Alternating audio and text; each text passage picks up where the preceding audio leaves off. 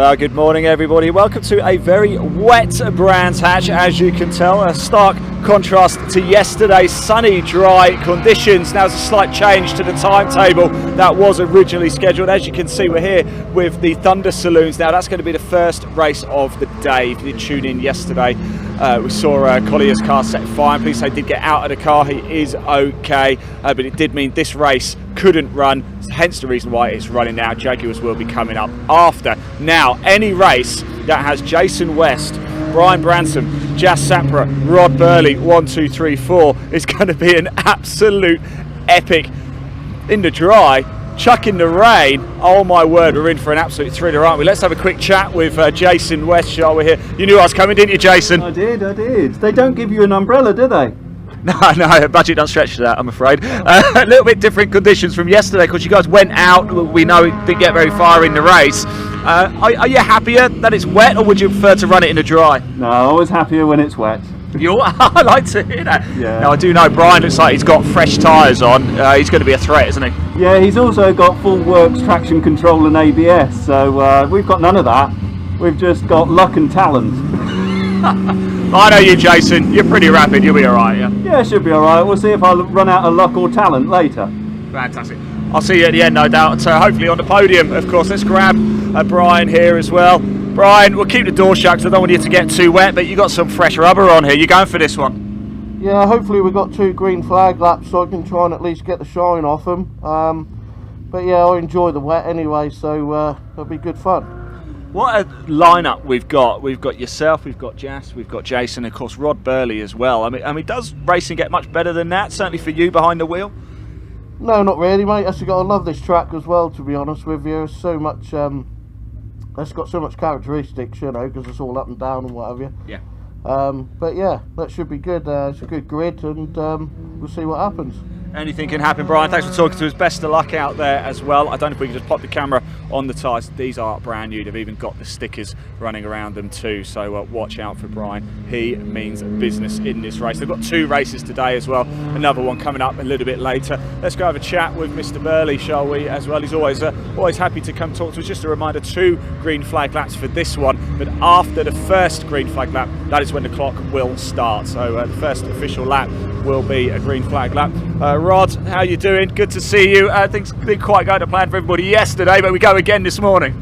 Yeah, we get a second bite of the cherry, especially for me, because I ended up in the gravel. So, yeah, for once, the luck's gone my way. But a bit unfortunate what happened yesterday. But you know, as far as I was concerned, a racing incident. Clark saw it slightly differently, but Malcolm and I have had a chat, and we shook hands. We're all good. See, that's the beauty of it, isn't it? You just get on with it, right? Well, yeah, because I'm going to be racing against Malcolm quite a lot this year, so, and I've known him a long time, and you know, there's nothing malicious in it, so no, it's all good. Yeah, this is going to be interesting because I've never driven this car in the wet before, and the wet tyres we got are quite a few years old, but so I suppose it's quite difficult for you guys because knowing you were going to race yesterday, obviously the forecast was dry, and it was dry. In fact, it was quite hot, wasn't it? So you'd set everything up for that, and then overnight chucked it down. It did look like it was going to rain. So have you had to do much work to the car? Has it just changed tyres?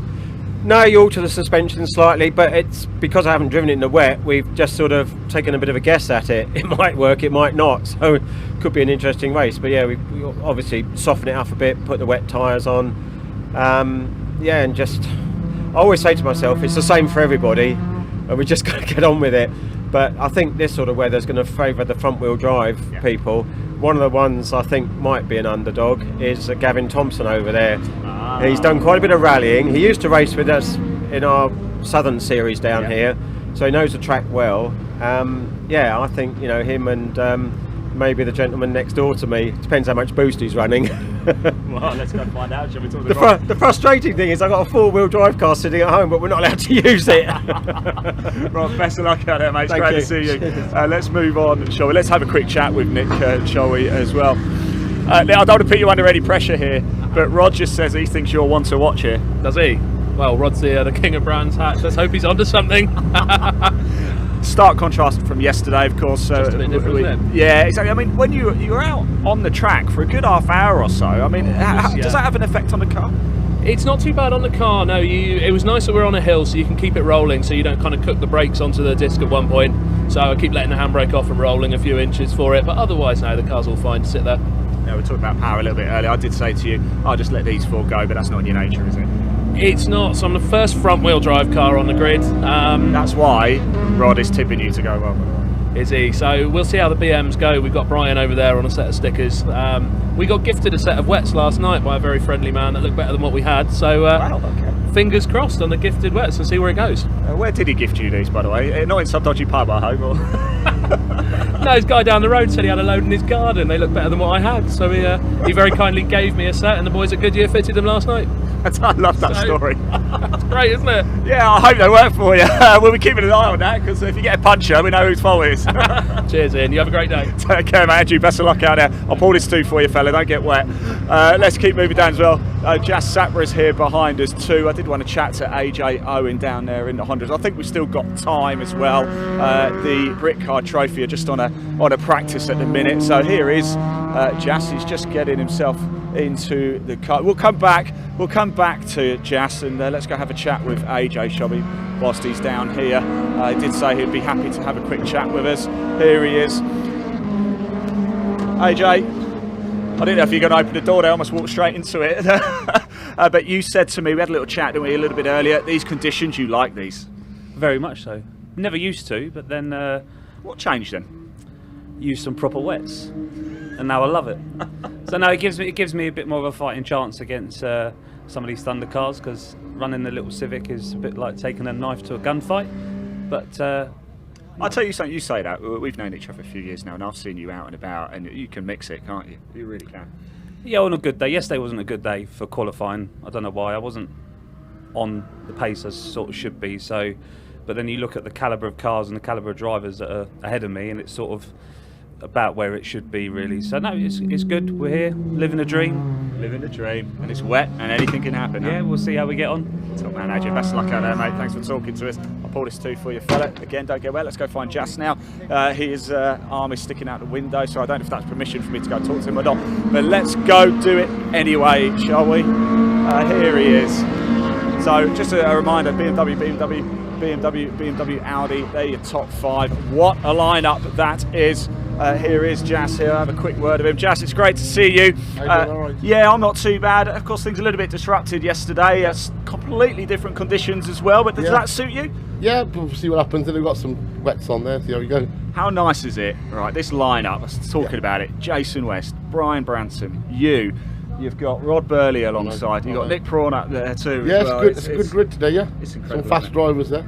Fantastic. I'm going to let you go. I'll let you crack on. It's great to see you, Jas. You take care, mate. And we get that door for you as well. Let's just have a look at some of the cars a bit further up too as well, shall we? Let's move on a little bit further. We've got to have a look at these. We've got the Holden here. We've got the Aston Martin as well. Let's move on up.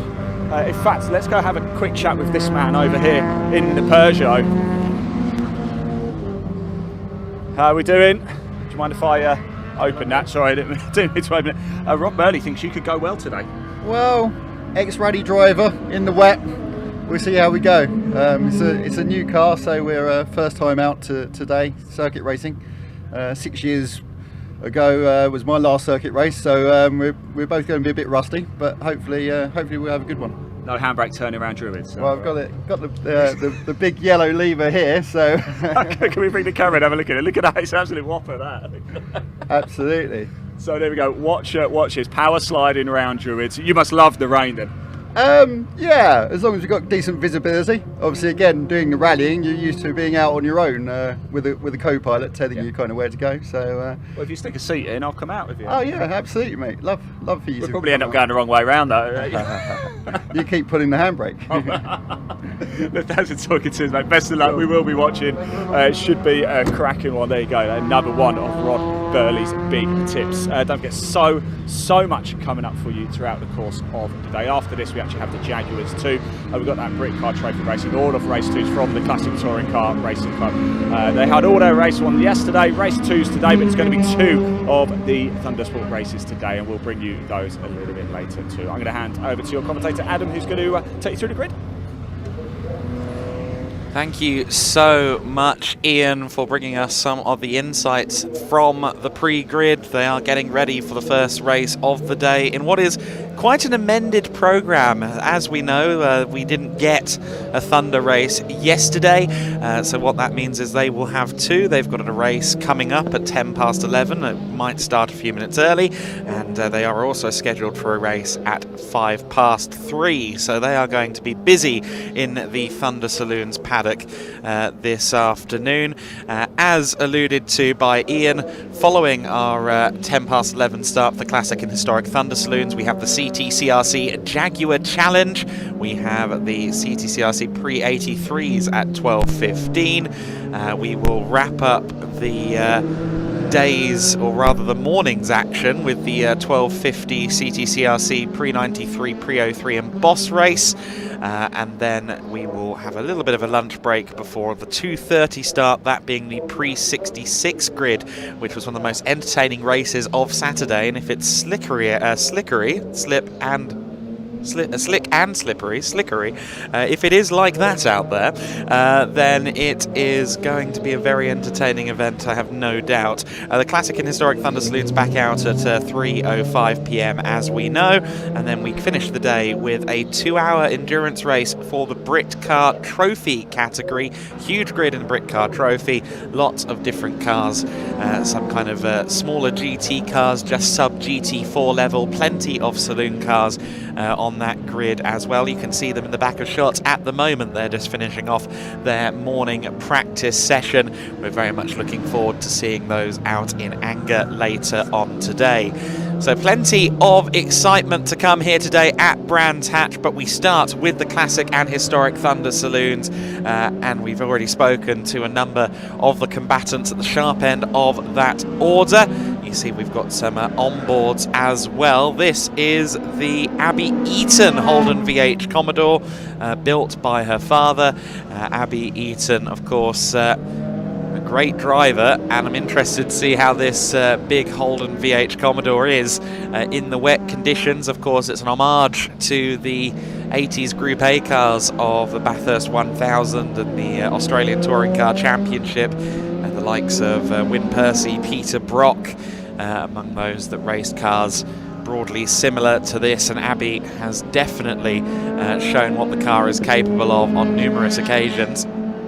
So the session ongoing out on circuit at the moment. You can see there's a car stopped at Druids at the moment, so that might cause a couple of minutes of delays before the next race gets started, but hopefully it won't be too long before we get the Classic Thunders out there on circuit. Of course, the Classic and Historic Thunder Saloons, one of the points that people flock to the series for is the fact that you can run slick tyres.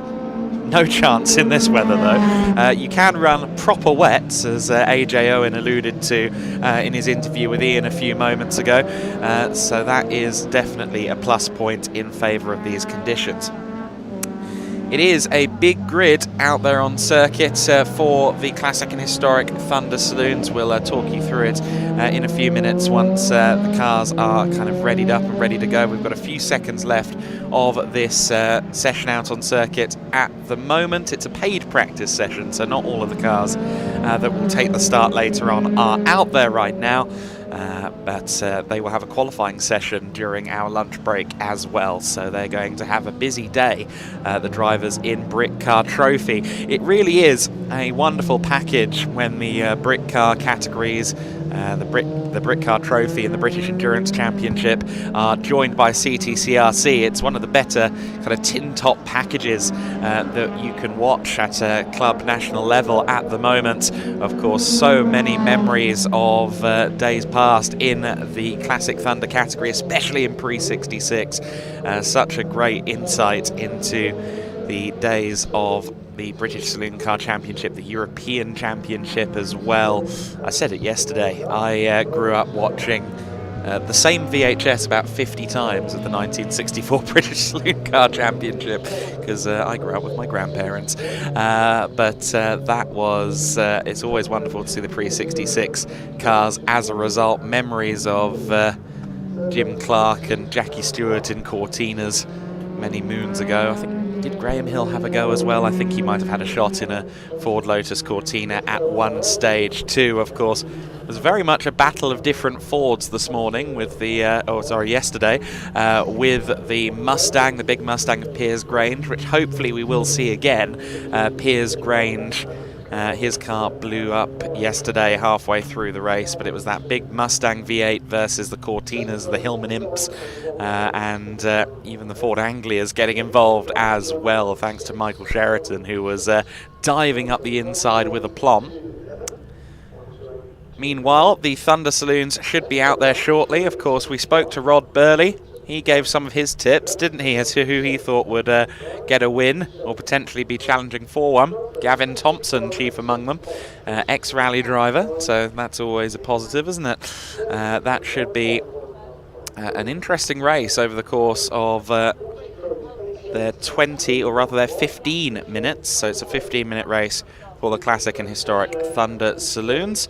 So that will be a short, sharp sprint. Interestingly, they are scheduled for a 20-minute race later on, so they will do 5 minutes more in the afternoon.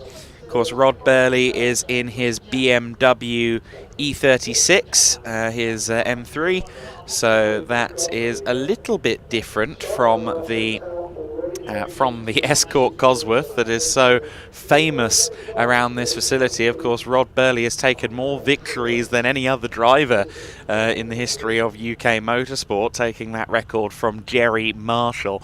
So anytime that Rod Burley is on the grid, people are watching with keen interest. He's very famous for that Escort Cosworth that has dominated so many races here at Brands Hatch. The E36, though, a different proposition. As he said, he really wishes he could get his four-wheel drive car out for this one. However, we instead have the E36 out there. So rear-wheel drive, a very different proposition, driving a car like a BMW M3 around this circuit in these conditions. Of course, they will have proper racing wet tyres on the Thunder Saloons, so there is going to be ample opportunity for at least a little bit of grip, hopefully, but we'll see a lot of drivers taking alternative lines. We've already seen that this morning here at Brands. We've had alternative racing lines taken by our drivers in the Britcar Trophy practice, because of course they're trying to find the grip, and often that's not where the tarmac is laid down in the wet conditions. So one of the cars being towed back to pit lane, and as soon as that car has exited stage right, they will send the Classic Thunders out, and indeed we are now rolling. So as the cars head to their pre-grid, we'll soon bring you the order in full, but look at the variety we've got here. That smorgasbord of M3s at the sharp end. Got the Audi, the wonderful Zack Speed Escort, the mighty Ricky Can Aston Martin Vantage. That's a proper hell-raising car, as is the Holden VH Commodore of Abby Eaton. Always such a wonderful grid. Of course, we've got a few silhouettes interloping there as well. There were three, but unfortunately the 223 entry of Joe Collier, as we alluded to and as you may have seen yesterday, had a fire, but I understand that Joe Collier is all right. Got Ian Craig going out there as well. He's the father of Ross Craig, who we saw in the pre-03s yesterday. There's AJ Owen. There's that gorgeous Alpina BMW from the late 70s, early 80s. That is a wonderful car in the hands of Howard Spooner, and he will be looking, I'm sure, to make his way up the order a little bit. Look at that Volkswagen Beetle as well. I haven't seen that car. I must admit, Neil Oakley's car is a new one to me, but isn't it fabulous?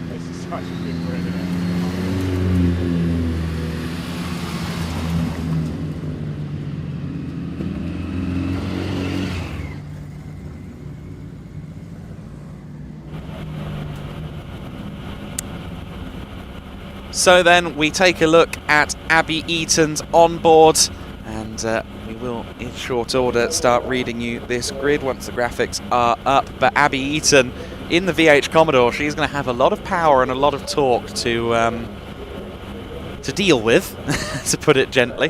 That is going to be difficult to launch, I'm sure. But we will run you through the grid now.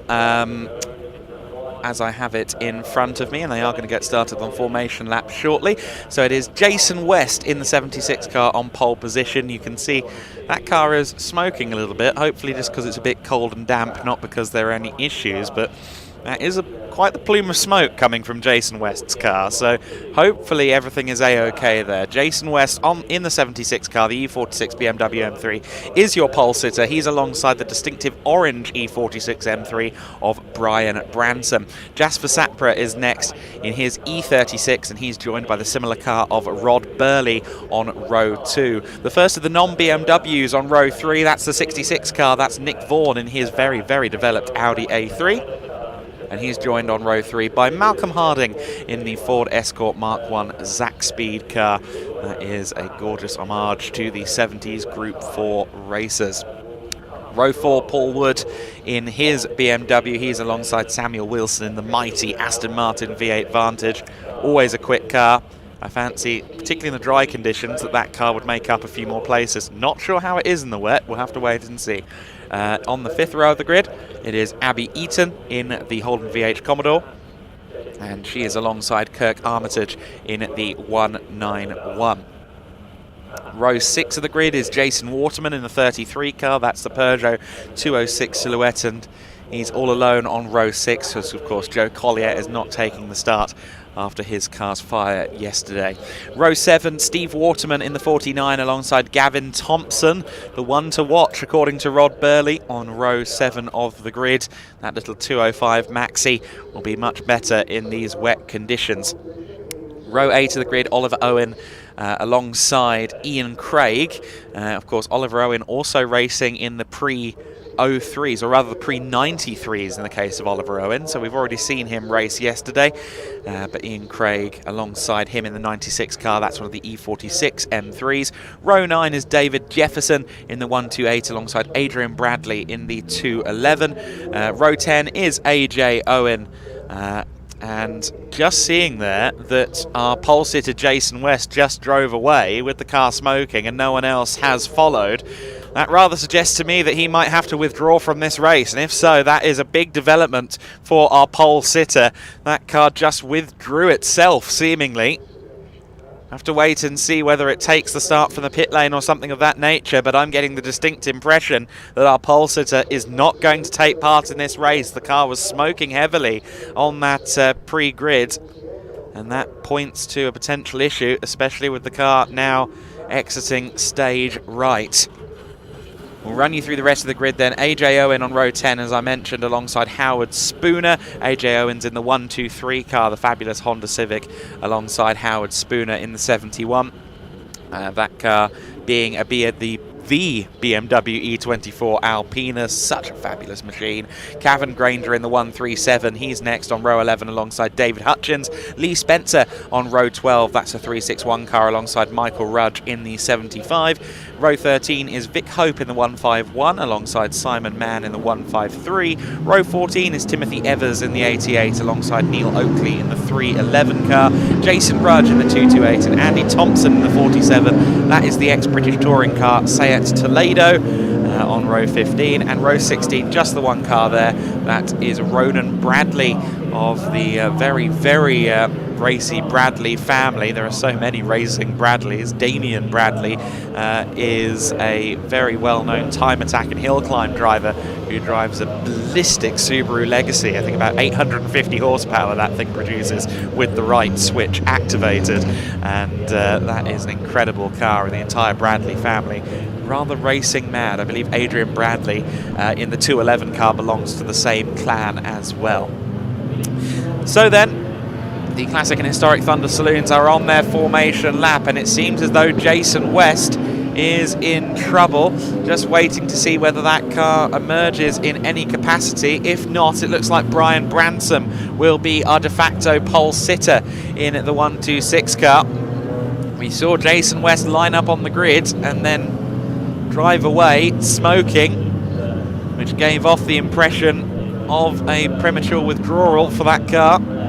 There's Jefferson in the 128. David Jefferson will start on row 9 of the grid. They're giving these cars 2 green flag laps because of the wet conditions. We've got another car in, and it's a big one. It's Gavin Thompson in the 118 car. We just saw that in the back of shot. Heading into pit lane, Gavin Thompson in the 118 car. So Gavin Thompson having a problem of some description, we have to assume. There is his car. This was the car that was tipped by Rod Burley as a potential race winner. Hopefully he's just electing to start from the pits rather than heading back to paddock, but I think he would have told Ian that. He's an honest man. He would have told Ian that that was the plan, if that was the plan, and he didn't. So I suspect that the car is having an issue of some description. Of course, the CTCRC Thunder grid is a rolling start, which does mean that for the big V8 rear-wheel drive cars, things like the Alpina and Abby Eaton's Holden, it's a little bit easier to launch, and frankly there aren't that many clutches that could take a consistent pounding off of the start in some of these cars, so it is always preferable to have the rolling start in Thunder. Clock is running, as you can see, so they have taken this second formation lap as the first lap of the race, officially speaking. But unfortunately, Jason West, our pole sitter, is not there. That's going to mean that Brian Bransom will start alone there at the sharp end of the order. Can either of the second row starters intervene on that first lap? The two BMW E36s looming large behind Brian Bransom. It will surely be Bransom first to the first corner, although maybe not, because look at that, a good start from Jasper Sapra. Maybe pulled the pin a bit earlier than Brian Bransom, and they're side by side into the first corner. Sapra up the inside then of Bransom. It's side by side between the two BMWs, and they both make it through the first corner okay, as seemingly does the rest of the pack. Look at that second row though, third and fourth place, the incredible Zach Speed Escort being pushed hard there by the 101 driver. That is Malcolm Harding looking for a way through. He's in Class H3 of this series. And there you have the Ricky Can Aston in the hands of Samuel Wilson. Meanwhile, Oliver Owen having an off there in the 91 BMW E36. So he's struggling a little bit on the first lap. The top five, though, run through Surtees for the first time. There's Abby Eaton holding off the Elder Craig, the 96 car of Ian Craig. AJ Owen in amongst that as well. AJ's on his way up. There you go, the leader on the first proper racing lap then is Brian Bransom.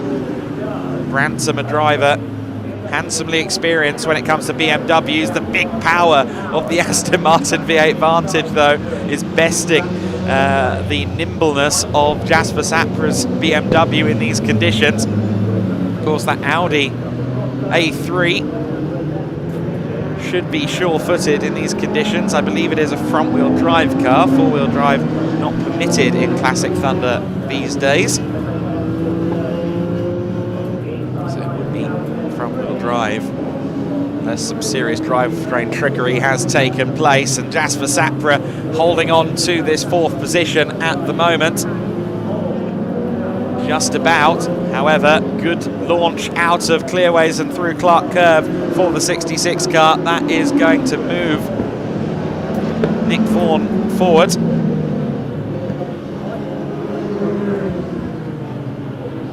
So Samuel Wilson up in third place, and he maybe wouldn't have put money on the big Vantage in these conditions. Still side by side though, Sapra not giving up without a fight in the E36, the almost Leighton House coloured BMW E36. It's just keeping a watching brief for the time being. The 66 car up into fourth place, perhaps definitively now, Nick Vaughan. Although Sapra again looks quicker in the corners, doesn't he? They've also got another car looming behind in the form of the 85. That's Paul Wood, who might get involved if these two keep scrapping. And oh, Sapra spins. Jasper Sapra tried to get the power down a bit too early. Did a full 360. Does he head for the pits? Does he keep going? Looks like he was struggling to find a gear, and he's slid back into the pit lane now, so perhaps Sapra may call it a day there.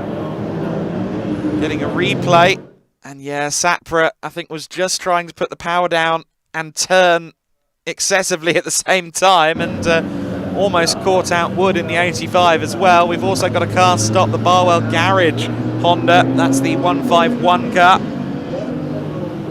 which is a late addition to the entry list, I believe. That's the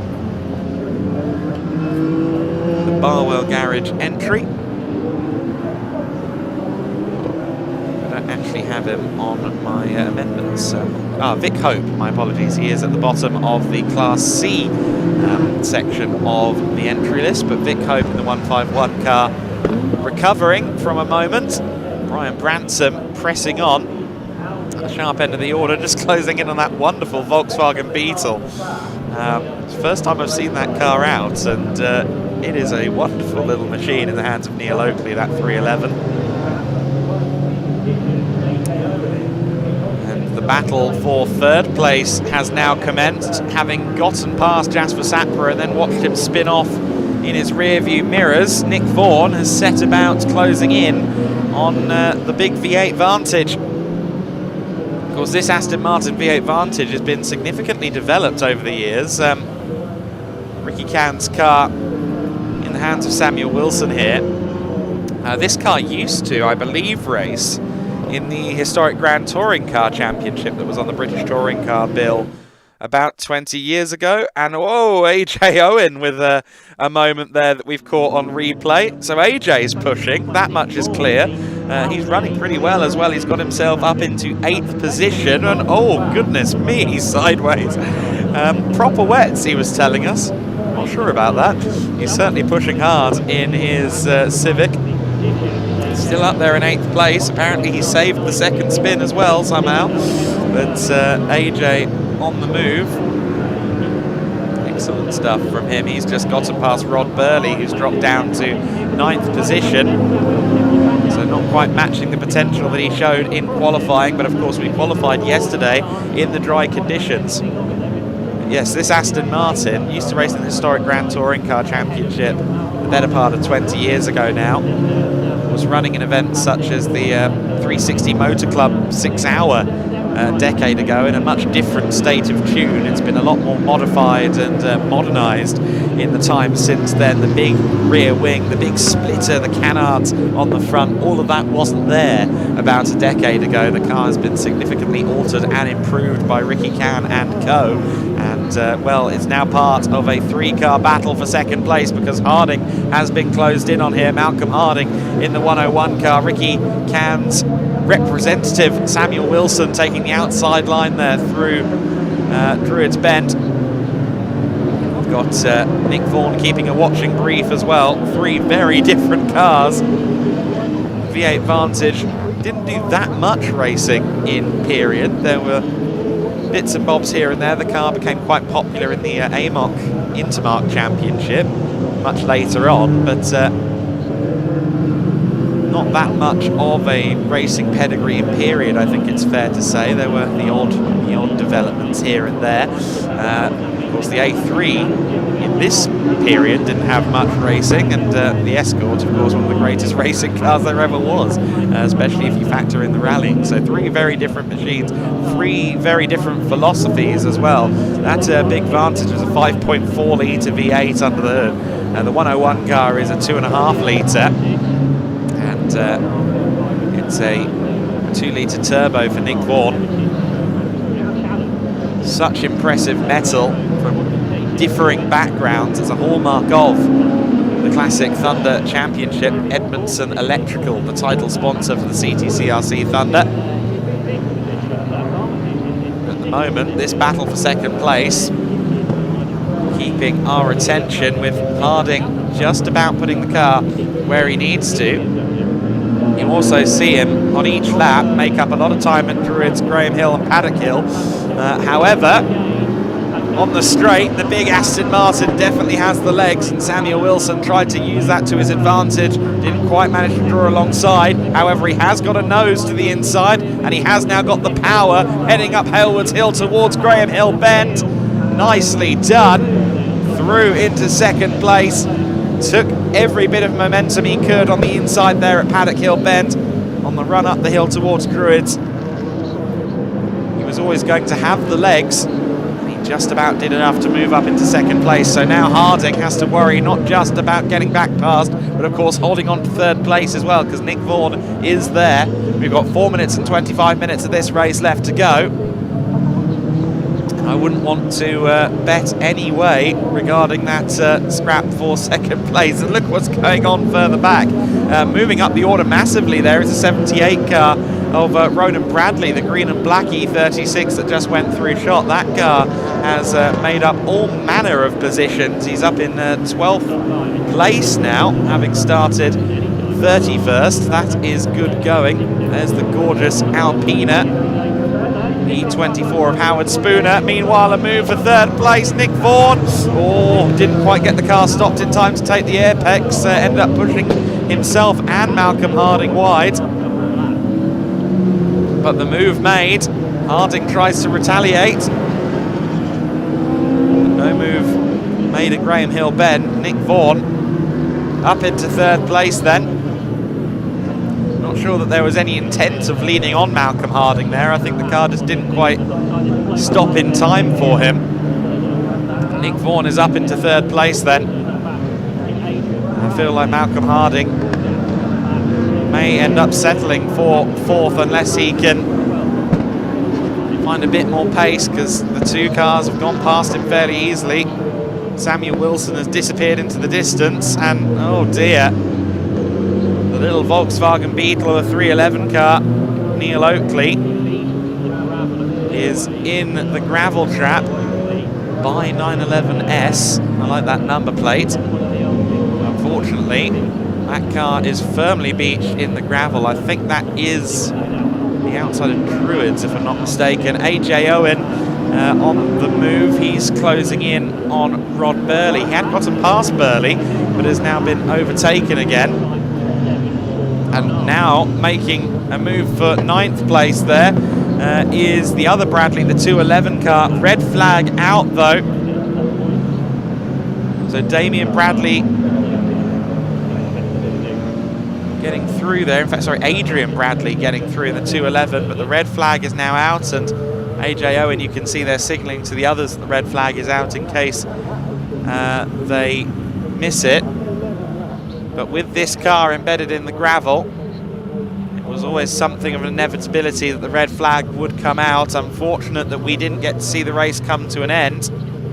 No opportunity for Malcolm Harding to potentially move up. And there's no way that car is getting out on manpower alone, I think. As light as a Beetle is, I'm not convinced that's going to move without a intervention from a pickup. One would suggest that the race will more than likely be closed here. However, we wait and see whether that is confirmed by race control. Usually when a race has gone this far, they typically call it a day there. Brian Branson was your leader, of course, at the time by some 9.6 seconds, and had actually just set the fastest lap of the race at 55.749. So he was comfortably extending his lead over the Aston Martin Vantage, the X-Pack, as Ricky Can has now called it. Samuel Wilson, not quite in these wet conditions, able to challenge the well-sorted M3 of Branson. I think Wilson would personally want to have drier conditions for race 2 later on. Still waiting for confirmation as to whether the race will be restarted. It seems like a safe bet that it won't. However, trackside recovery crew arrive on the scene. and they will retrieve that Volkswagen Beetle post-haste. The lightsteer.com entry of Neil Oakley. Brian Branson, our winner then, I believe. Clock has now been reset to 0:00, so that confirms that this race will not resume. On board again with Abby Eaton. I think she'll be hoping for drier conditions as well to get the most out of the Holden VH Commodore, the Eaton family car. Always great to see Abby in the Classic Thunder category, has made appearances here and there over the years. Of course, at one time was one of the best drivers in the Mazda MX-5s, going back about 10 years or so. Of course, she has done everything from W Series to the Grand Tour in the years since. Of course, was a big part of the Grand Tour crew, the Amazon TV show, before they moved away from the studio format. But the winner in the race then, the 126 car, Brian Branson, will be our winner. The 20 car of Samuel Wilson, second in the race ultimately after a late move on Malcolm Harding. Harding, of course, dropping to 4th place in the 101 car, courtesy of Nick Vaughan. 5th place overall for the 85 car of Paul Wood. 6th place for the 191, that is Armitage in that car. 6th place, oh sorry, 6th place is Armitage, I should say, because 5th is Wood. And 7th place is Ian Craig in the BMW M3 CSL. He took 7th, ahead of Rod Burley in the Class A BMW E36, so Burley actually taking a class win there, as did AJ Owen behind, the Class C winner, 9th overall, that 123 car. Running out the top 10 eventually was Bradley in the 211, but that move from Adrian Bradley on AJ Owen at the end was determined to have happened under red flag, so they swapped the positions back. In post-race scrutineering, I found that car was underweight by about 10 kilograms or something like that. So it's quite a penalty then for him. We'll just run through the rest of the results you saw there. I was just getting some notes. 11th place, Bradley in the 78 car. Of course, that was the mighty mission of Ronan Bradley to dive through the order there. And just to bring you the rest of that order that you see on screen, David Jefferson behind in the M3 taking 12th place. Spooner in the E24 Alpina getting up to 13th position. And Andy Thompson, we didn't talk about him much, but he managed to get up to 14th place, having started in P30. So a couple of drivers making their way up the order nicely. AJ Owen, Ronan Bradley, Andy Thompson, and that will put them in a better grid slot as well for race 2 later on. 20 minutes of Classic Thunder action set to come later on today. However, as you saw, the cars were being directed straight into the outer paddock, and I believe we're going to pop down to Ian Waterhouse, although the cars are now making their way out onto the grid. So will we still go down to Ian? Let's find out. Hello everybody, welcome back to the assembly area. As you can see, the Jaguar Challenge just heading out on track behind me now. Unfortunately, no interviews for that race. They've gone straight back to the outer paddock. What a drive though by Sam Wilson from 8th to 2nd place. They are headed straight out now. We're all by ourselves now. There goes Mike Seaborn. A bit of a difficult day for him yesterday. Just a reminder, Colin Philpott took the win. Tom Linthal was 2nd place. I spoke to Tom a little bit earlier. Watch out for number 14, Jack Robinson. He's got a very specific wet setup. He thinks he's the man to watch. Number 14, Jack Robinson, starts in 3rd place. So I'm going to hand back to Adam. He's going to take you through the race. Sit back, relax, and enjoy the big cats here at Brands Hatch. I can't believe we haven't said big cats yet, Ian. We've done that for the first time today. Brilliant stuff. Colin Philpott then on pole position, having taken the win last time in our race yesterday. Tom Lenthal alongside him in the 77 Jaguar XJS. Then it's Jack Robinson who reckons he's got a good setup in that number 14 Jaguar XK, so keep an eye on him. Andrew Harper all the way up in 4th position in the Jaguar S-Type R. I'm very interested to see how the S-Type handles these wet conditions. Of course, the big saloon car among the coupes there. Row 3 of the grid is Rick Walker in his XJS alongside the XJ of James Wall. That car, I believe that is the diesel engine car for James Wall, and that means a lot of low-end torque. That might be useful in the wet, you never know. He might be up there too.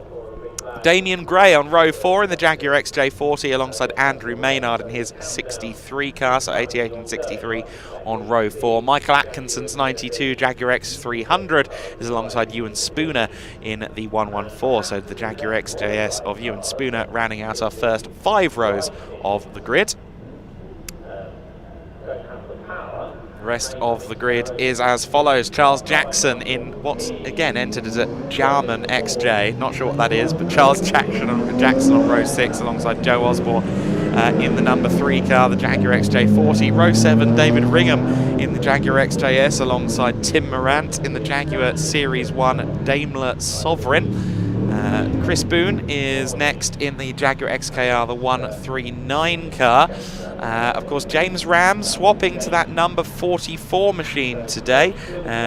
That will be after, of course, his car didn't take the start yesterday. Simon Lewis in the Jaguar XJ6. That was the car that James Ram drove yesterday, lent to him by Simon.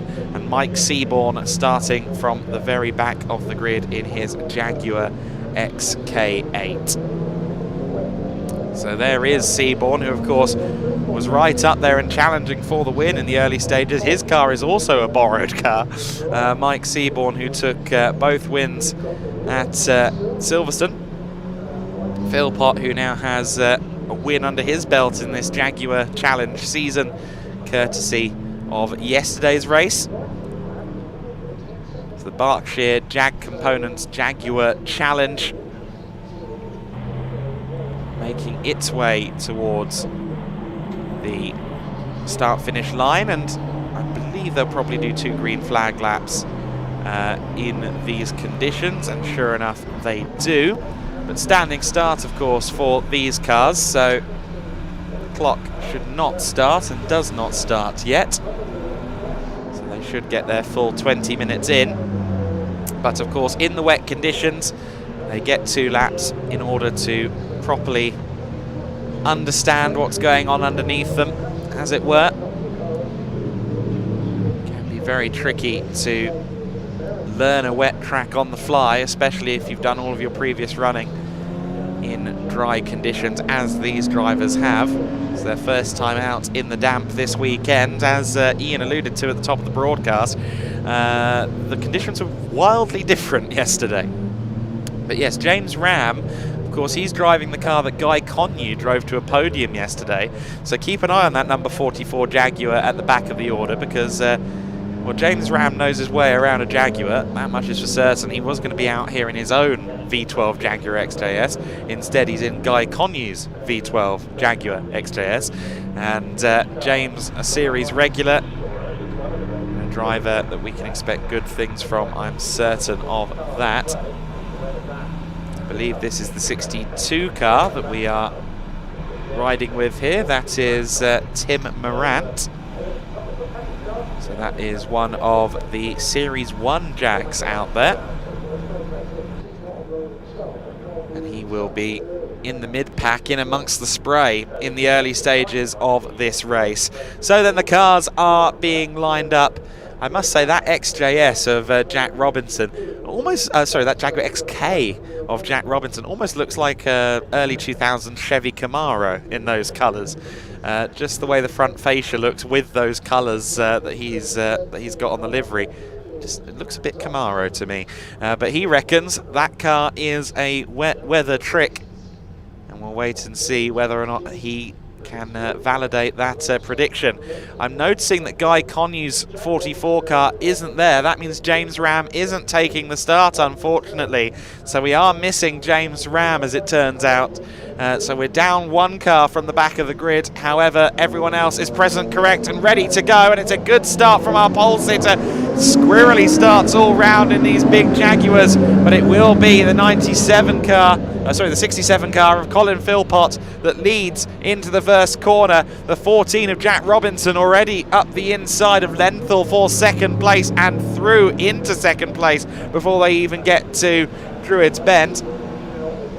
Oh, and look at the understeer on Robinson's car there. By a good wet setup, it seems to be very neutral on turn-in, and I think because of the understeer there, he lost second place to Lenthal. I think Lenthal has gotten back past. Meanwhile, everyone else carefully navigating this first lap of the race. No one wants to take any undue risk early on, and back through into second place now has gone Jack Robinson, but that doesn't look good. He almost held it, but he does a full 360. Having to go off onto the grass there was Lenthal in the 77. Can Robinson get the car started again? He might well, but I think he's waiting for the entire field to pass him first. Hopefully that car can get restarted once everyone is through. Well, Jack reckoned he had a wet setup, but there was a lot of understeer and a lot of oversteer on that lap, and it was the oversteer that lost him the positions. He now gets going. Jack Robinson in the Jag XK. Saw him sliding there. He now rejoins the race and will hopefully work his way back through the order. He was definitely looking quick, it just was also looking jolly difficult. Meanwhile, riding on board with the 62 car, just trying to go around the outside of Damien Gray in the 88 in the Jaguar F1 tribute livery there, Tim Morant, and ends up on the gravel for his troubles. It's that Castrol 62 car that we were riding on board with there momentarily. Of course, he's got Chris Boone behind him in the 139 car. Chris Boone, who by trade drives Jaguars. He is a Jaguar test driver, if memory serves me correctly. He's certainly got a role at JLR. And that blue and yellow machine, usually pretty handy. He's worked his way past the 62, and we also saw there Mike Seaborn in the other XK getting through the pack as well. There's the 158 car. That is the guest class entry of James Wall, his 2.7 litre Jaguar XJ, and that is, per my understanding, a diesel car. I reckon that that torque in the wet is pretty handy. Second place though, rather surprising performance from the Jaguar S-Type. It's never been a particularly fancied race car, the Jaguar S-Type, at least on these shores. They did build Jaguar S-Types for the Italian-based Superstars V8 series back about 15 to 20 years ago. Around 2006, I think those cars were dominant over in the Superstars series, but we've not seen many S-Type race cars on these shores, that much is for certain. But up there in second place at the moment, Harper in the 156 class, leading Class A as well as second overall, but he is 7.8 seconds back from Philpott and losing time. Meanwhile, side-by-side action, the 65 car, now in the hands of its custodian Simon Lewis rather than Jason Ram. Mike Seaborn says, I'll have a bit of this as well. He's got the 114 car of Ewan Spooner for company, but goes through, does Mike Seaborn, of course. He started from the back of the grid, was on the front row yesterday. We're always expecting Seaborn to make up some positions here. He says that his car isn't great for cornering compared to some of these Jaguar XJS's, particularly that of Philpott. However, the wet conditions may prove to be a bit of a equaliser in that regard. Barely 5 minutes into the race then, and Philpott has already built a lead of over 8 seconds. The 67 car is having a wonderful race right now, 7.8 at the last split, but I imagine that has more than gone up now. Harper will cross the line 8 seconds back exactly, as a matter of fact, in the 156 car. So Philpott firmly in control right now.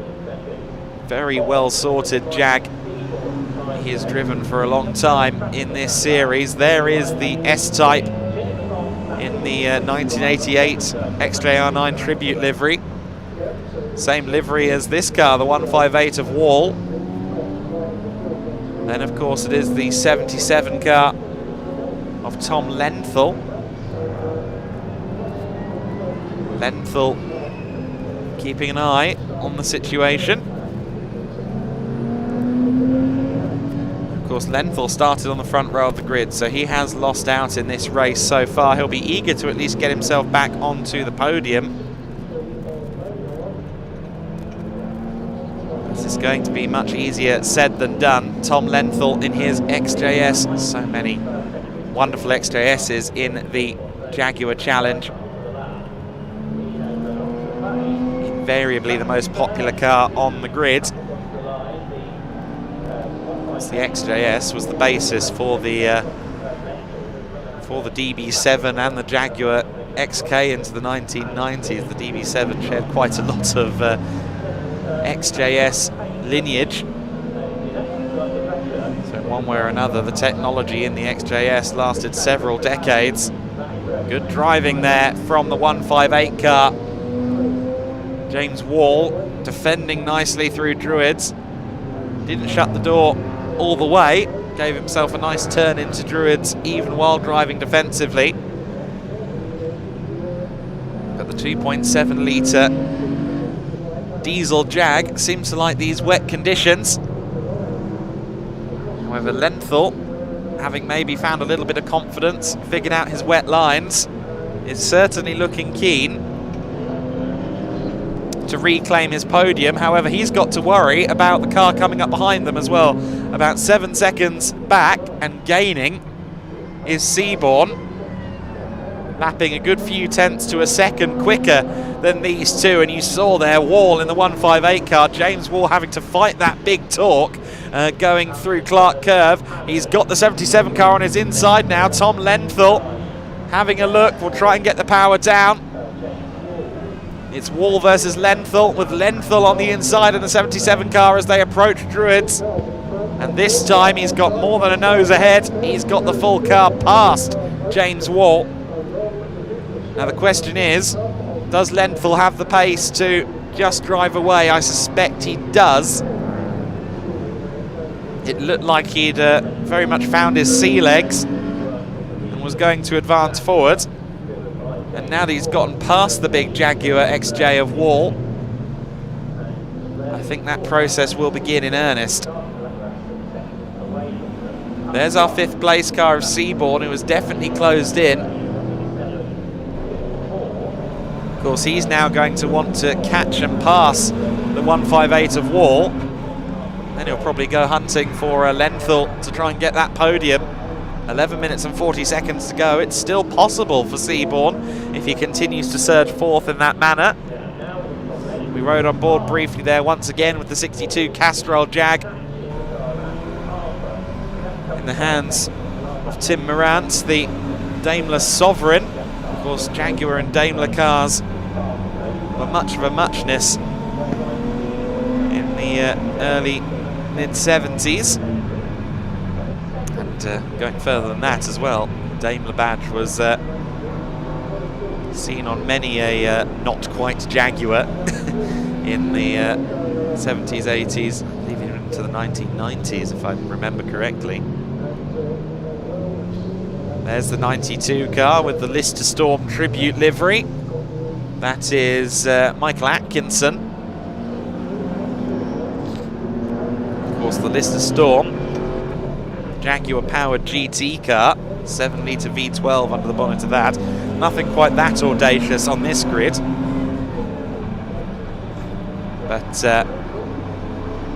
nonetheless, lots of big metal, lots of big motors under the bonnets of these cars. Atkinson's car is a 4 litre, as a lot of this grid are. And just a little bit squirrely there from our onboard camera. Let's see what his line is like into Paddock Hill. I want to see if he's having to fight this car through Paddock Hill, because it's a big beast, to Daimler Sovereign. In fact, no, quite smooth from Tim Morant. He clearly knows what he's doing with that thing. He's been driving the car a long time, so it does make sense. However, Seaborn has closed in, not just on 4th place, but 3rd place as well. So the Seaborn podium campaign, I would say, is firmly on here. James Wall in the 158 car, coming under pressure. The guest class entry of James Wall, bit squirrely there under power. Seaborn has set the fastest lap of the race last time by, so a 107.41. Now that he's behind Wall, that pace has dropped slightly, but Seaborn definitely stating his intent, and again, I think the turbo diesel torque catching out Wall a little bit. The fact that the power is low down the rev range, I thought might suit the wet conditions a bit, but of course there's also a hefty amount of torque in a diesel car, and that can be challenging under initial acceleration, and I think that's what James Wall is experiencing there at the moment. And Seaborn is surely going to get through shortly.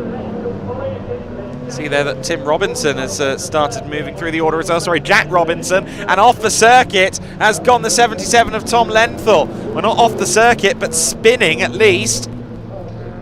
And he's lost 2 positions as a result of that. I was talking, and another car off as well, the 88 car. That's Damien Gray in his Jag, the XJ40 in the former factory F1 colours. Unfortunately, having a moment. Now, did they have a moment together? There's one spin there for the 88, and then off in sympathy went Tom Lenthal in the 77, and I tell you what, Wall did a good job there of getting around that, but disappointing really, because Seaborn was due a battle with those two, and instead he drove past one that was spinning and one that was avoiding. So Seaborn is up into 3rd place. All of our top 3, incidentally, are class leaders. Class B leader Philpott leads by 10 seconds over Harper, and Seaborn is slow. Seaborn has slowed right down. Oh no, that's such a shame. Seaborn was up into 3rd place for all of a lap. Was just about to start speculating as to whether he could catch up to Harper in 2nd place. Andrew Harper in the Class A leading S-Type. And now it looks as though the race could be over for Mike Seaborn. That's a huge shame. We touch base with the 65 car there momentarily of Simon Lewis, who's in a scrap led by Chris Boone in the XKR. So it's Boone just ahead of the 63 car of Andrew Maynard. Then behind is Simon Lewis in the car that James Ram drove yesterday. And the safety car has been declared with 6.5 minutes to go. So safety car out. And well, that is going to be less than welcome for Colin Philpott. Philpott, who'd built himself a gap in excess of 10 seconds, is going to have that eroded away in one fell swoop. We again look at this moment. Oh, another spin actually, so a different spin there. I wonder if there's some non-water fluid down at Surtees. The fact that 3 cars have spun, at least 3 cars have spun there in quick succession. I wonder if someone's laid down some oil. Perhaps that oil could have come from the car that stopped Mike Seaborn. The fact that so many people are struggling into Surtees suggests that something may be amiss there. Of course, we see that Seaborn's car is parked up there on the Cooper Straight. That said, Surtees is just a jolly difficult corner in wet conditions, so it could be that simple. However, if we do get this race back underway with 5 minutes and 15 seconds left to go, Colin Philpott is going to have to fight quite hard to hold on to his win, although he does have some lap traffic that will join the race behind him, that would be a bit of a buffer to Harper in second place. But for Philpott, suddenly things are looking a little less simple. With 4 minutes and 50 seconds to go, we're probably going to have something well under 3 minutes left of racing if we do get the race back underway.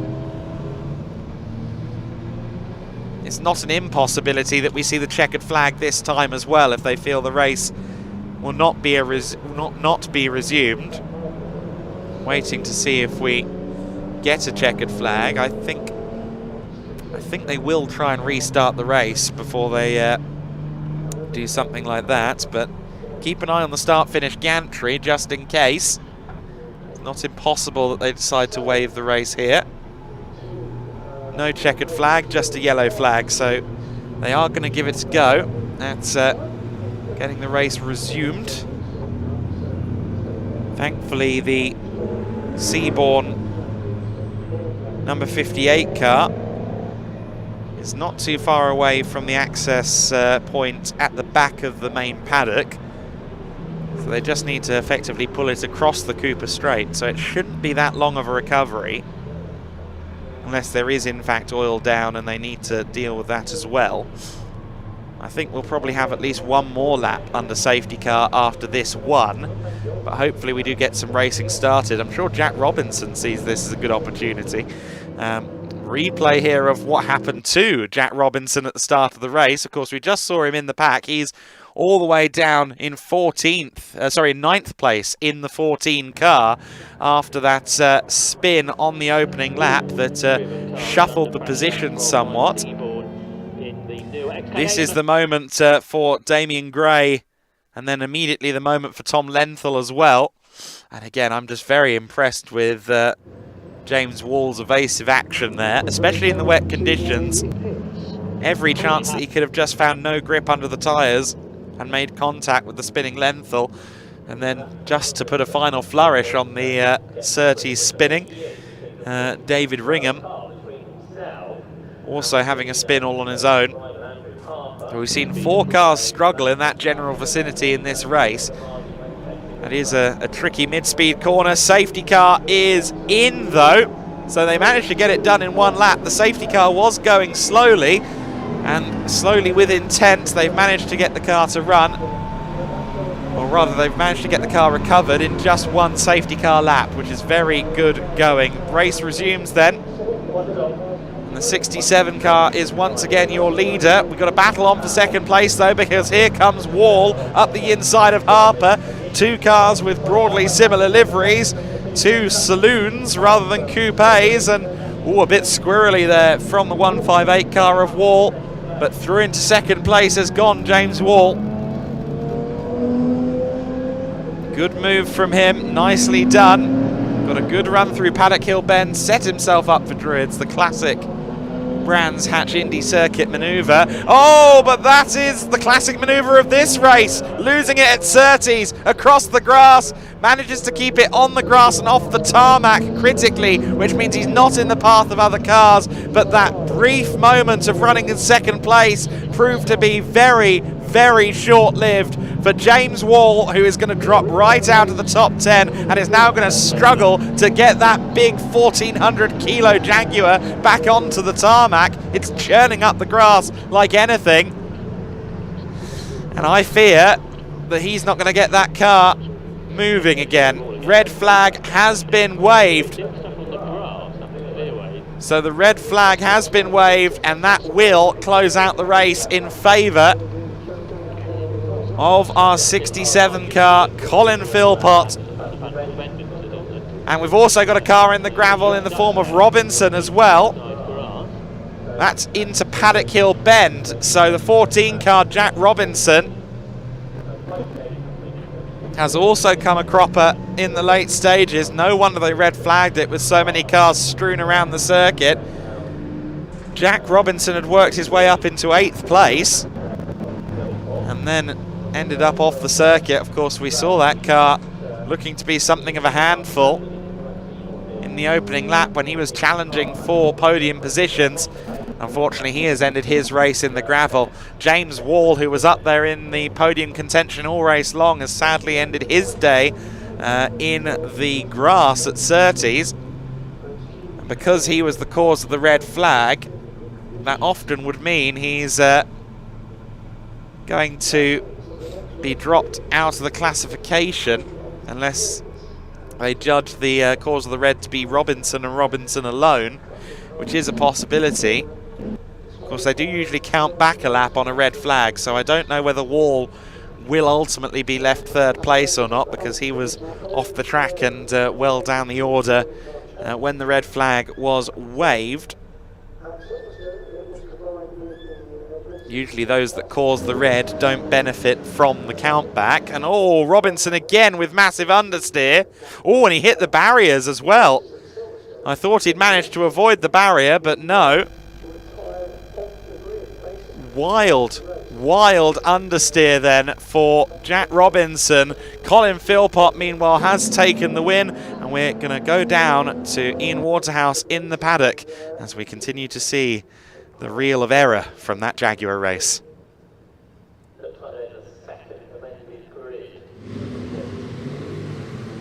Right, welcome down to the pit lane. Everybody, I have to manage to wave down Colin Philpott and a couple of people here as well.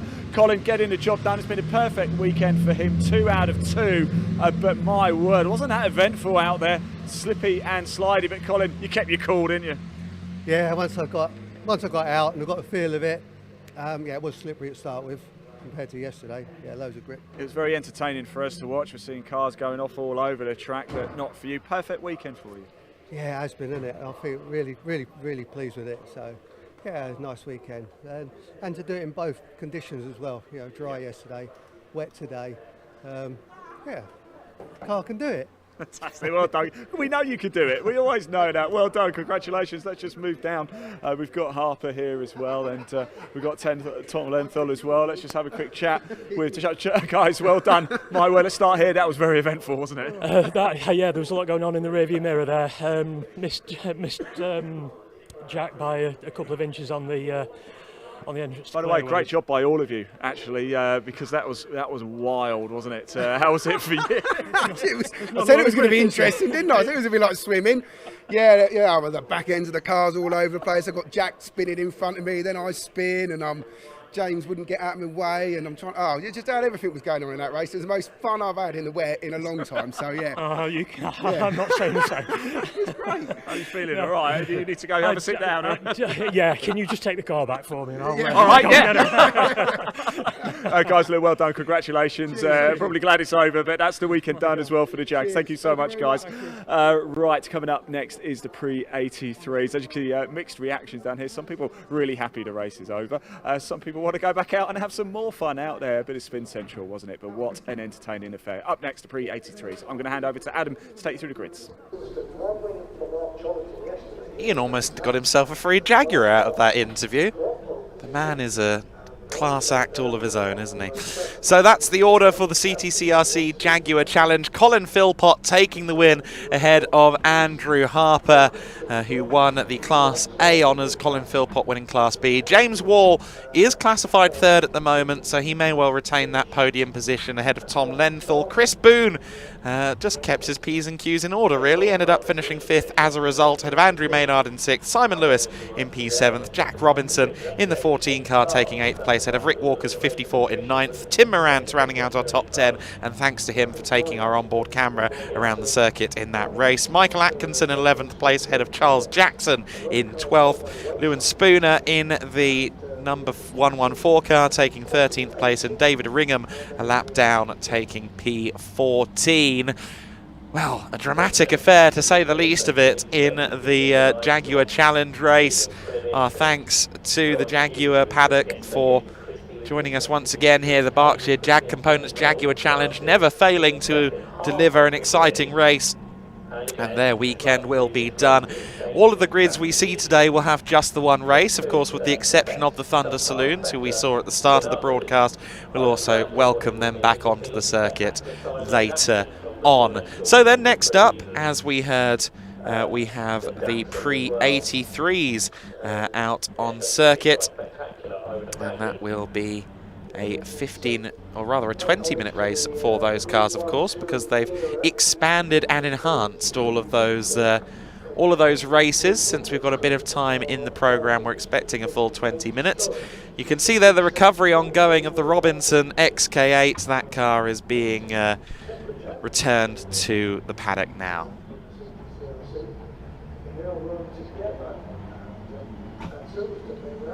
So now we're going to go back down to the paddock and hear some pre-race thoughts from the pre-83 grid.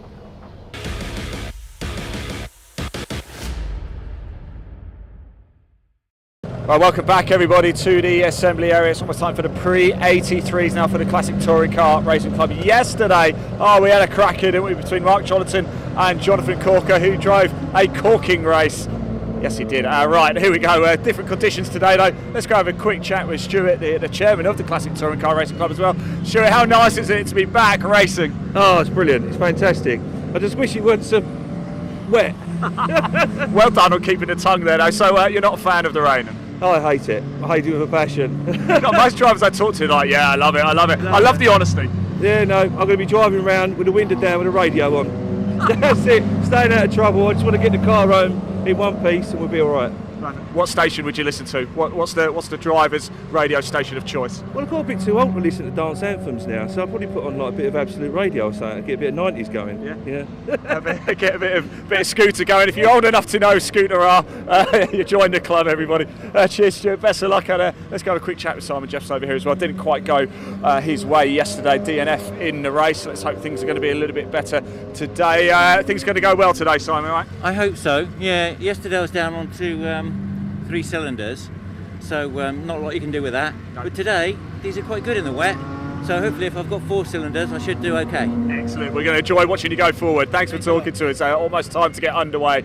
It is pretty wet here, but it's still very, very exciting. The Classic Touring Car Racing Club pre-83 race about to get underway. Adam is going to take you through the action. Enjoy. And there you go, the cars are heading out onto the grid now. We see there Jonathan Corker in his fabulous Datsun. That car was very handy yesterday, working way up from practically the back of the grid to 2nd place. Intrigued to see how that car performs today in these wet conditions. Certainly he'll be the main thorn in the side of Mark Cholerton, who is our pole sitter in that number 81 car. And keep an eye on the number 1 Escort that we just saw in shot there, because Stephen Primmett, who of course was our pole sitter for yesterday's race, and then dropped through the order immediately. The car just wouldn't get underway for him. Something like a clutch issue by the looks of it at the time. And he withdrew from the race just 100 metres or so in. So Primmett one to watch. Cholerton also definitely going to be a top contender from that pole position, as is Jonathan Corker alongside him. It is the 81 Ford Escort on pole position. That, of course, being one of the RS 2000 Escorts. And Cholerton will be joined on that front row by Jonathan Corker in that Datsun 510 in the factory style colours. That car good and properly prepared. Definitely a gorgeous machine and one of the quicker cars in pre-83s at this point in time. Bradley Bostit will be on row 2 of the grid in the 89 car. He'll be alongside Duncan Leftley in the 42 Golf. You heard it from Simon Jeffs, those Golfs are good in the wet, so let's keep an eye on Duncan Leftley. Mark Fowler on row 3 in his Escort Mark 1. Malcolm Best, who we saw with an onboard yesterday, the 43 car, the Ford Capri of Best. Row 4 of the grid, Colin Claxton in the first of the Triumph Dolomites, alongside Anton Martin in the Escort RS 1600i. That is a car that, as he said, slowest car out there, he said yesterday. I wonder if that's still the case in the wet conditions. Certainly not good in a straight line compared to some of those around him, but around the corners, we'll see if he can make up that time. Stuart Kye on row 5 of the grid, alongside Jason Christie rounding out our top 10. Stuart in the big Capri, he'll be one to watch, although he doesn't like those wet conditions. Row 6 will be Don Hughes in the 148 car, alongside David Claxton in the 84, so the Golf and the Triumph on row 6. Simon Jeffs in the Golf GTI Mark 1, car number 4, alongside Stephen Primmett. I think both Jeffs and Primmett will make up some places in this race. David Thomas in the Capri is next, alongside Carl Shreve in the Triumph Dolomite. Mike Broadway in the BMW 2002 alongside Thomas Harvey rounds out our 9-row starting grid. However, there are a couple of cars missing. I noted that Anton Martin is alone on row 4, so we are missing the Triumph Dolomite of Colin Claxton, sadly, and a little bit of sideways from our onboard cam there. That's one way of warming up the tyres. And is that, I believe that's Stewart, isn't it, in the Capri, if I'm not mistaken. So that is on board for this race. In fact, the onboard is the Escort Mark II of Thomas Hardy, I've just discovered, and now you can tell, can't you? There's the car that's fishtailing to warm up its tyres. Thomas Hardy from the back of the grid, having a ball out there on the warm-up lap. So I'm sure we'll get some good onboards from him based on that driving. That car does look more of a rally car, so I suppose that does track. 2 formation laps in these conditions, of course. Very treacherous out there, and this race really is going to separate the men from the boys, especially among the rear-wheel drive contingent. Front-wheel drive, typically the way forward in these conditions. That's why the little Golfs are tipped as a bit of a hot favourite. Of course, one Golf that we should keep our eye on as well is Don Hughes in the 148 car. That's the yellow and white car just going through shot. He was well up the order earlier on, or rather in yesterday's race before Thomas Harvey. I love it. That's one way to do a warm-up lap, isn't it? This is fabulous from Thomas.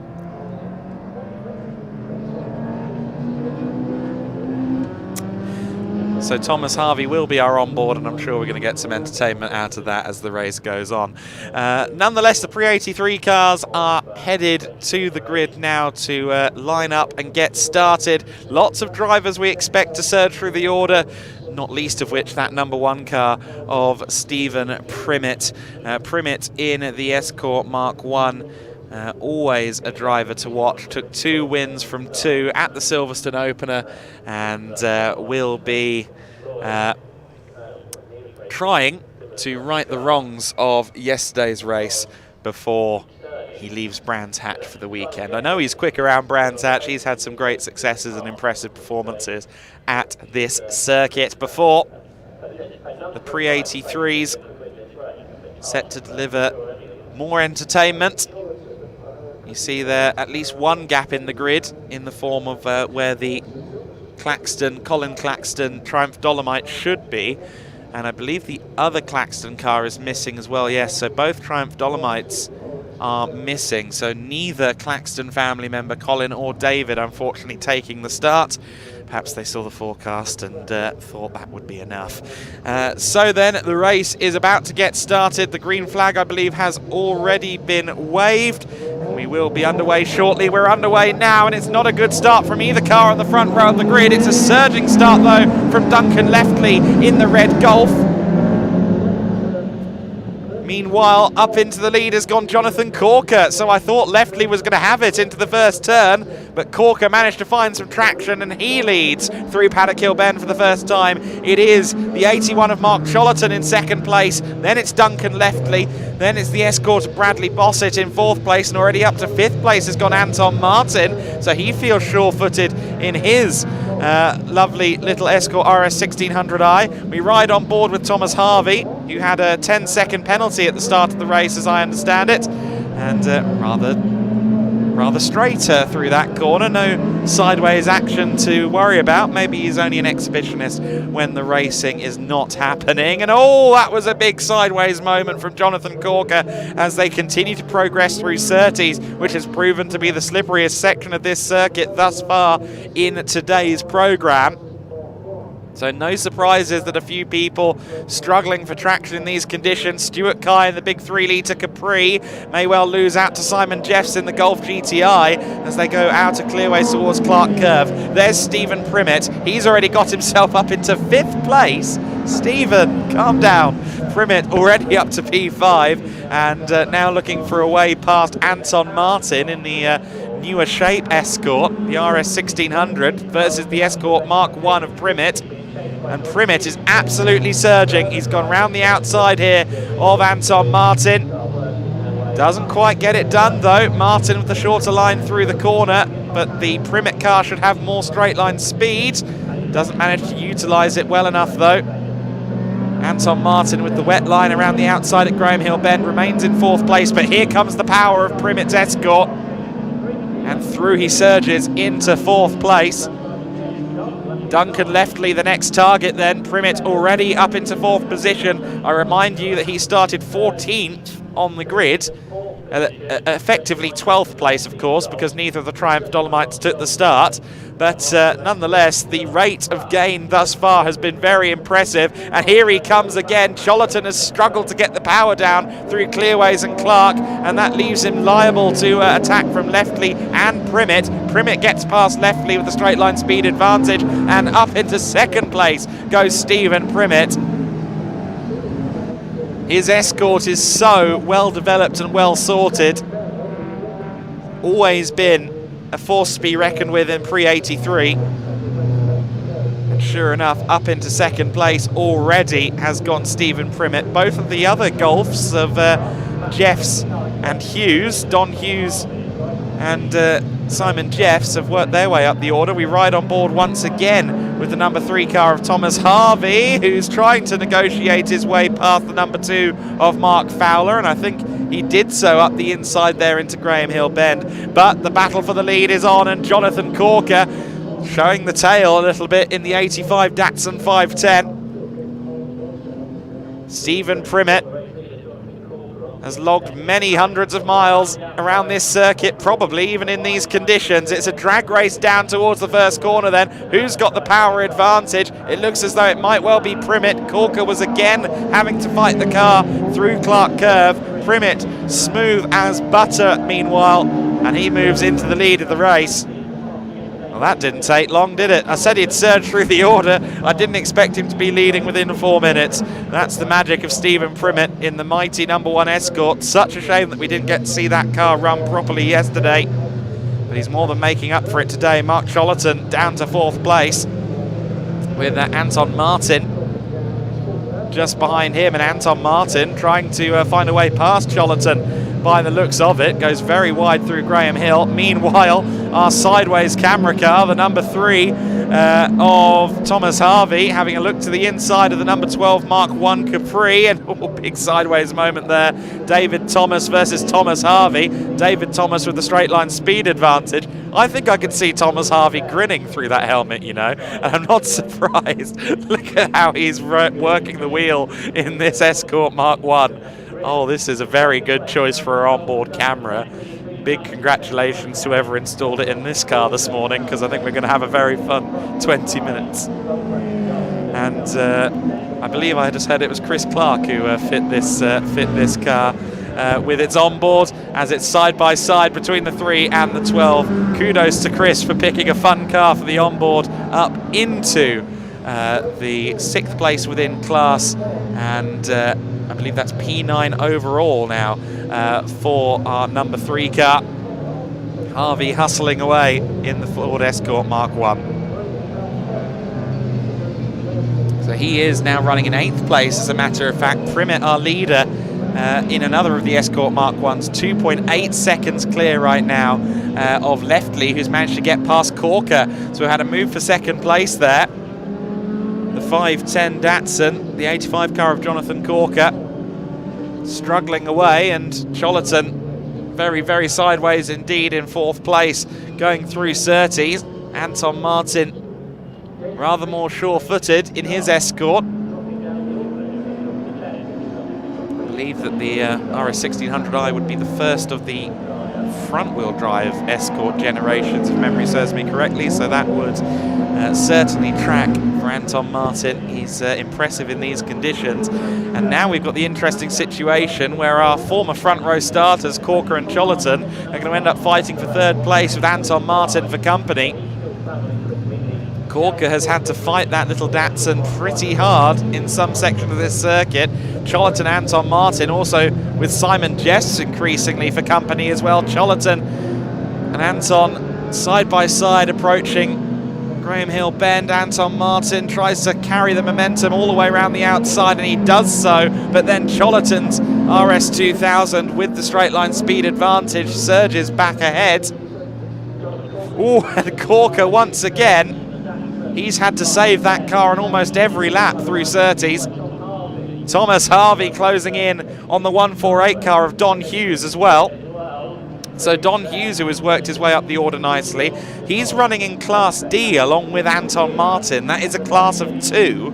And Anton Martin currently leading the way in that category, but Don Hughes is coming for him. Mark Cholerton gets his way back past Anton Martin again in a straight line. Every time they get to a corner, Cholerton loses out to Martin, and then he punches the throttle again. Frustrating, I'm sure, for Anton Martin, but after running around towards the rear of the field yesterday in the dry conditions, I'm sure he'll be loving and thriving these conditions. Thomas Harvey, fastest lap of the race. He's loving this wet weather. He's already on the back of the 148 car of Hughes. And watch the wheel work into Graham Hill. He dives up the inside of Hughes in the 148 car, gets a little bit of opposite lock on the car, and a little bit of a wave as well. He actually didn't have to correct too much there through that corner at Graham Hill Bend. Anton Martin diving to the inside at Surtees of Cholerton, and Cholerton making the car very wide by way of going sideways. But Harvey putting on a mighty display here as Cholerton once again struggles to get the power down, doesn't get the momentum out of the corner as a result. He's now got to worry about Simon Jeffs. Anton Martin, though, with the straight line speed handicap. Here comes Cholerton yet again, ahead by the time they get to Paddock Hill Bend in this fabulous battle for third place. Make that fourth place, my apologies. Cholerton back through into fourth for the time being. Corker's enjoying all of this up ahead because, of course, Jonathan Corker can just focus on keeping his car on track there in third place.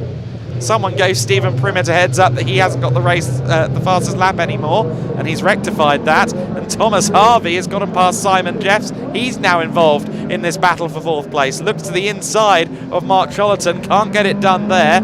Now he's going to try and surge past Anton Martin along with Cholerton. Both cars quicker in a straight line than the RS 1600. And sure enough, Thomas Harvey does get the car alongside. Through 30s they go.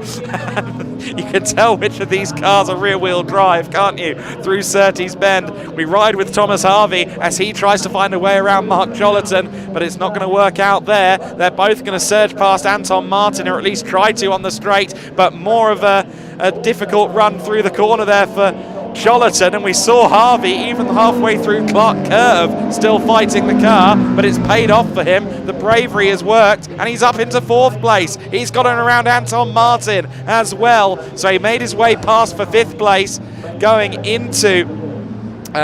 out of Clark Curve onto the Brabham Straight. He's now into fourth place. Anton Martin, though, looking to retaliate. It's side by side for fourth position. Jonathan Corker not able to get away from this battle pack either. Thomas Harvey, who has been trading fastest laps with Stephen Primmett, looking for a way into fourth place and then towards the podium, but Anton Martin isn't making it easy for him. The straight line speed of the Escort Mark 1 pays off once more for Thomas Harvey. Jonathan Corker still having to have a hostile negotiation with his own steering wheel there in third position. He's probably not going to be best pleased with the sight behind him now in the form of the surging Thomas Harvey. Harvey already almost up the inside of Corker, and Corker has to catch and slide coming out of Clark Curve, and that's opened up the door for Thomas Harvey, who moves up into third place. And Corker, whether he's got a slight issue, whether he just lost his nerve, he's also lost out to Anton Martin there. Corker from third to fifth place in short order. We've got a car stopped and struggling on the grass. That's the 148 of Don Hughes. So Don Hughes has had a problem there. whether it was a spin that resulted in him getting stuck on the grass or whether he abandoned the car because of a problem, I'm not sure, but he was sliding down Paddock Hill, or rather sliding down Halewood Hill there. I think he's just trying to kind of use the gravitational reverse gear at this point to get the car out of harm's way. Stephen Primmett, meanwhile, has had a fairly lonely race after surging to the lead. 7.2 seconds clear at the last look. And Thomas Harvey, goodness me, he's entertaining, but he's also a little bit scary, isn't he? Thomas Harvey up into third place. He's 7.6 seconds back from Leftley in P2, which is going to be a difficult task. For now, he's fighting Anton Martin. He looked at Anton and he had to collect a huge slide. As a result, he took his eye off the ball to see what Anton Martin was doing, and how he kept that car out of the barrier, I have no worldly idea. His Y fronts are not as white as the door of his car at this point, I'm sure of that, but goodness me, what car control we've been seeing from Thomas Harvey. I think those sideways moments on the warm-up laps were simply a rehearsal of things to come for Thomas Harvey, and what a race this has been from him to get up into the podium places. Anton Martin doing a sterling job as well in the Escort 1600. Harvey now has a couple of car lengths over Harvey. Harvey now has a couple of car lengths over Martin, I should say. And it looks as though Leftley is falling into the clutches of the number 3 car a bit as well. So with 7 minutes and 20 seconds to go, I'm not ruling out a second place battle between Leftley, Martin, and potentially Harvey as well. Anton Martin just behind Thomas Harvey at the moment, and both of them are closing in on Leftley in the Golf. The gap down from 6.5 seconds to... It's the gap between them now. It is still 6.5 seconds, as a matter of fact. So the gap's staying about equidistant at the moment, but no, it's just updated on the timing screen. I thought it would have gone down. 4.8 seconds now, the gap. So surging toward the back of the red Golf at a rate of over 1.5 seconds a lap is Thomas Harvey. Stephen Primmett, meanwhile, a little bit sideways himself. That is how you drive an Escort Mark 1. Wet, dry, or in between. So that certainly tracks. You can see him working hard on the wheel there as he runs out of clearways and through the Clark Curve down the Brabham Straight to complete his 12th lap of the race now. The number 1 car is our race leader at this stage. Leftley there in second place, and there's someone we haven't talked about for a while, Bostet in the 89 car, who's just ahead of Stephen Primmett on track. Of course, Bostet started on the second row and is now outside the top 10. I think he's had a few struggles in these conditions.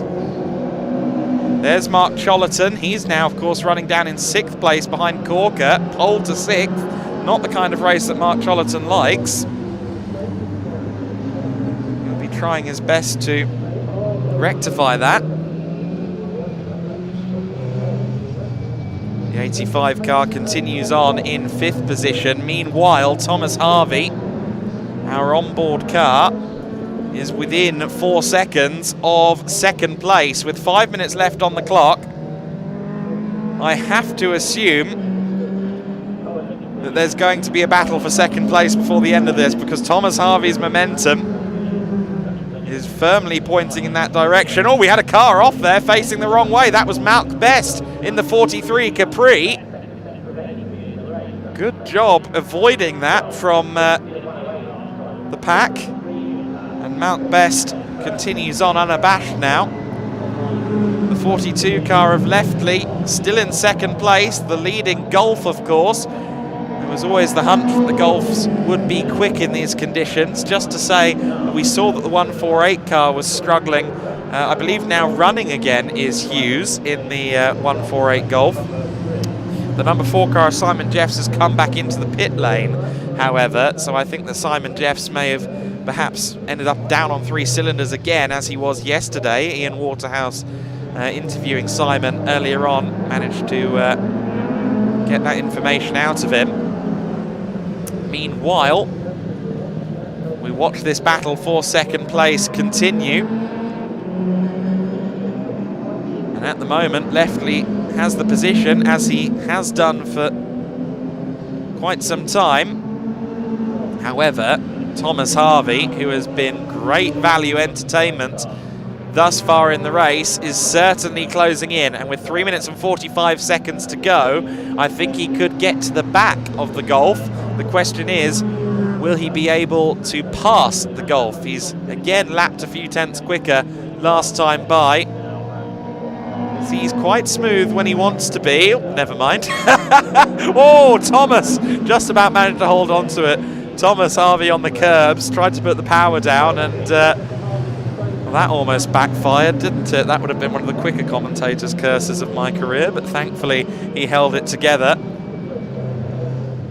Thomas Harvey running in third place, rather aptly in the number 3 car. But the best may yet come for the number 3 driver as he again corrects a slide going into Surtees Bend. This has been a brilliant performance from the driver in the Shell branded machine. With 2 minutes and 40 seconds to go, I would expect another couple of laps. I think we'll get another 3 laps out of this, potentially 4 if Primmett keeps his pace up. He's got a 19-second lead out there at the front over this battle for second place. We're within 2 seconds now for Thomas Harvey, who's a little less hair-raising this time through Paddock Hill Bend and up Halewood Hill. And I'm sure Leftley will be acutely aware. The question is, can he respond to this pace from Harvey? Thomas Harvey with the yellow gloves and using them to masterfully steer that car. There's Stuart Kye. We've got a little bit of a Capri pack here further back in the order. Of course, Stuart told us earlier on he's not keen on these conditions. He's running a Class B car. All 3 of these Capris running Class B. Best is a lap down on the 2 cars ahead of him, mind you. So Mount Best, after that spin earlier on, he's a lap down on Stuart Kye. But Kye trying his best to close in on the number 12 car, David Thomas, who leads Class B and runs 7th overall at the moment. Yellow flags on the run towards Druid. Oh, and that's for Primmett! That's Stephen Primmett, is it not? I'm fairly sure that's Stephen Primmett's number 1 car, up against the Armco on Halewoods Hill. If so, this second place back. No, thank goodness. Okay, my apologies for that. That was potentially the number 2 car of Fowler then, but one of the white escorts has had a moment down there in the yellow flags at Druids. There's Leftley then, still fighting for second place. Momentarily, I thought he had inherited the lead. But Primmett is still running, thankfully. I think that is Fowler, potentially, who has gone off there, after all. Just waiting to see if he's registered a first sector time. He hasn't, so that would more than likely be who it is. It's the final lap, then, for Stephen Primmett. And Thomas Harvey's surge has rather stopped. He's actually fallen and lost a bit of time on Leftley in the last couple of laps. So I think that second place battle is off the cards. And for Stephen Primmett, it's turned into a Sunday drive, thankfully. It would have been an uncharacteristic error from Primmett if it was him. Of course, his car is more cream than white. I should have clocked that in the heat of the moment, but Stephen Primmett, a little bit of a sideways flourish through Clark Curve on the final lap, and thankfully Stephen Primmett has survived the wet conditions to surge from 14th on the grid to the top step of the podium. Stephen Primmett, 3 wins from 4 in this pre-83 season. Primmett doing Primmett things here at Brands Hatch. Leftley will cross the line in second place despite the advances of Thomas Harvey, who was a spectacular addition to the broadcast with the onboard camera. In 4th position, Anton Martin doing fabulous work to win Class D in his 1600cc Escort. 5th place for Jonathan Corker, rounding out our overall top 5 in the Datsun 510. He's just coming across the line now ahead of Mark Chollerton in 6th place. Behind Chollerton, the number 12 Capri of David Thomas takes 7th and the Class B win. Majority of these cars, the purple colouring on your timing, that is Class C, and majority of the cars in this race running Class C. Stuart Kai crosses the line then in 8th position. Bostit, a lap down, has already crossed the line in 9th, and after facing the wrong way to Clark Curve earlier on, or at Clearways I should say, Mount Best rounds out the top 10 a lap off the pace, and it was Mark Fowler who was facing the wrong way at the approach to Druids.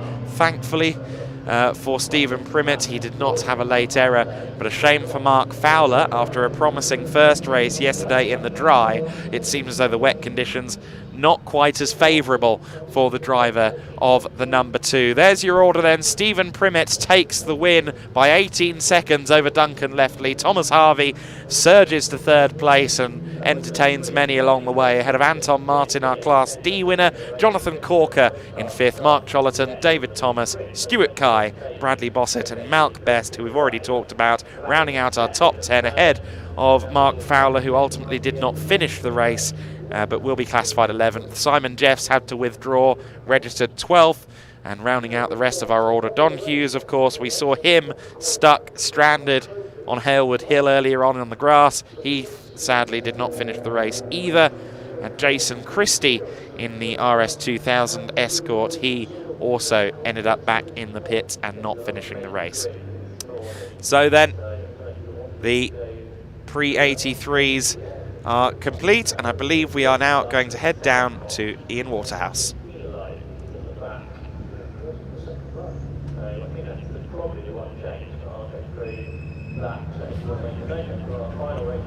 What a great reaction it is down here in Parc Ferme. Look at this. Tom Harvey's finishing 3rd place. He's absolutely delighted. Let's grab Tom first of all. Tom, you came in 5th punch. You're absolutely thrilled, aren't you? Mate, Ian, that was just something else. Can't believe it.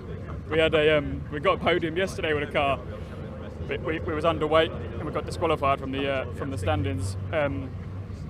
Started at the back of the grid and had to wait 10 seconds. 10-second delay, everyone went. Had to wait 10 seconds till I could start. What's going through your mind? I bet that was the longest 10 seconds of your life, wasn't it? Felt like an hour. But just can't believe it. Big thanks to my dad for sorting the car out for today. You can obviously see how much it means. Brilliant, mate. Unbelievable. So happy for you, mate. Well done. Congratulations, Tom. Very emotional, and rightly so. Well deserved, isn't it? Let's grab the winners. A bit of a Stephen Primmett special, that. Oh, mate, that's pretty special because we had a hard day yesterday. Yeah. We had about 5.5 hours trying to get that car repaired after breaking it on the start line, and it was a cow, and I'm happy now. I didn't want to race in the rain, but that'll do.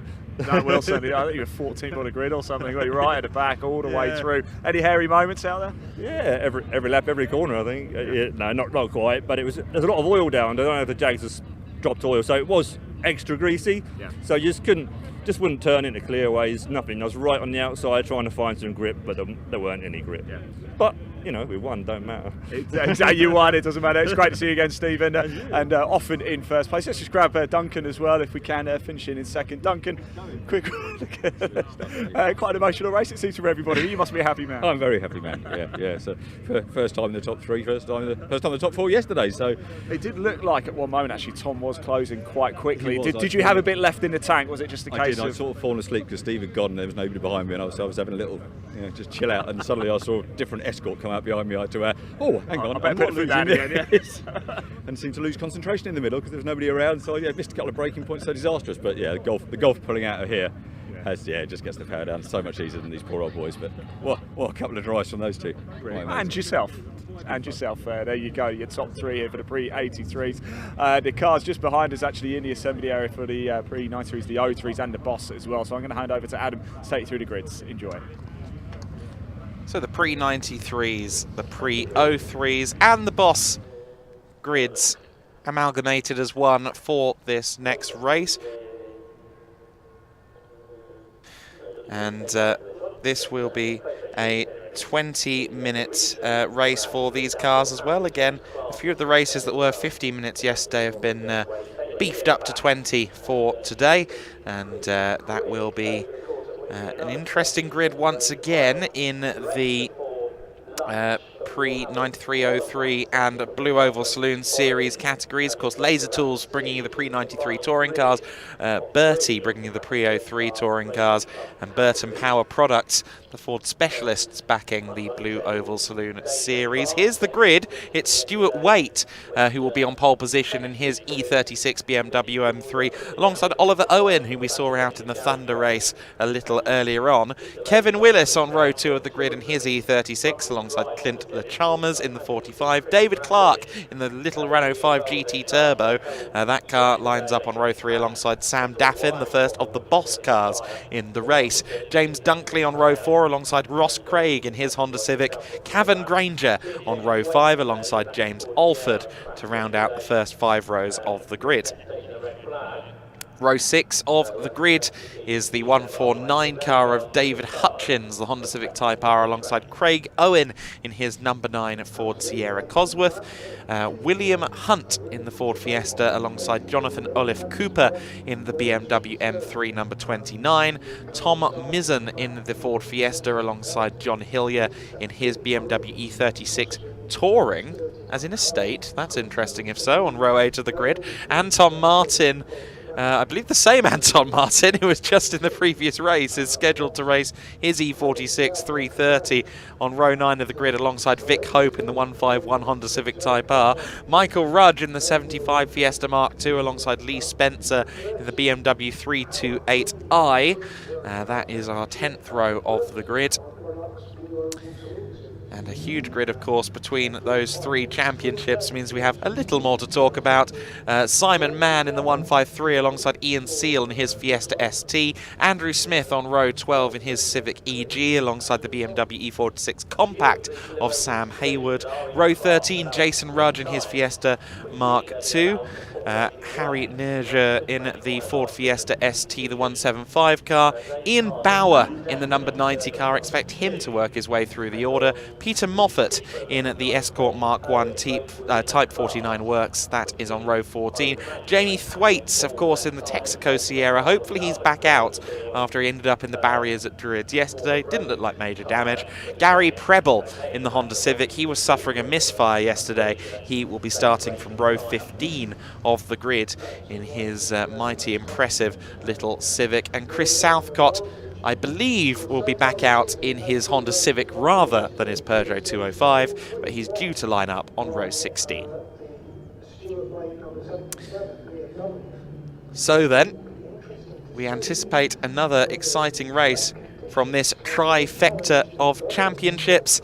Let's head down to Ian Waterhouse to get some impressions from Parc Fermé.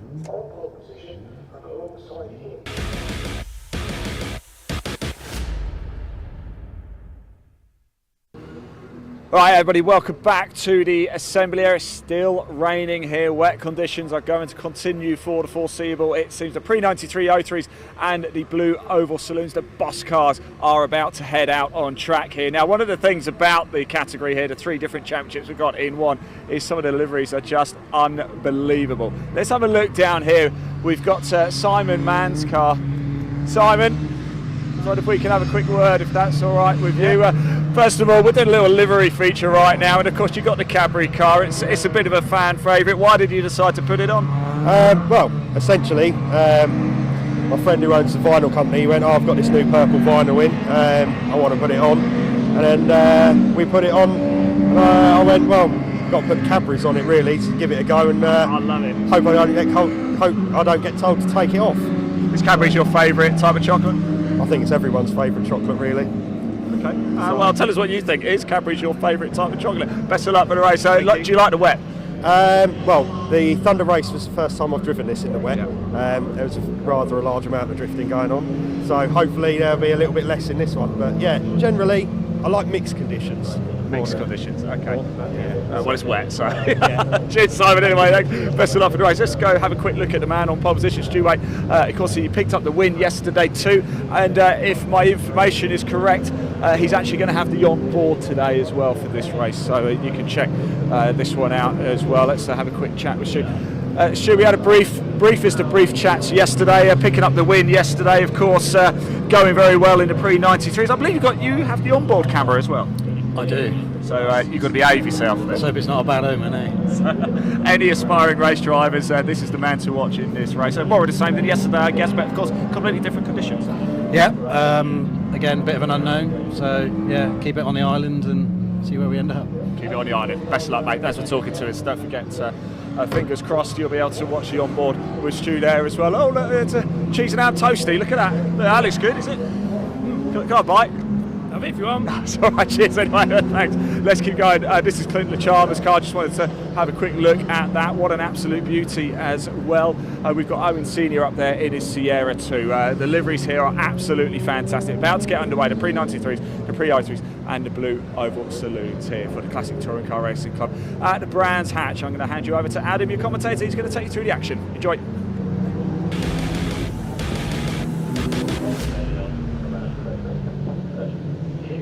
There you go, some great insights from a few minutes ago with Ian Waterhouse. And, unfortunately, we do have to apologise as Stuart Waite's on board. We heard being talked about there. That is apparently persona non grata, unfortunately. Wet conditions, electricity, sometimes things go a little bit wrong. But we will have, of course, all of the action from these wonderful external shots of the Brands Hatch Indy circuit over the course of this 20-minute race. And we look forward to seeing what happens from the front of the order. As we've spoken about already, quite the grid of cars between the three categories, and an interesting lineup certainly at the front of the order with Stuart Waite there on pole position. Of course, Stuart, as I remember it, wasn't running in the Thunder race earlier on, so Oliver Owen will have a little bit of a bit more experience in today's conditions in theory, because of course he was running in Thunder earlier on, so that could be a little bit of an advantage for the driver of the red 91 car starting on the outside of the front row. Just confirming that now on the Thunder entry list. Indeed, there was no sign of that E36 in the race earlier on, so that could well fall in favour of the 91 car Oliver Owen as we get started with this race. The Laser Tools pre-93s, the Bertie pre-03s and the Blue Oval Saloon Series combining for this one. As you see, it's 4 E36s on the front two rows. So you've got Stuart Waite and Oliver Owen there. You've got Kevin Willis on row 2 in the 95, the yellow and black car, alongside Clint LeCharmers in his pleasingly factory-style livery there on row 4. Keep an eye on the little front-wheel drive cars again as well. In these conditions, front-wheel drive is very handy indeed. Of course, also keep an eye on Sam Daffin as well, because not only does he have front-wheel drive, he's got a little bit of downforce as well. David Clark knows his car well, so keep an eye on the Renault 5 as well as we get started. Not a good start from Oliver Owen though. Lots of squeezing in the mid-10s as Ross Craig says, all right, I'll drive around the outside and see what I can do. He's already up into 4th place by the first corner. Where did Ross start? He started in 8th. So he's having a jolly good first lap. He's up to 3rd. Make that 2nd. Ross Craig is on a tear on this first lap of the race. Stuart Waite then is our leader as, a bit of a sideways snapperoo there from the 45 car, Clint LeCharmers. And everyone else cleanly through the first few corners. There goes the number 2 car of Sam Daffin. Daffin surging up to 4th place, and David Clark a little bit sideways there too. It's not a good first lap then from Oliver Owen in the 91 car. Thought he might be a contender, and it is indeed an E36 Touring in the hands of John Hillier, isn't it? Oh, and Southcott is off in his Honda Civic. Oh, what a shame for Chris Southcott. Was originally entered in his 205, but sneakily shifted to his EK Civic, and the Touring is off. John Hillier in the estate. Well, I hope your sofa's not in the back of that. Safety car is out because of Southcott's car stranded in the gravel. So as quickly as the race has gotten started, it has been neutralised again. And I tell you what, that's going to work in favour of Ross Craig potentially, isn't it? We've already seen him fire the car through the order in the first lap. And he will now be right on the back of Stuart Waite as we get a replay of Southcott. Thankfully avoided the barrier. But a mere 2 corners before someone found the gravel. Such tricky conditions here at Brands today.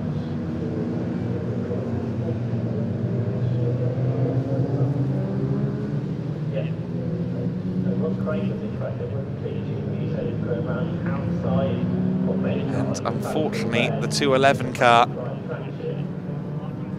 will have to be recovered, but we have 17 minutes and 45 seconds left to go, so once that is done, I expect we'll still have something in excess of a dozen minutes to play with, so these drivers will get plenty of time to battle for position. What an interesting top 3 we've got there. So our pre-03 class leader, Ross Craig, they're in second place. The front-wheel drive paying dividends for Ross in the Honda Civic. He's been running that car in those colours since at least 2018. I remember he went for the kind of zebra camo look. And that car always at the sharp end of pre-03, and clearly he likes his wet racing, doesn't he? Ross surged from 8th to 2nd in the space of 2 corners and will now be eager for this race to get restarted so he can challenge for the lead up against Stuart Waite. Waite should have a slight power advantage in the E36 M3, though I know that that Civic Type R engine is fairly potent in itself, of course. David Clark certainly won't have the straight line speed of the other 2 in the top 3 in his Renault 5 GT Turbo. That's nearly a 1.4 litre engine, of course turbocharged as the name suggests, but David Clark, the Sevenoaks resident, does have a lot of experience in that car. He's another one of those drivers that's just perpetually finding races he can take part in the car and entering every championship he can. He's very much a racing journeyman, and a lot of mileage in that Renault 5 GT Turbo, so one would expect him to be handy in these wet conditions. The number 2 car, Sam Daffin, was up into 4th place at the time of the safety car. Of course, he is in the Blue Oval category, the Blue Oval Saloons, and the same for the 5th place car of Dunkley in the number 1. So keep an eye on James Dunkley as well in his little Fiesta. Quite a trick car, that particular red Fiesta. I think that's Mark II, if I'm not mistaken, and that car often shows itself well when the conditions get a bit slipperier, as a lot of these front-wheel drive machines do. Good to see that Preble is running. He's down in 19th place in his Civic after having problems earlier on. So the 191 car did take the start after suffering with a misfire in yesterday's race.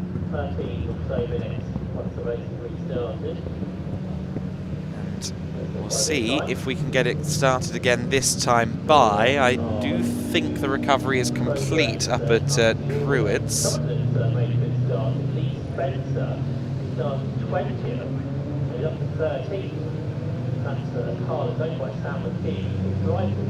And a reminder, if you're just tuning in, that the programme has changed quite significantly for this weekend. We had a Thunder race at the start of the day to make up for their red flag yesterday. They'll be back out later this afternoon as well. The BARC bulletin board with an updated Sunday programme, if you want to take a look at that. We go back to green flag conditions then. You can see that some grass and gravel has been left behind on the middle of Surtees Bend. We've had a lot of offs there so far today. That is definitely a difficult section of the circuit. Ross Craig wants to go racing again, and Stuart Waite makes him wait.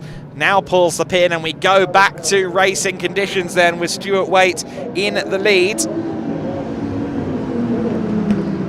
And Look at this, up the inside goes Sam Daffin for third place. Of course, he's the Blue Oval Saloons leader, but they'll be focusing on the overall battle right now, as are we. David Clark then falls to fourth place, could even be fifth, because here comes the number one of James Dunkley up the inside into Druids Bend, and the lead may be changing as well, because Ross Craig having a look up the inside, side by side for the lead, coming down towards Graham Hill Bend then. And Ross Craig couldn't quite get it done. Who's in fourth place? It is the number one car of Dunkley. So there was a position swap there, and Ross Craig is looking to inherit this race lead at the soonest possible opportunity. They turn through Surtees Bend for the first time back under racing conditions. Nice wide line there from Stuart Waite, finding his footing in the rear-wheel drive BMW E36. Meanwhile, David Clark going to the inside line, while Oliver Owen goes to the outside to try and find some grip. Oliver Owen, who started on the front row of the grid, not doing so well in these conditions. Daffin is through into second place. He's got a lot of power in that Golf liveried Fiesta, and he's managed to move up into second place, but Ross Craig will retaliate in due course, I'm sure. Was trying to line up a good run towards Druids Bend, but couldn't get to the inside of the number 2 car. The CTCRC grid's always a study in contrast in these battles. 2 E36 M3s from a Civic, from a Sierra there in that shot. Wonderful racing, as always, between these three categories. And here comes Daffin. The Blue Oval Saloons leader is going for the overall lead now, as Stuart Waite once again places the car very nicely indeed. But Sam Daffin, with the straight line speed advantage by the looks of it, has the inside line, and sure enough he pulls ahead into the race lead.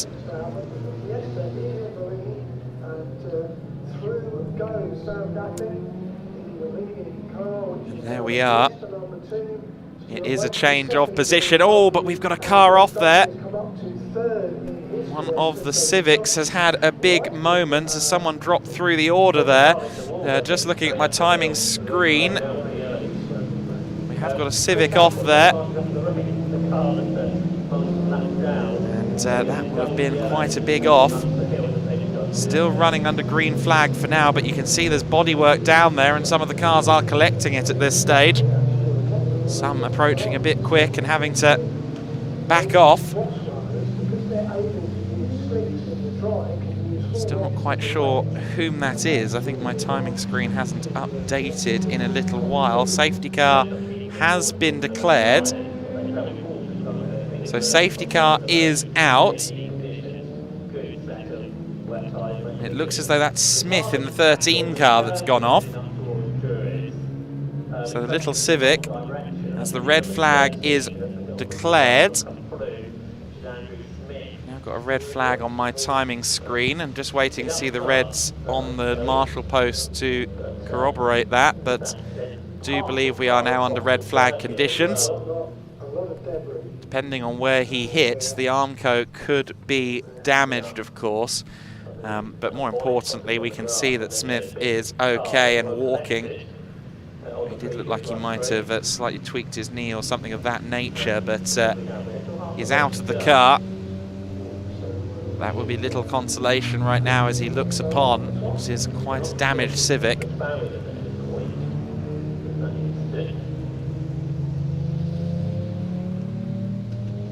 And the medical crews head to go and check on Andrew Smith. Was running alone in Class E within this race. I think that there might be a little bit of confusion among some of the drivers as to where they're meant to be right now under these red flag conditions. I think a few of them have circulated again. But the Smith car will now be recovered, and I'm sure Andrew Smith will be taken to the medical centre for a checkup after what looks to have been quite an impact on the front of that car.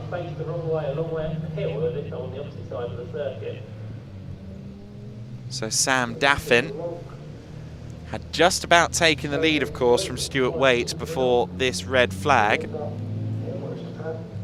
The clock has been reset to 000 on my timing screen. So I don't know if that implies we're not going to get this race started again. Hopefully we can. There is a little bit of wiggle room in the schedule today, as was the case yesterday, even with the additional race for the Blue Oval Saloon, rather for the Classic Thunder. The schedule for today, incidentally, if you are just joining us, this is our final race before a bit of a lunch break. We do, however, have the pre-66s out at 2:30, at least on the schedule for 2:30. That race 20 minutes in length. The Classic and Historic Thunder Saloons will have their second race of Sunday, owing to the earlier cancellation on the schedule. Of course, the Saturday race had to be run this morning after their red flag. So the Classic and Historic Thunder Saloons will run scheduled for 5 minutes past 3, and then at 20 to 4 this afternoon we expect the start procedure for the Britcar Trophy race, which is scheduled to begin at 4 o'clock. And that will of course run for 2 hours, the 2-hour enduro to cap off today's running.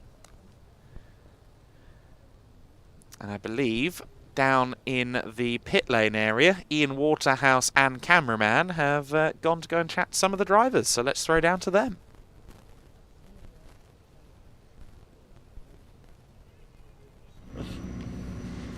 Right, so welcome down everybody to the pit lane here. Red flag, of course, for the pre-9303 boss at the minute as well. We've got Chris here. Let me just hold his bonnet up for him. We'll have a quick chat with him very shortly. Just make sure everything's okay. Do you want me to hold that for you, Chris? Yeah, of course. What's going on here? We had a bit of a rush to the pits because we weren't informed the race was at 12 and not 2, so we had quite a bit to do from yesterday. Yeah. Mad rush, and I forgot to adjust my brake bias, so I locked up into the first corner, unfortunately. And then, lucky enough, got back out and they allowed me to carry on. That's good. And then probably a bit of luck that it's been red flagged actually for once. How come you lot have come down the pit straight? Is there a reason for that? I don't know. I just followed the train. Yeah. Fair enough. Yeah. Well, at least you give you a chance to do this, eh? That's it. I've got it for you. Yeah, we're all good anyway. Yeah, we're all good. There you go. You got that. Yeah, lovely. I think we are. Right, we'll let you hop in then. Thanks for talking to us, Chris, as well. Let's just move down a little bit. We've got Harry here, a bit of a break. He's trying to demist. Do you want some help? Do you want me to help demist it for you? Oh, well, if you wouldn't mind rubbing the outside, that'd be brilliant. Let me see what I can look at this. That is perfect. Look at that. Thank you very much. There you go. I'll get a job as a racing mechanic, can I? Did an excellent job. Oh, I could write, I love cars.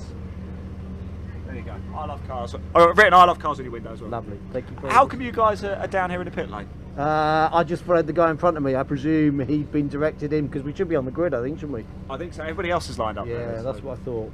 But yeah, it's tricky when somebody else goes in, or you see 2 cars go in.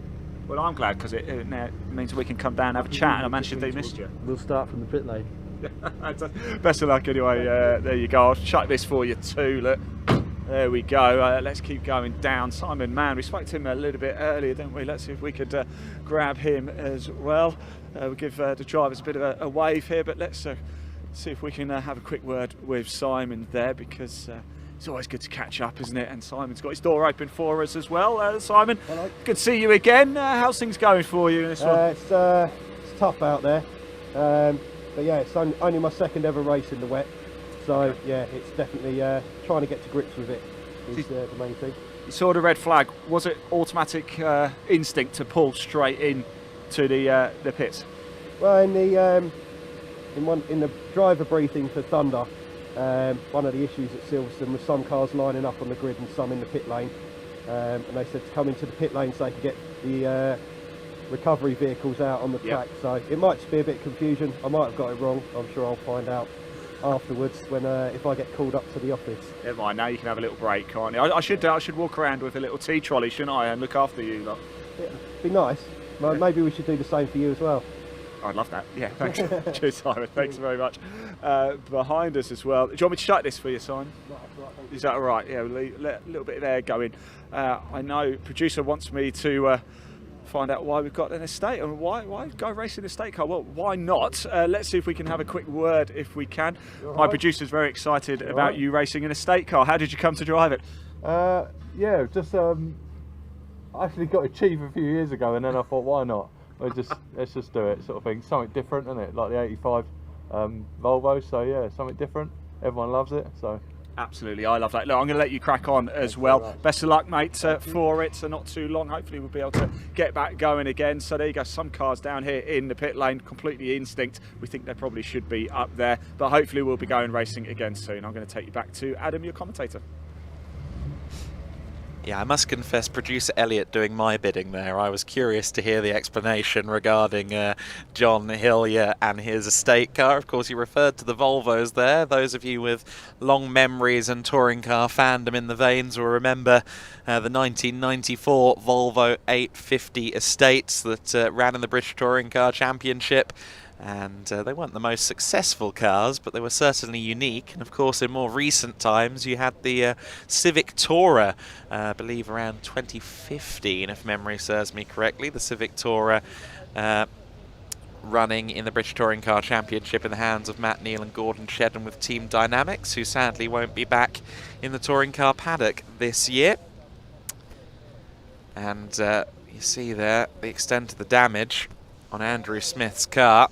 We saw him in the front seat of the recovery vehicle, so he's all good. He's been checked over and now rides back with his car. He's going to have a lot of repair work to do, but good to see that he is fighting fit to get the spanners out and commence work to get that car back into the shape we want it to be in. So then, as you know, as we've discussed, there is a bit of a split here, as some of them have waited here at the start line, and others have gone back into the pits. I note that the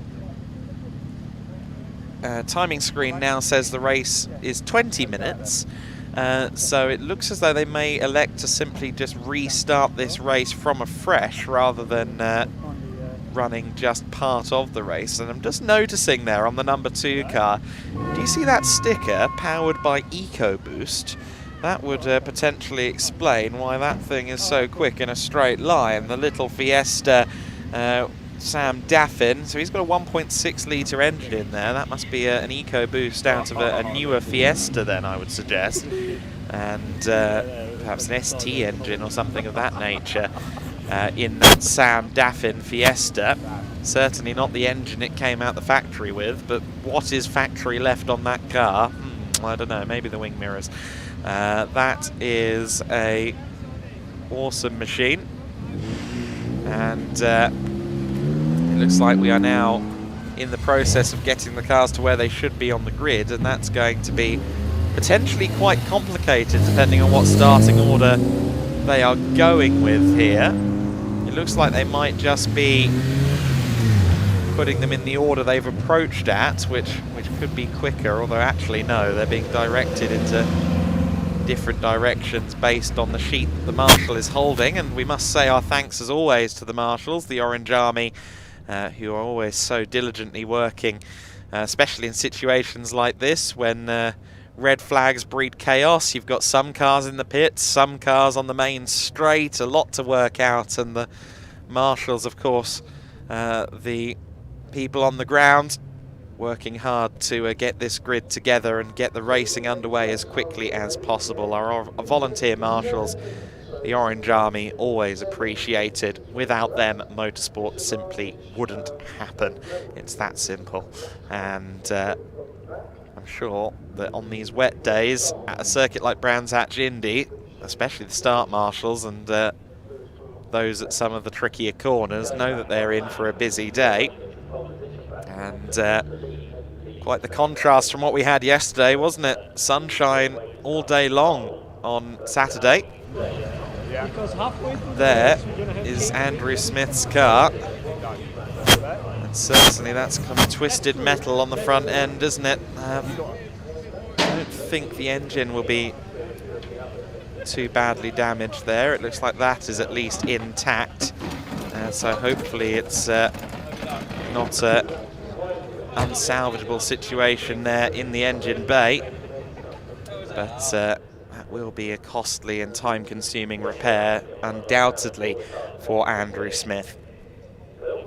The grid continues to form up, and an interesting front row that we've got then. We've got the rear-wheel drive 77 car of Stuart Waite. Traditionally, rear-wheel drives are quicker off the line, but not in low traction situations like this, I'd wager. Sam Daffin had surged his way forward to second place. He will start on the outside of the front row. Interestingly, our first 3 cars on the grid at this point are from 3 different championships, because we've got a representative of the Laser Tools Pre-93s there on pole in the form of Stuart Waite. The Burton Power Blue Oval Saloons, represented by Sam Daffin on the outside of the front row, and the first of our Bertie Pre-03 touring cars running in the hands of Ross Craig there on the inside of row number 2. Looks like our grid is effectively formed up then. So I believe they will now potentially go on a formation lap, and they might well only do 1 formation lap now, given they've already had a couple of sighters. I've just spotted they've corrected the time clock again. It's down to 7 minutes now, the time clock, so the race has been shortened. They did run quite a few laps before before the red flag, so it makes sense the race has been reduced. 7 minutes then is what I'm seeing, and we now go on this formation lap then, and I think it will just be the 1 formation lap for this race. As we know, it is the 77 car of Stuart Waite, our former pole sitter, is once again pole sitter for this rearranged grid, with that number 2 car behind in the form of Sam Daffin. Of course, Sam Daffin is going to be interested to see what happens behind him from James Dunkley, because Dunkley is his Burton Blue Oval Saloons rival. Of course, the Blue Oval Saloons category is a lot more open house in terms of the modifications you can make than the Pre-93 and Pre-03 rule sets. So those cars are often in a slightly more advanced state of tune than some of the others on this grid. And that allows the likes of Sam Daffin to have engine swap and things of that nature. Here's a mighty little car, the Sam Daffin Fiesta. Stuart Waite is going to have his hands full off the line with the rear-wheel drive BMW. He's going to have his hands full if he's side by side with Sam Daffin going into Paddock Hill Bend. And remember, Ross Craig in the previous race surged from 8th to 2nd from the start line to Druids Bend, and he made up 4 of those places around the outside at Paddock Hill Bend. So Ross Craig is definitely going to be one to watch in that 169 Honda Civic EP3 Type R. Absolutely glorious little car, the Civic EP3 Type R on the road, and also in the British Touring Car Championship, of course. The factory cars running in the hands of some very impressive drivers. Andy Prio got his first kind of frontline touring car opportunity in one of those. Then, of course, Matt Neal ran in 2004 in one of those cars as well. And Tom Chilton, his Star Wars liveried Civic Type R, was a top contender in 04 and 05 in the BTCC. Still a very popular race car, the EP3, although like all things, as the years roll on, this little hot hatch gets more and more valuable. So I'm sure we'll see more of them converted for road use in years to come. So then, the cars are lined up, the green flag has waved, and we are going to go racing for a reduced 7 minutes. It's a proper dash then for the Pre-93s, Pre-03s and Boss cars, and off the line well has gone Stuart Waite. It's about equal between him and Sam Daffin. Ross Craig did not get the same calibre of start that he got in the first run of this race, but he remains in 4th position. To the outside of him is Oliver Owen in his E36 M3, tiptoeing around the outside of Paddock Hill Bend for the first time. Sam Daffin up the inside of Stuart Waite. He has a nose ahead. He should be leading by the time they head towards Graham Hill Bend. Yes, he is. And third place, the hard-charging James Dunkley as well. So 2 Fiestas boxing in the BMW right now as they run through Graham Hill Bend. The 169 car, I should say, of Ross Craig, though, has recovered from that poor start and is now sniffing in 4th place for a podium opportunity. Oliver Owen in 5th, Le Chalmers in 6th place. Then it's David Clark in his Renault 5 GT. The rest of the field picks its way through Surtees, which has proved to be a very difficult corner all day long. Dunkley up into 2nd place. And it's about equal, isn't it, in a straight line between Dunkley and Waite. You wouldn't expect that on paper, but there we go. And Dunkley is investigating his possibilities of getting past Sam Daffin as they run up Halewood Hill and towards Druids Bend. Daffin on the defensive, Waite looking for the outside as well. Tries to find some grip around the outside and succeeds at doing so. Dunkley both on the offensive and the defensive right there, trying to find his way around Sam Daffin while not losing out to Stuart Waite. Waite got very close to the back of Dunkley there, under braking into Graham Hill Bend. They surge towards Surtees down the Cooper Straight with 5 minutes and 10 seconds of this race left to go. So limited time on the clock for anyone to try and get into the lead and surge away. At the moment, it seems as though everyone is pretty equal out there on circuit with strengths in different parts of the track. Daffin it is, though, who continues to lead from Dunkley. Interestingly, these two cars are in separate classes within the Burton Blue Oval Saloon Series. A Class D car for Dunkley, a Class S car for Sam Daffin. The only other Class S car is Craig Owen in his Sierra Cosworth. And look at Dunkley, he's got the momentum out of Paddock Hill Bend, tries to go to the inside, then switches to the outside as they approach Druids. He's got the grip around the outside, has he? All the rear end gets a little bit loose. The bacon colour, or the bacon number plated car around the outside. The Fiesta Mark II gets around the outside and moves up into the lead. Good driving from Dunkley then. However, Daffin tries to investigate the outside now and gets it done before they even get to Surtees. Daffin clearly with the power advantage, but Dunkley much more nimble and sprightly in his number 1 car.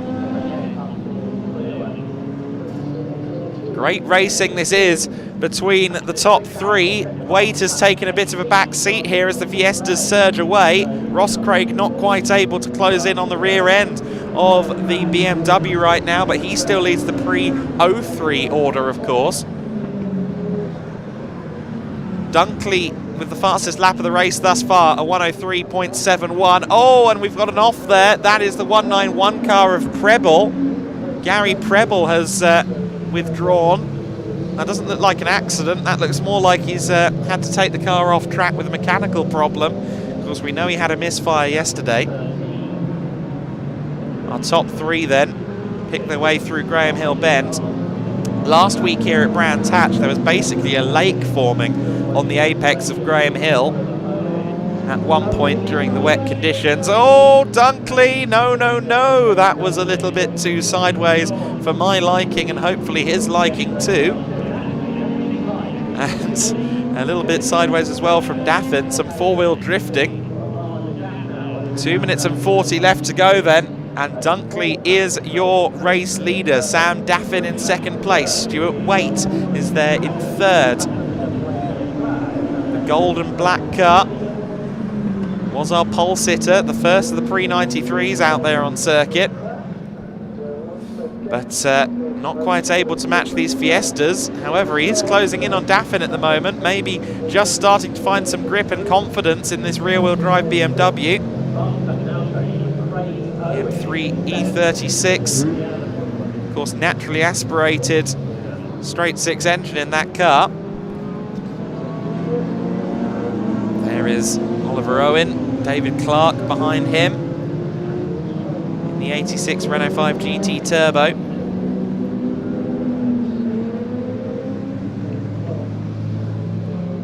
Round rounds out the top 6 and is also leading his class within the pre-93s. He's in Class D along with Jamie Thwaites' car, but I don't think Thwaites took the start. No, he didn't.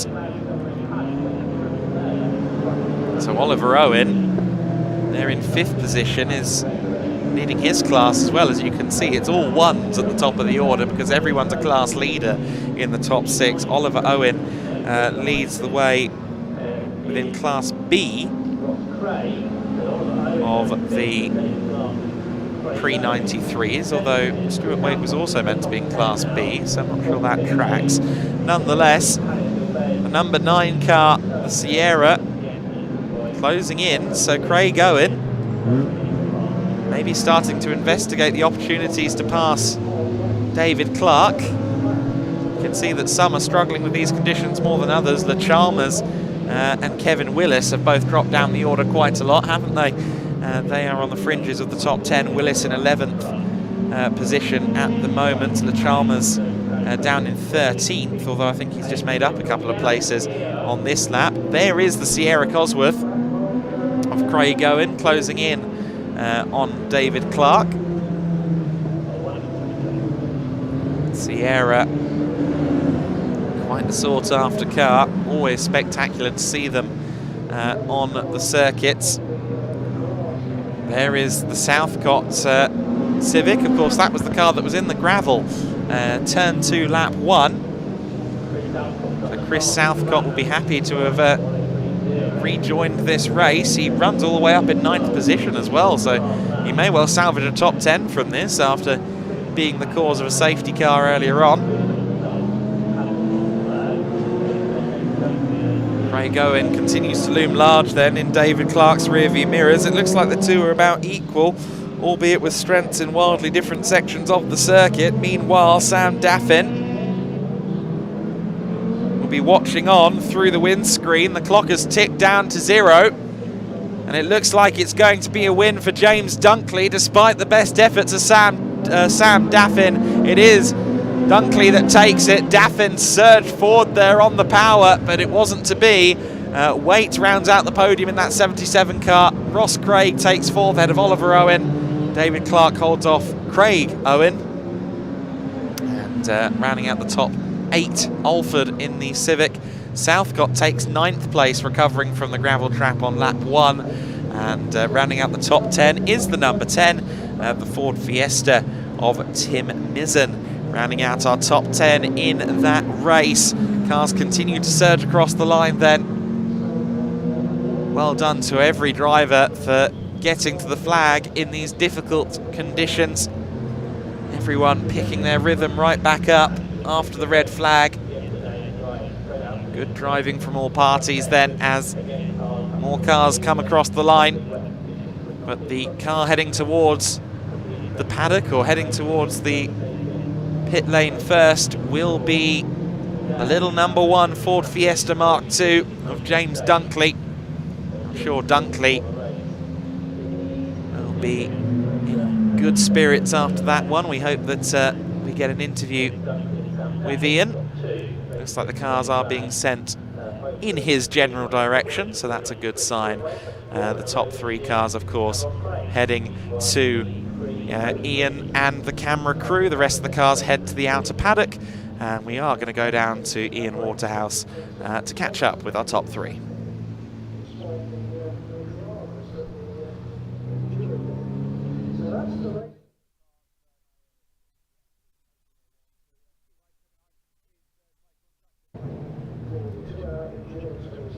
Looks like we had a little bit of a sound issue there, but I'm sure we'll throw back to Ian in just a few seconds as the team on the ground just try and rectify that. Cars heading back down towards outer paddock then, of course. They drive under the tunnel at Paddock Hill Bend. And so we now run you through the top 10 before throwing back down. James Dunkley it was who took the win ahead of Sam Daffin. Cars 1 and 2 in positions 1 and 2. We like that. Stuart Waite in the 77 car third, ahead of Ross Craig in the 169.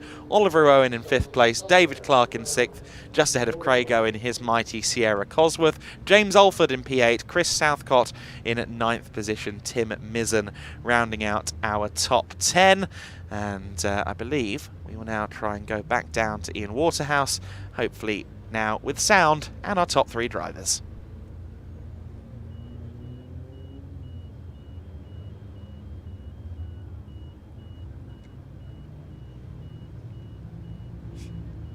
And we go down to Ian now.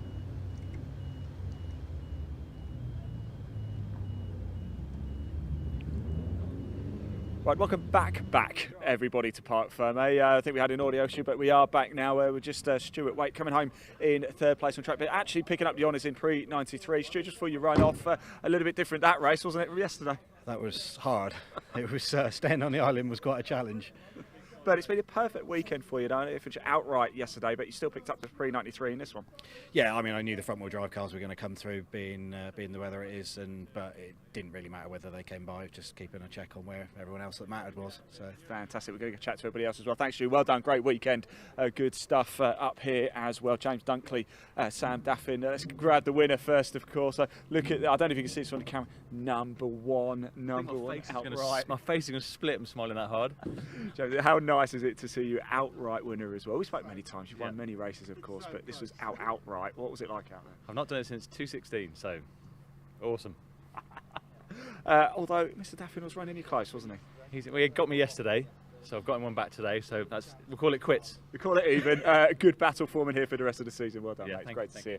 Let's grab Sam as well.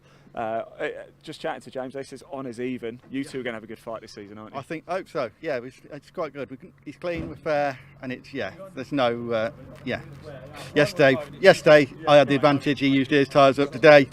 Me being turboed, him being naturally aspirated, he had the advantage in the wet. Fantastic, very well said, Sam. Great to see you. We're going to look forward to that one throughout the course of the season. Good, honest, clean fighting here for the classic touring cars. Right, I believe we're going to go to a short break, but I'm going to hand back to Adam, who'll tell you what is going to be coming up for the rest of the day.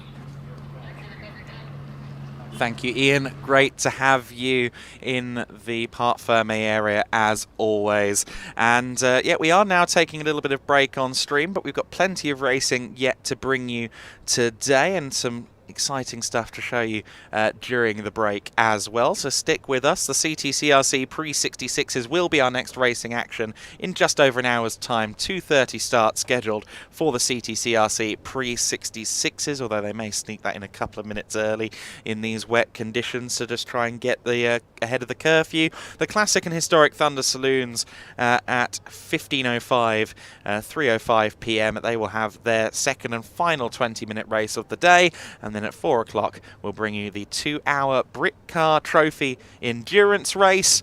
And now, talking of Britcar, the sister championship of the Britcar Trophy, the British Endurance Championship, of course, they had their race 2 hours in length yesterday, and we can now show you the award ceremony, the trophy presentations for yesterday's British Endurance Championship race.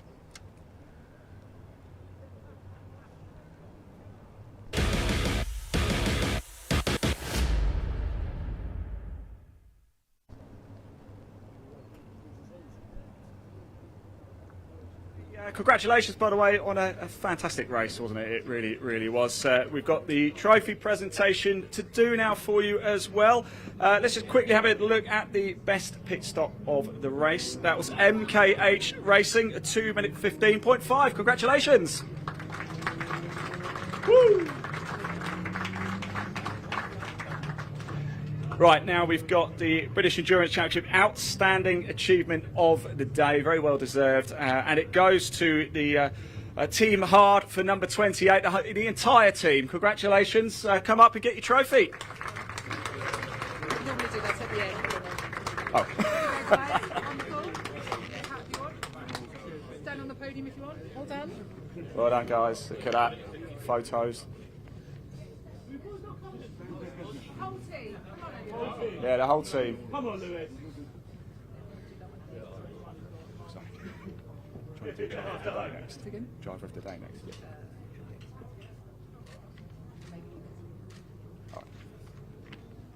guys. Well done, chaps. Look at that. Give Westlife a run for their money, don't they? Right.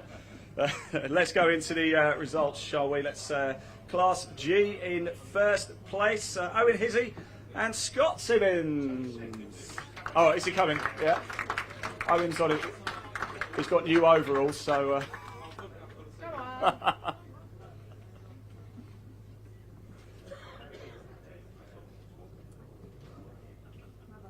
Well done, boys. Good stuff, chaps. There we go. Look at that. Hey. There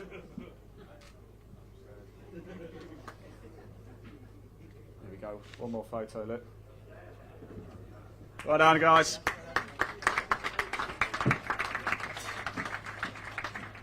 Right, first place in Class F. It's the Thompsons, Callum Thompson and Adam Thompson.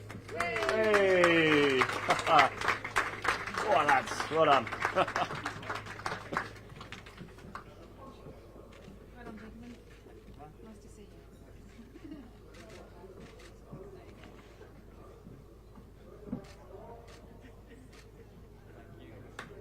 Well done, guys. Congratulations. Right, now we move into Class E, TCR. In third place, Jonathan Beeson and George Heller.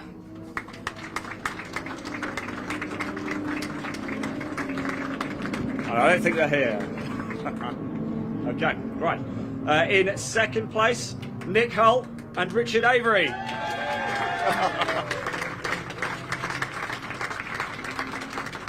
Well done, guys.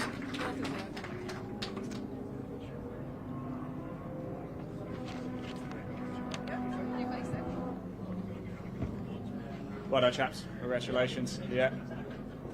Well, if you stay there, actually, we'll get first place in as well. So first place in Class E, Ash Woodman and Martin Byford.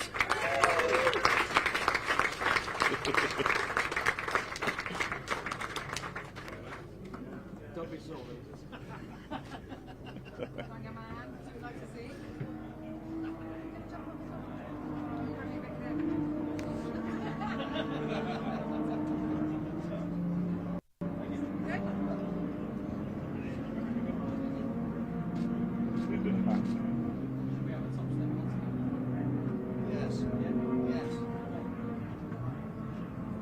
Oh, lovely shot that. Look at that. Yeah. One for the mantelpiece, that. Well done, chaps. Well done. Right, moving into Class D, the GT4 in third place, Chris Overend and James Whitley.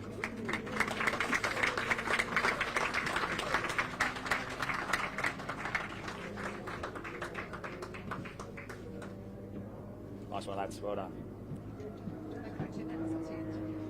So I didn't bug you too much today, did I, either, with a camera? Right, in second place, Peter Montague and Stuart Hall.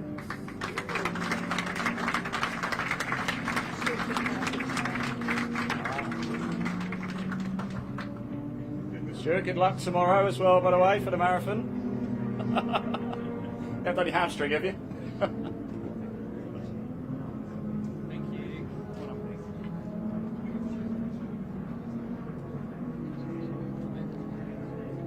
Congratulations, guys.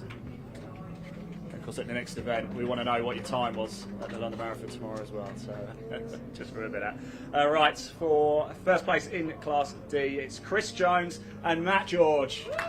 Well done, guys.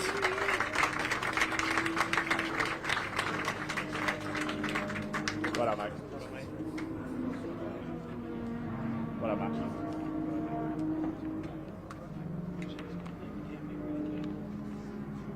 Pose for photos.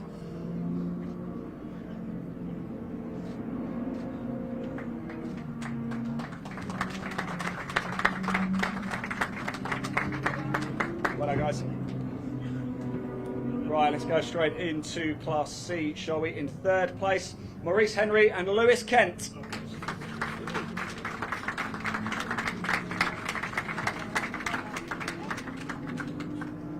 Well done, boys. Nice couple of pots there for you.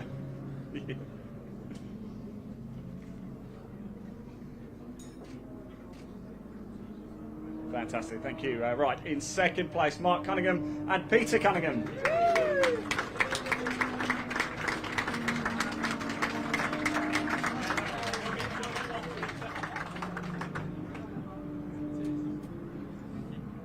Well done, boys. Nice one. Nice one.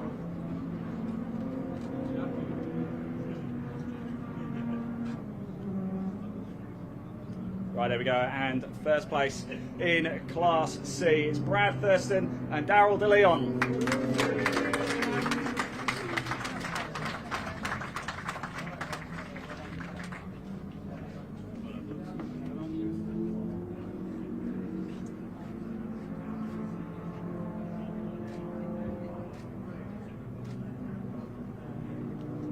Fantastic, thank you, great stuff.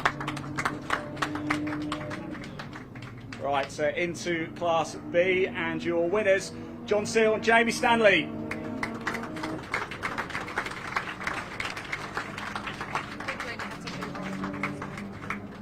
There you go, that was Class B. And straight into Class A, in third place, Peter Ursig and Marcus Cluton.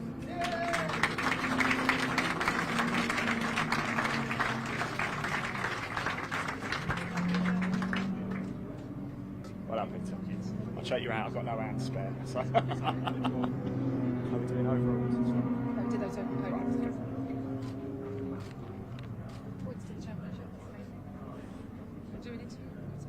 It's fine. Overall driver. Yep. Well done, gentlemen. Well done, guys. And we've got one more trophy to hand out. It's the Sunoco driver of the day, and it goes to Chris Jones.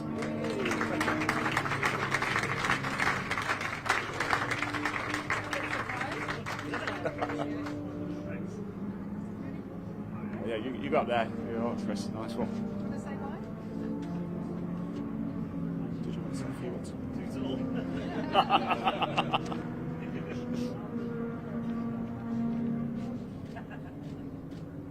Wonderful. Huge congratulations, Chris. Thank you Well, very much, Chris. Ian, for doing the presentations. That's the end of presentations for today. Thank you very much for everyone's support and coming down to the presentations. I do appreciate it's a bit of a distance. Please enjoy a few snacks, and we'll look forward to seeing you at Alton Park in a month's time. So, you know, well done to all our winners, and we'll look forward to seeing you, as I say, in about a month's time at Alton. Thanks very much, everyone. Have a safe journey. Thank you. Woo!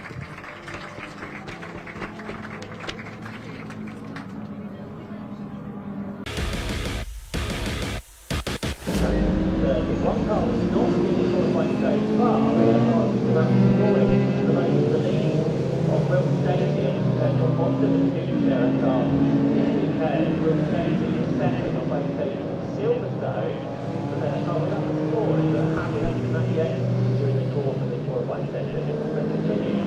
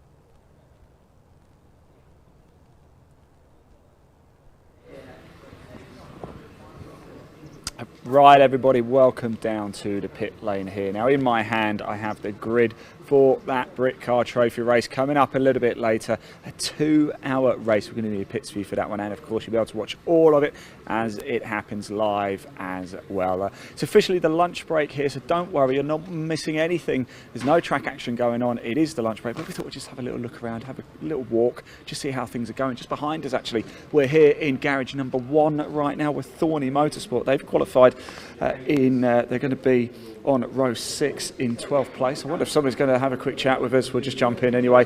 Gentlemen, are we happy with qualifying? Who are we going to talk to? There's the boss. There's the boss. This is the boss. You're the boss. Why don't you tell him what you You're either the boss or they've thrown you under the bus. Yeah, that's normal. That's Callum's happy, it's not him. He's happy is the main thing. Yeah, we'll tell him, actually, we will grab Callum a little bit later, but happy to be here this weekend. Confident in the conditions? Yeah, but conditions suit us, to be honest, and Callum's good in the wet, and the car's good in the wet. We've got a mysterious vibration that we had at Silverstone, and we swapped out the differentials, and it's still there. So that's a slight concern, so we're wondering why it is. We've ruled one thing out then. Well, yeah, but it could be the gearbox, which is obviously painful for us. So, but the wet conditions will help Callum. He's good in the wet. And you know, qualifying was a joke anyway. 30 odd cars around Indy. Yeah, it's luck of the draw. You got to start at the back of the grid, the front of the grid makes no difference. And especially the conditions we had as well. It'll be good. Good wet racing. Fun. You can start at the back or the front. It makes no odds in terms of what we've got in terms of qualification. So I said, look, go out there, enjoy it, and then just drive slow. I mean, the thing, I was trying to explain to them that you shouldn't be driving more than 85%. It's a 2-hour race. It's an endurance race, not a sprint. And I reckon a lot of the cars will fall off halfway. Does Callum listen to that sort of thing, though? No, he ignores everything I say. It's very normal. I have no influence here at all. Yeah. Guys, thanks so much. Best of luck. We'll pop down. We'll grab a word with Callum a little bit later. Over here, the 183 car as well. Let's just we're going to casually make our way actually up to the top because it won't be too much longer before the pre-66 cars actually head over up to the assembly area as well. So we're going to have a word. We'll catch up with them a little bit later. Just over to your left, to put the camera there. Your car number 183 Motion Motorsport. They are going to line up in 22nd place for this race. Actually, it looks like we've got driver there as well. I wonder if we can just grab him. Yes, he's happy to come and have a chat with us. That's what I like to. Thanks. You just said happy's not the right word, but yeah, sorry about that. Right, qualifying difficult out there, was it? Yeah, very difficult. What's frustrating was we were very quick in testing this morning, and the lap where I spun off, we would have been 2 seconds up from where we were, so I would have been pole in class. And then we've got an electrical issue, so that's just cut the power. Which is where I've had to abandon it at the top of Druid. So yeah, so long race, so we'll be fine. So where are we for the race? And we're not concerned about this electrical issue again. We managed to sort it out. Yeah, so it should be okay sorting that electrical issue. So P5 in the race in class. Yeah, we'll be fine over 2 hours. It's going to be busy out there, isn't it? It is going to be busy, and I think just finishing it will be a result today. So yeah. Thanks for talking to us. Best of luck. We really appreciate it. There you go. That was Mr. Puttergill there having a quick chat with us. Garages 3 and 4 are completely empty. Some of the cars actually are still actually up at scrutineering because qualifying has just finished, literally finished about 5-10 minutes ago, so let's keep on going. I'll give you a quick update as well. Data Motorsport are on pole position. That's the car number 47. Rob Boston Racing in second. That's the number 49. Assetto Motorsport, the number 50 car. They're running 2 cars. They've got Formiva Clark Racing there in 4th place. That's the number 23. And Assetto Motorsport, the number 2 car, is in 5th. Let's keep on going up. How are we doing? All right. We're going to keep going. The clouds looking like they still keep on going as well. It's just not stopped raining at all. In fact, here is the Rob Boston Racing. This is the garage where they're going to line up in 2nd place. We're just going to have a quick chat with is he not here? No, he's just on his way. Is he literally on his way? Okay, well, fantastic. There you go. We might be able to grab a quick word. Let's have a quick look actually around here. Some of the setups. What does Rob Boston Racing like to eat? Oh my word, no way. If you've seen those, licorice all sorts. One of my favourites. I'll have one of those. Thank you very much. What else have we got? We've got bananas. Oh, little chip. Oh, look at that. Look at that. Bit of meat there too. Fantastic stuff.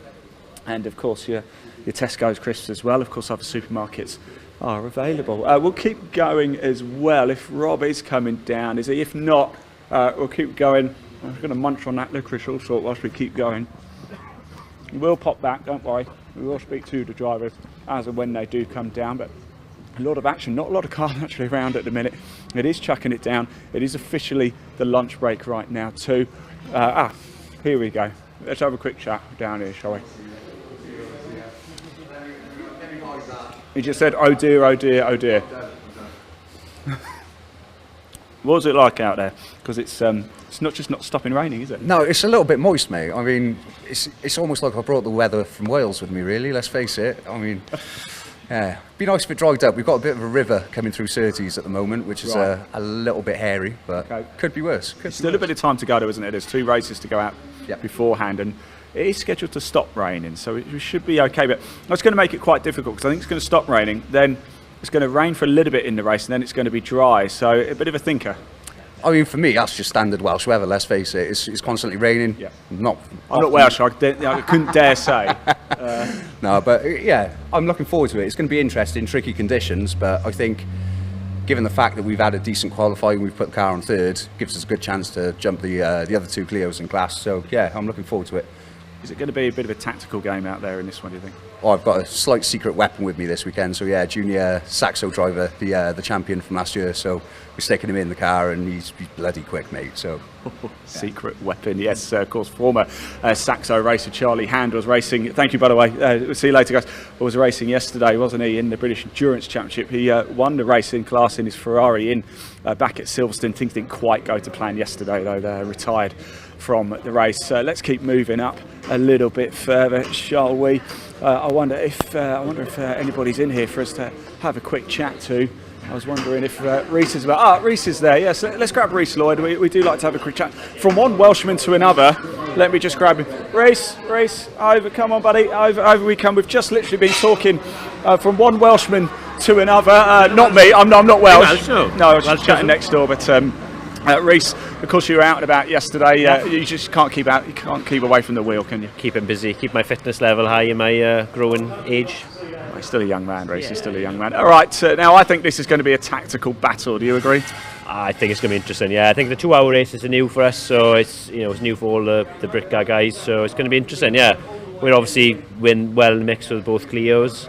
The other cars are pretty tight, so it's going to be all for the taking. Let's bring in Jack as well. Jack, it's great to see you again. We were just chatting about conditions, certainly different from yesterday for the Endurance Championship, but how do you like the wet conditions? Yeah, I'm loving it actually. I haven't done much wet running here, but I mean the car felt really good in that session, and yeah, I think it's looking like it might dry up a bit later, but I mean I'm pretty happy starting the race in the wet, so yeah, it's good. Boys, best of luck out there. Thanks for talking to us. Really enjoy it, won't you? Everybody down here is absolutely buzzing. Yes, they are a little bit more as well. Let's keep going. Let's keep moving up, shall we? A lot of cars now. You can just see a lot of the cars just coming down a little bit. Just kind of try and stand out the rain a little bit, but more cars popping down. Just a quick reminder, you are not missing any of the on-track action because it is officially the lunch break here at Brands Hatch, so do not worry. Here comes some of the cars now. Here comes number 64 just past us. I'm frantically trying to see where that's qualified. That's the JW Britcar. It's going to line up in 25th. Just alongside, this is a good time to come down here actually. It's a hive of activity right now alongside number 88, the Hyro Motorsport, the white Clio. That is going to start in 14th place. Just going past me to my left is the number 77, the TCR team. They're going to start in 10th place, and there is that Lotus as well. That is the Rob Boston racing car. That's the garage we popped into. They are going to line up second on the grid behind car number 47 of Datum Motorsport. So there we go. Let's keep on going up, shall we? There's quite a bit of action. I want to keep going. I want to see if we can get ourselves up to Team Brit, see if anybody's in there for us to have a little chat to as well. There's the number 282 car, and here is your pole position car as well, Datum Motorsport. Let's go in and see if we can have a chat with someone. I just wonder who's behind the wheel. Here he is as well. Congratulations, pole position. How are you feeling? Thank you. Feeling good. Feeling good.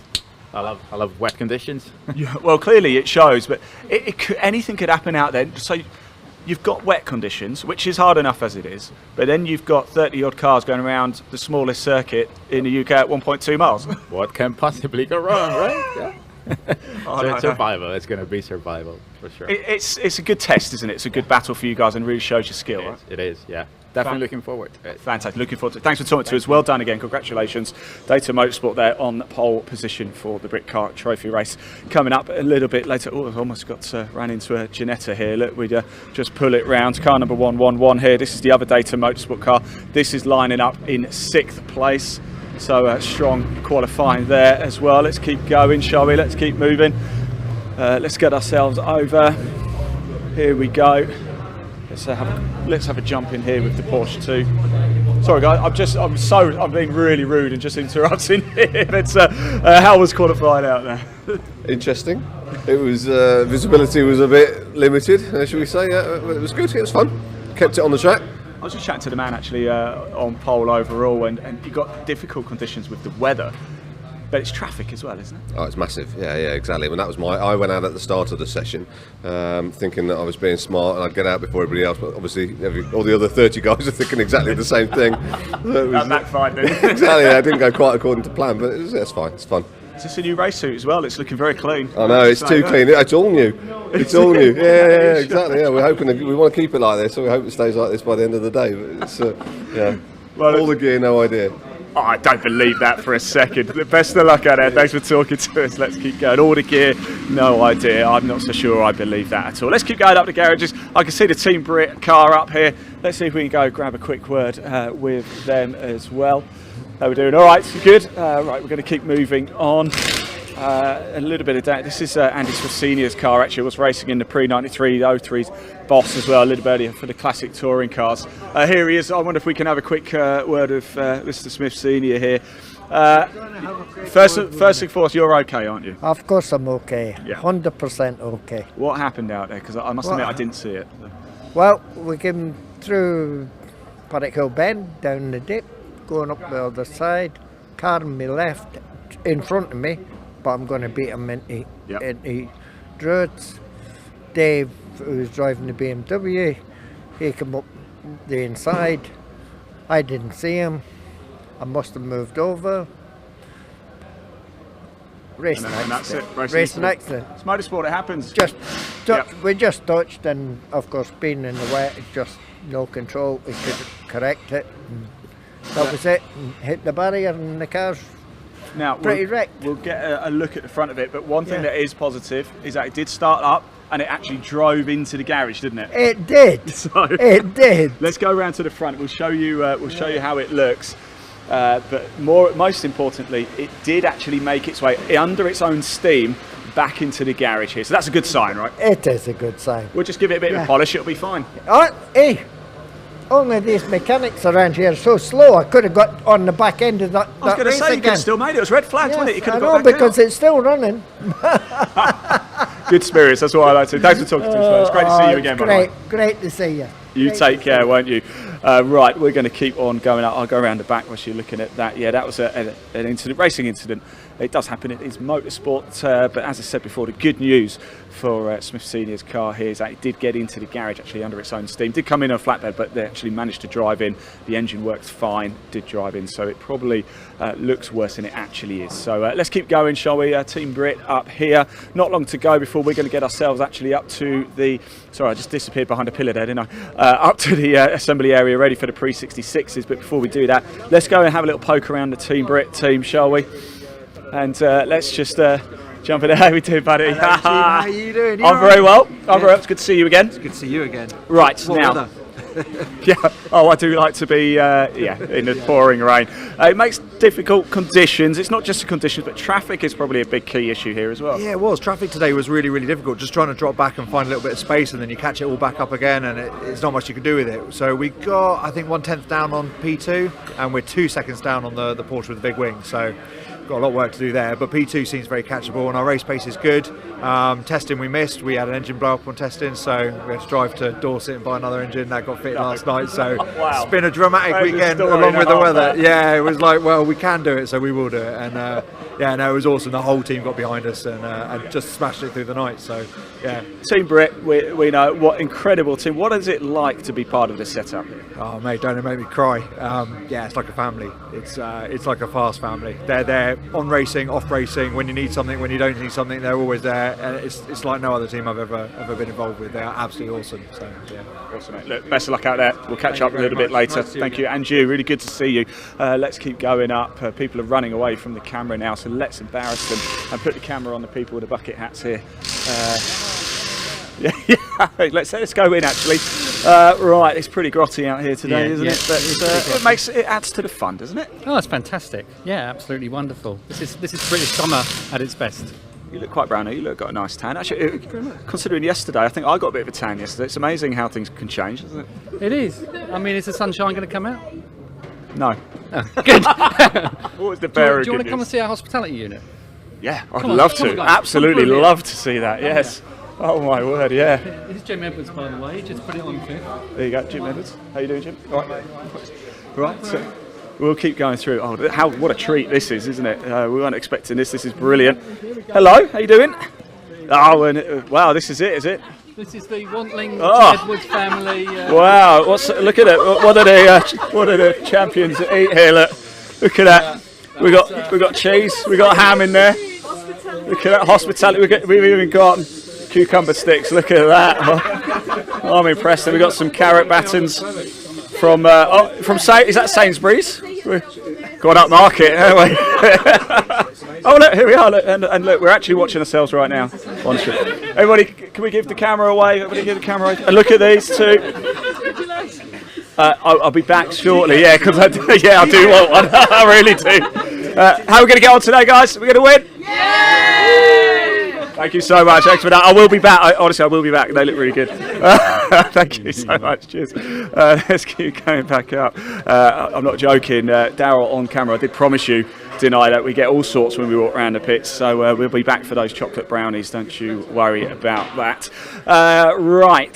Talking of that, we are going to get ourselves actually, I think, up to the assembly area, because very shortly it's time for the pre-66 race. We're going to be in assembly. We'll catch up with some of the drivers as just before they head out for that one. Yesterday's race was an absolute corker. Today promises just the same, if not even more, with very, very difficult conditions indeed. I'll be back shortly in assembly area with the pre-66s. Thanks for watching. See you soon.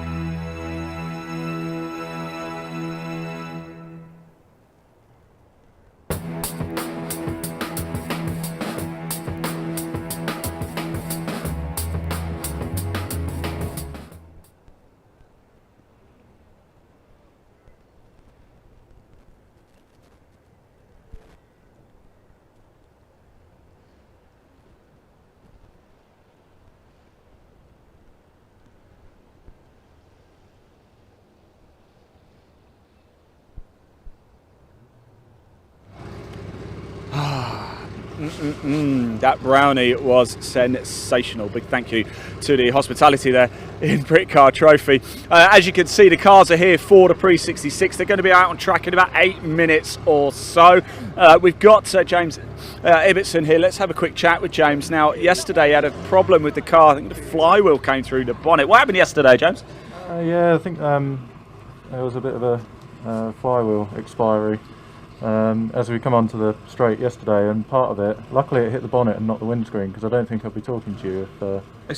I mean, I saw the post on social media. It was quite frightening, really, but fortunately you are a brave old soul when you go back out again. Yeah, that's it. Yeah, perhaps, yeah, we'll see what happens. There was a bit of there was a few moments yesterday, shall we say, but no, I think first, second and third aren't starting, are they? From yesterday? No. Yeah, so no pressure. No pressure. We're going to see a bit of sideways from you today. We usually do, don't we? Possibly, yeah, maybe. Possibly. That's a yes. Yeah. James, best of luck. Thanks for talking to us, mate. Let's hope that the flywheel stays in the car. Let's have a chat with Billy here as well, lining up right here. Right. Billy, difficult conditions, isn't it? It's going to be quite fun out there, I think. It looks it. I'm looking forward to it. I can imagine James is just going to disappear at the start, but try and hang on to him and see what we can do. Are these weekends always the hardest? Because yesterday, amazing conditions, wasn't it? In fact, Yeah. it was hot yesterday at times, wasn't it? Bone dry. Today, it's a complete polar opposite. It's almost like 2 race weekends in one. Yeah, everyone's in the same boat, and they so. Well, it could almost literally be in a boat here at times, couldn't it? Literally. I had to get it in, sorry, buddy. I'll leave you to it, mate. Good luck, mate. Best of luck. Let's keep going on, shall we? It is absolutely... Well, I keep thinking it's going to stop, but it doesn't. It's not raining heavy now, but it's just persisted. It's just not stopped literally all day, isn't it? So let's chat to Mr. Swan here. How are we doing? Hi. It's good to see you. You all right? Yeah, not bad, not bad. It's a funny old weekend, isn't it? Bone dry yesterday, amazing conditions, and today... what do you prefer? Moist. Amazingly moist. Why is that word funny? Well, I don't know. I don't mind a bit wet, you know, as long as, you know, got right tyres on and have a go. I'm not opposed to a bit of wet rain. That's what yeah, I like or to wet hear. rain, that's the usual sort of rain, isn't it? So, yeah. Wet rain, yeah. Dry rain, I'll be really happy.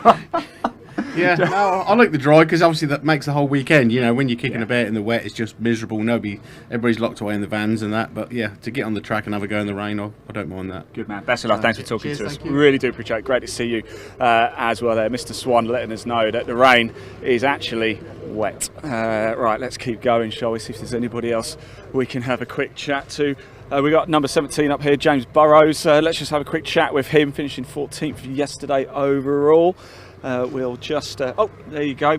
Yeah, don't open the door because it is pretty grim out here, isn't it? It's very grim at the moment, but still we'll see how we go. Exactly. Quite lightweight. We're going to see a bit of sideways action, do you think, today? Possibly not from the minis, more from the other cars, I think. We're expecting it from James at the front, aren't we? Yeah. Are you quite happy driving in the rain? Yeah, I don't mind. It's quite normal. We get quite a lot of it in this country, don't we? Fantastic. Thanks for talking to us. Best of luck for the race as well. Right, so you can see the marshal just in front of me holding the gate. It looks like we are going to be out on track very, very soon. Still a lot to bring you this afternoon as well. Don't forget, this is the Pre-66 race coming up. Then we've got the Thunder Saloons after that. And then, of course, we've got that 2-hour Britcar Trophy race. Stay here, watch it all as I hand back to your commentator, Adam, to take you through the action of this one. Thank you so much, Ian, for bringing us levity, Pre-66 previews and brownies. Jealous much of those brownies. But yes, we are about to go racing with the Pre-66s. They're due to be out on circuit at 2:30. So in a couple of minutes, they should make their way down from the assembly area to the circuit proper. So many exciting cars, of course, on the Pre-66 grid, and on pole position for the race it is Timothy Abbott in his Ford Lotus Cortina alongside James Ibbotson in the Hillman Imp from the front row of the grid. That little Imp is going to be a leading contender here. Billy Kennelly in the Ford Anglia, keep an eye on him from row 2 as well. Ed Gibbs in his Anglia alongside on row 2. 539 car, another of the Anglias, Kevin Swan on row 3 alongside David Hall in his 57 Ford Lotus Cortina. Row 4, Nigel Cox in the 47 car, that's another Lotus Cortina alongside Will Edgeby in his Hillman Imp, car number 34. Kevin Bottomley is next in the car number 15, Michael Loveland in another Imp on the 22 car, that is completing row number 5. Row 6, meanwhile, will be, I believe, James Burrows there.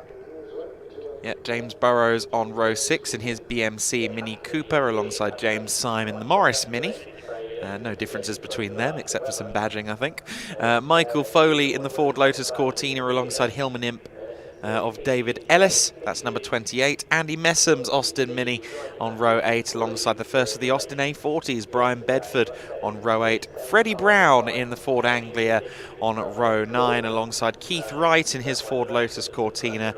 Piers Grange, we've seen him in the assembly area, so the mighty Mustang is going to be racing, and no doubt Piers is going to work his way through the order a little bit in this one. Robin Slater alongside him on row 10 of the grid. Next up on row 11, we should have, I believe, Pat Kennelly, if he takes the start. Hopefully he does. Of course, had some issues in the earlier race. He looked like the engine let go, but hopefully it was a bit less minor than that, and Pat Kennelly can take the start. Luke Wilson is next in the number 1 car alongside John Davis all alone on row number 12. So that is our grid for this 20-minute race for the pre-66s. Wildly different conditions than what they had. It was a wonderful, entertaining Saturday sunny afternoon for our competitors last time. Of course, Michael Sheraton in his Ford Anglia was absolutely spectacular, fighting up against the Cortinas and Piers Grange in the Mustang and so forth. He let me know earlier on that he's actually not going to be out today. He's already back home. 3-week-old baby for Michael. So congratulations to Michael Sheraton. He's got some fatherly duties to deal with alongside his racing commitments at present. So we look forward to welcoming him back to the CTCRC paddock next time out. So the cars then heading their way out onto the grid, and we will get them lined up and ready to go in short order, I'm sure. Some wonderful cars out in the pre-66s, of course. Lots of Hillman Imps at the moment. They seem to be in vogue in the pre-66 paddock. Of course, even though, of course, these cars have been around for the better part of 60 years at this point, it does seem as though some cars that are eligible go in and out of popularity a little bit. So the Cortinas, of course, are perpetual, and why wouldn't they be? Now let's see if Piers Grange gets that car started. I really hope he does, because he was spectacular in the earlier race. The marshal looks like he might be wondering what Piers is doing himself, so hopefully Piers can get the big 4.7 litre V8 started. Yes, he does. Good stuff. So we are going to have Piers Grange working from the back in his Mustang. Of course, his car stopped accelerating on the run towards Surtees yesterday. Ended up bringing out a safety car, unfortunately, as well, as the car was abandoned on the grass. And he is the only V8 on the grid, markedly larger than any other car on the grid, given the Mustang's much wider width and a bit taller than most of the cars as well, despite its coupe body shape. It's certainly one of one on this grid. There was meant to be a Ford Falcon with us this weekend from Alan Greenhall, but sadly Alan withdrew from this weekend's action. Of course, you heard Ibbotson reference the changes, or rather the fact that we've lost a few cars from yesterday. Michael Sheraton, as we've already mentioned, he's not here. Timothy Abbott's 63 car is also missing, so our front row is completely bare of cars, unfortunately. So no Timothy Abbott and no Ian Thompson either. So that's what he was referencing earlier on. So both Timothy Abbott and Ian Thompson are not taking the start.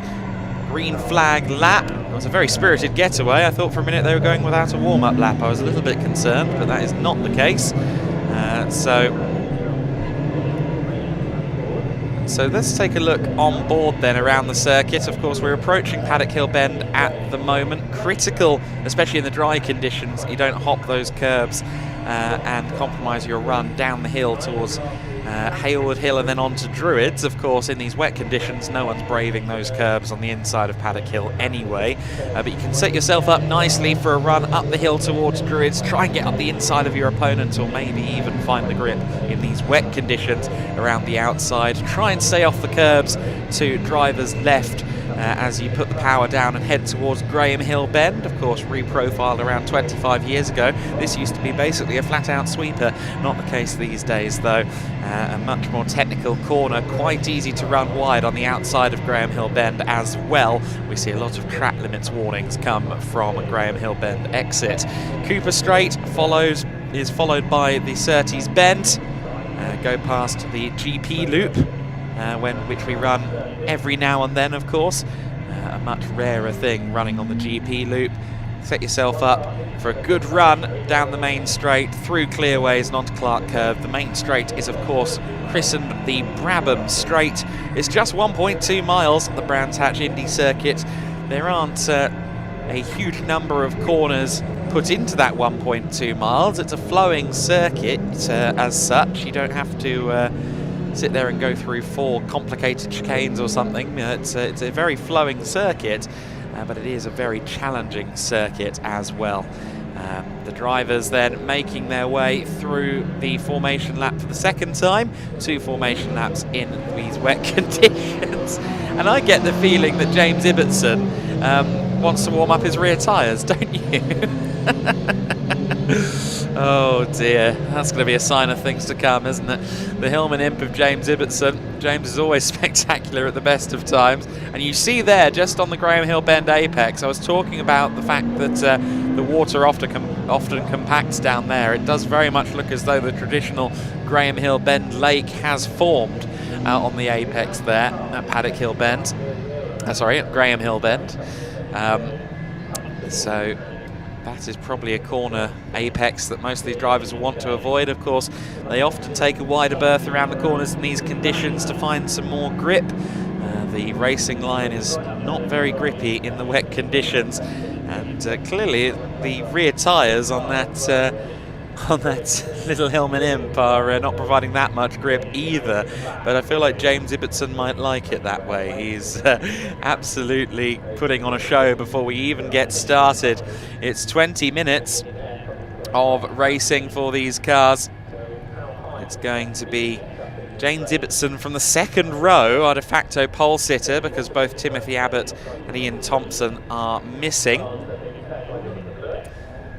And I'd say story of the race here is whether Ibbotson can continue to lead this. We know that Billy Kennelly is strong. We also know that big Mustang is quick around this circuit. He qualified second yesterday. Of course, Piers Grange, in these wet conditions, the big Mustang might be a bit more difficult. So we'll have to see whether or not he can work his way through the order. So then we are getting ready for racing now.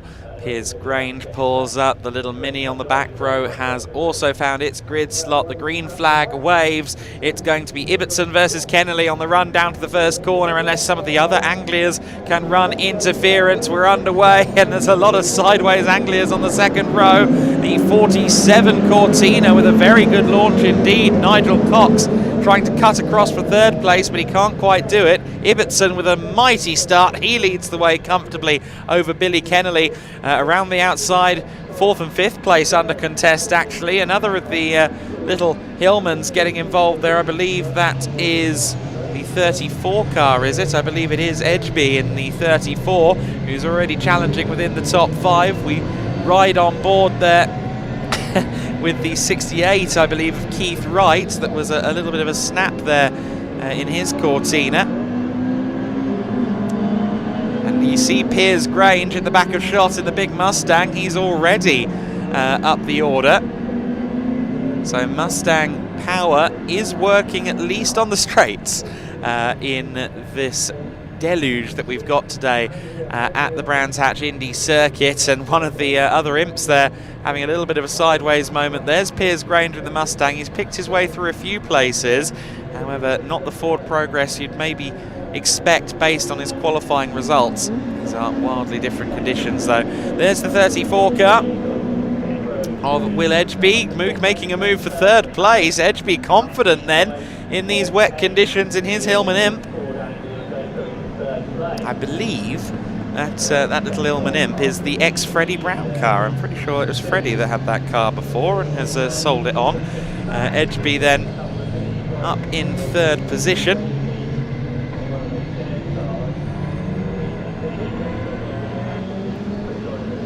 Further back in the pack, a little bit of a traffic jam here as everyone is trying to pick their spots around the circuit. It's often a voyage of discovery in these early laps.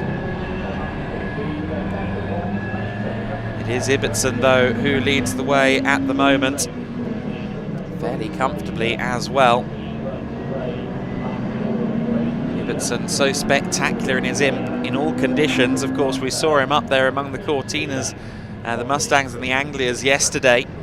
A couple of those Cortinas have already gone home, as has the Michael Sheraton Anglia. Therefore, Ibbotson with maybe a slightly clearer path to the top step, but in these conditions, it's going to be anything other than easy. The gap between the top two out to 2.58 seconds. Kennelly there in second, then it's Edgeby. The Ed Gibbs 102 car in fourth position. There's the 47, the fast starting Nigel Cox has fallen through the order a little bit and is now under pressure from Kevin Swan in the 539 car. Just looking to the inside potentially at Graham Hill Bend, but as we've established there is a small lake developing there.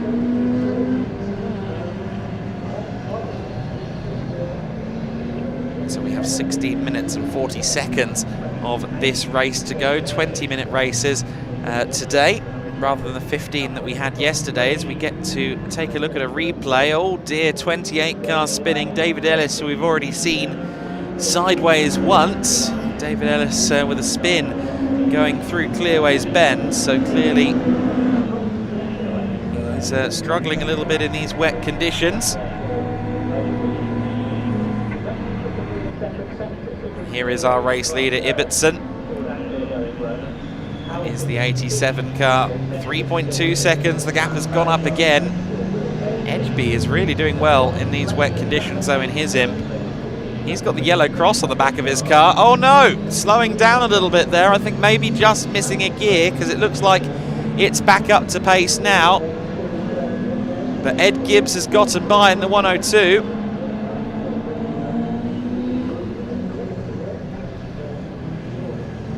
Ibbotson then, uncontested at the sharp end of the order and far smoother than his formation lap suggested. I thought he was going to be fishtailing all the live long day based on earlier form. Piers Grange not really surging through the order as one would anticipate, but again, these are not Mustang conditions.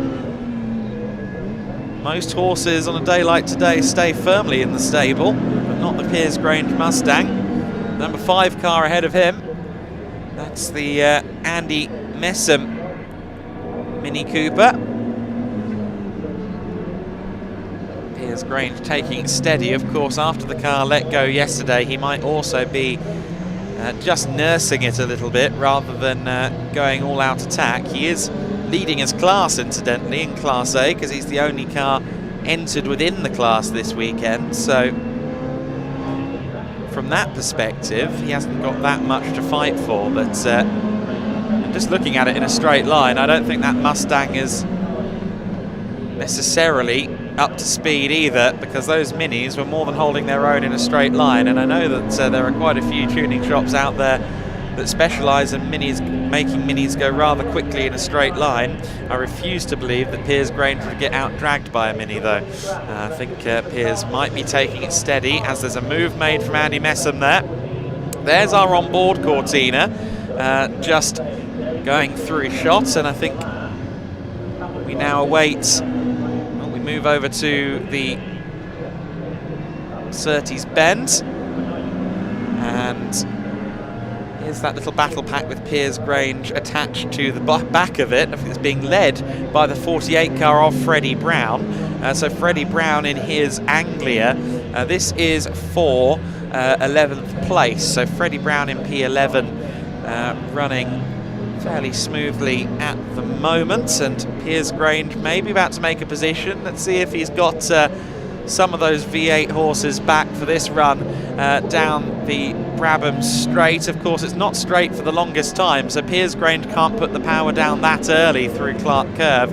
But again, the little Mini seems to be more than holding its own in a straight line, and I know that Piers Grange will have to wrestle that Mustang every inch of the way. But I do wonder if there are still some hangovers from yesterday, problems from yesterday. There's the number 5 car. I know that he's got the rear window open there. I think that's probably to try and keep the mist away. Don't want to fog the windscreen up and no longer know where you're going. The leader, of course, is Ibbotson, 3.2 seconds clear at the moment at the sharp end of the order in his Hillman Imp Super. We have 12 minutes and a half left of this race, and already looking comfortable there at the sharp end, although I will say Billy Kennelly was quicker last time by about 0.6 of a second, so maybe Kennelly is starting to find his footing in these wet conditions. The 15 car, this is Bottomley in his 15, little Mini. It is listed on the entry as a Morris Cooper S. Cars filing through Surtees Bend. It looked like they were woeing up a little bit there. Hopefully no one had a sideways moment. I note that the 57 car has some battle scars on it. That's David Hall. Hall is running in 4th position, so we're back towards the sharp end of the order now. And running on board with him as well, I believe, in a 4th position. Oh no, that's Hall going past, my apologies. So Hall in 4th place, lapping, I believe that might be right in the 68 car, actually, our onboard camera there. Here's the battle for 2nd place then. Kennelly has been closing in slightly on Ibbotson, but moreover, he's got to worry about Edgeby behind him. Will Edgeby in the 34 has not really given any reprieve to the Anglia driver since this race got started. Edgeby a lot braver with the apex at Graham Hill Bend. Of course, theoretically it should be quicker. It's a shorter line through the corner, but traction counts for a lot in these wet conditions. Edgeby just keeping study of the Anglia at the moment. Let's see what they're like comparatively then on a straight line. I feel like the Anglia should have a slight advantage over that particular Imp. The Imp Super in the lead in the hands of James Ibbotson, I think, has the advantage over the Anglia. But yes, indeed, the Anglia is stronger than the 34 in a straight line. Of course, the 4th place car is the first of the Lotus Cortinas. We know that that's a pretty quick car in a straight line. The Cortina engines, the Lotus engines, always strong, and of course that was a big part of Lotus's role within the development of the Lotus Cortina.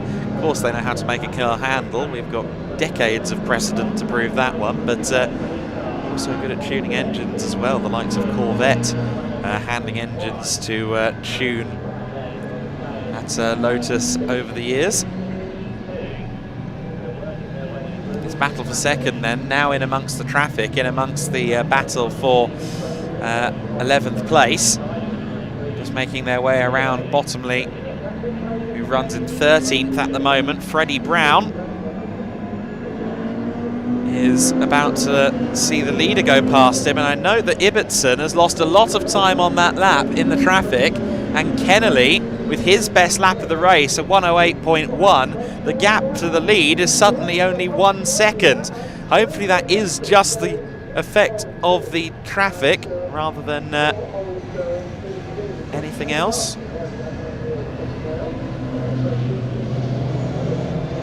So yes, change for second in the traffic there. Edgeby has moved up into second place.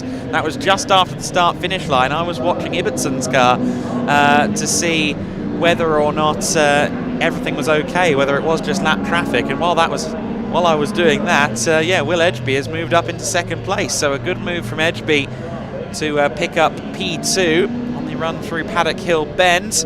And Kennelly down to third, but of course Kennelly's car we've already seen stronger in a straight line than Edgeby, so if he can get a good run, then who knows what could happen next. Ibbetson, though, is about to lose out on the lead. Oh, there goes Kennelly. Kennelly with a sideways moment. It's now a drag race between the Imps down the straight, and Edgeby has an edge ahead. Ibbetson's car, though, the Hillman Imp Super, starting to show its mettle on the run down to Paddock Hill Bend, but Edgeby with the inside line takes the lead. Great driving from Edgeby. He's moved from third to first effectively in the space of one lap. Kennelly has carried on. We can see that he's still there in third place ahead of the first of the Cortinas of Hall. But Edgeby into the lead, and Ibbetson's car just strikes me that it's off pace a bit. His best lap of 108.6, his last lap of 110.5. I also reckon the Imp Super would normally be a little bit better in a straight line. That's not proving to be the case right now. I just wonder if Ibbetson is nursing a problem. They are all 1040cc engines. All four of the Imps that are entered today are running the same 1040cc motor. But Ibbetson's car certainly looked like it had more power than the other Imps yesterday. In these conditions, though, Will Edgeby seems to be in the pound seat right now. Has got his head around the conditions. He's driving forward, driving away from the rest of our competition. Edgeby with the fastest lap of 107.5. Last lap for Ibbetson was at 109.3, so still a little bit off his best. It's all Imps at the sharp end of the order then. Kennelly has dropped back, and there's Hall well off the racing line. Well off the racing surface in general, David Hall there. Maybe just misjudged his braking into Druids Bend as he continues to navigate these Mini Coopers that are running a lap down.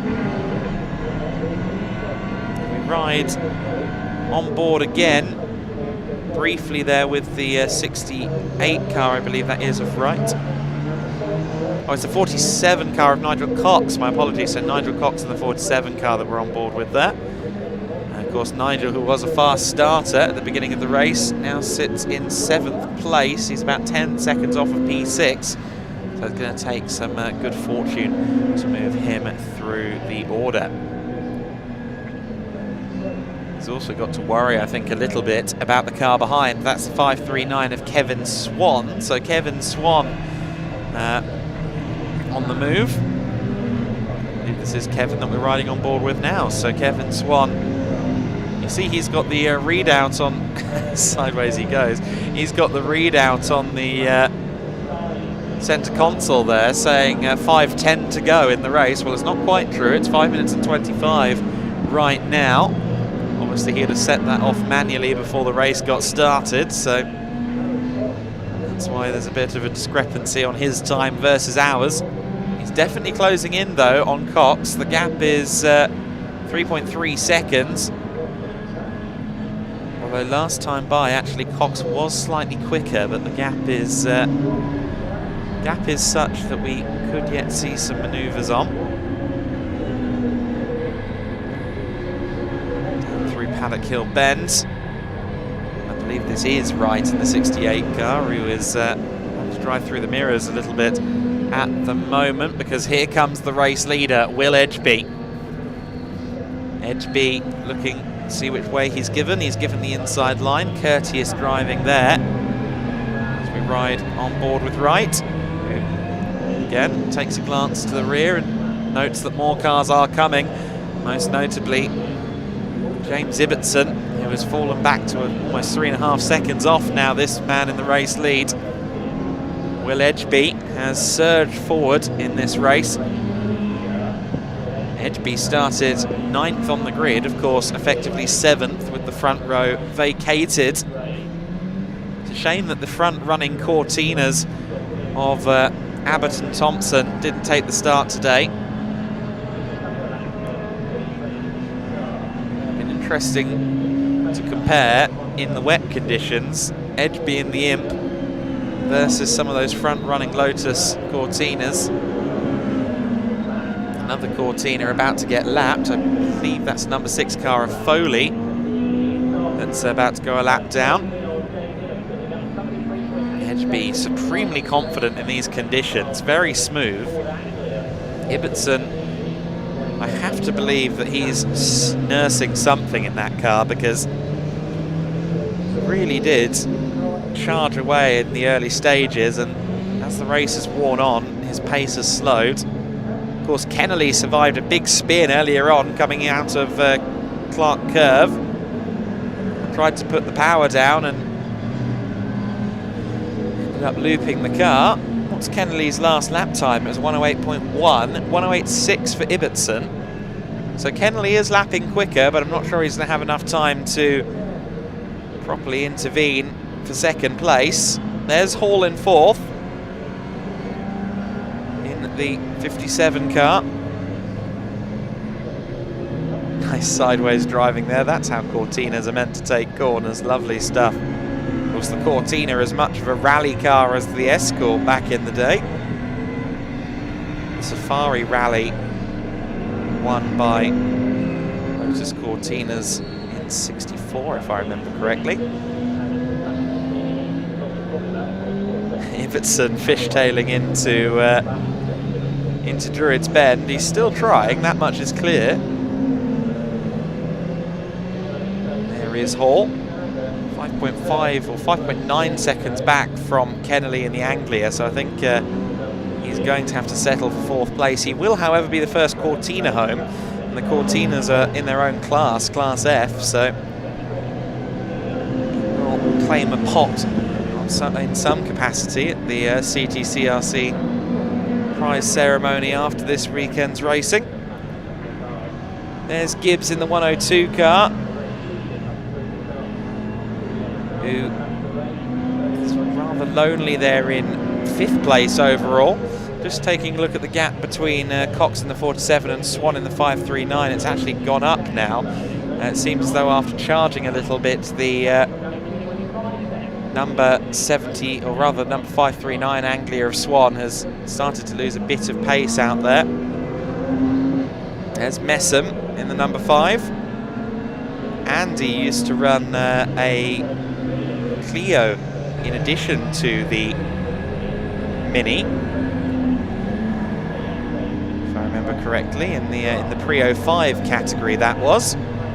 Used to double up, sometimes had to hop straight out of the Mini and into the Clio, or vice versa. These days I think only running the little Mini Cooper.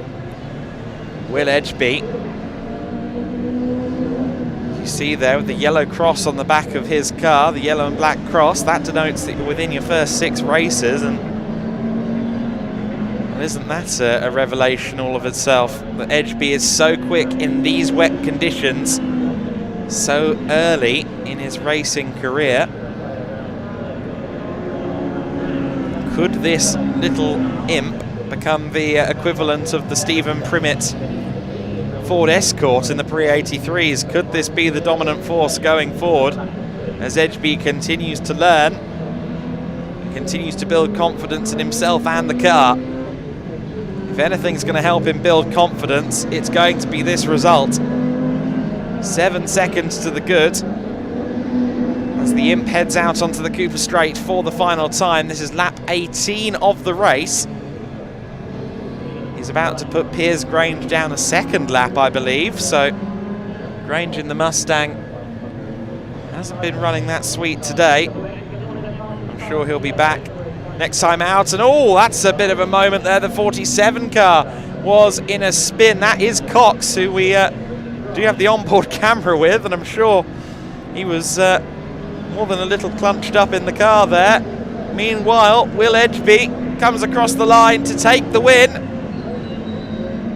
It is a victory for the Imps. It's a 1-2 for the Hillman Imps, with Ibbotson in second place. Kennelly, the first Anglia home, in third position. First, the Cortinas comes next. That's the number 57 of David Hall. Hall takes fourth place. Fifth place for the 102 car, that is Ed Gibbs. Next up will be the 73 car of Slater, another of the Cortinas across the line there, the red car. Next up comes another of our Cortinas. I think that was the number 6 car of Foley, crossing the line lap down. Of course, the 539 of Swan is also yet to take the flag, I believe. Here he comes now to cross the line. Kevin Swan, who started P6, is going to round out the race in P7, which I think is a decent day in the roving office. And here across the line now, this is Swan across the line, sorry, I believe, in 7th place. So that was Swan across the line. Loves those onboard cameras over the shoulder. You can see the gear changes at work. And the last car across the line, one of the Austin A40s. I believe that was Bedford crossing the line to wrap up the order. So then, with the race complete, we'll now speak to Will Edgeby and the rest of the podium with Ian Waterhouse.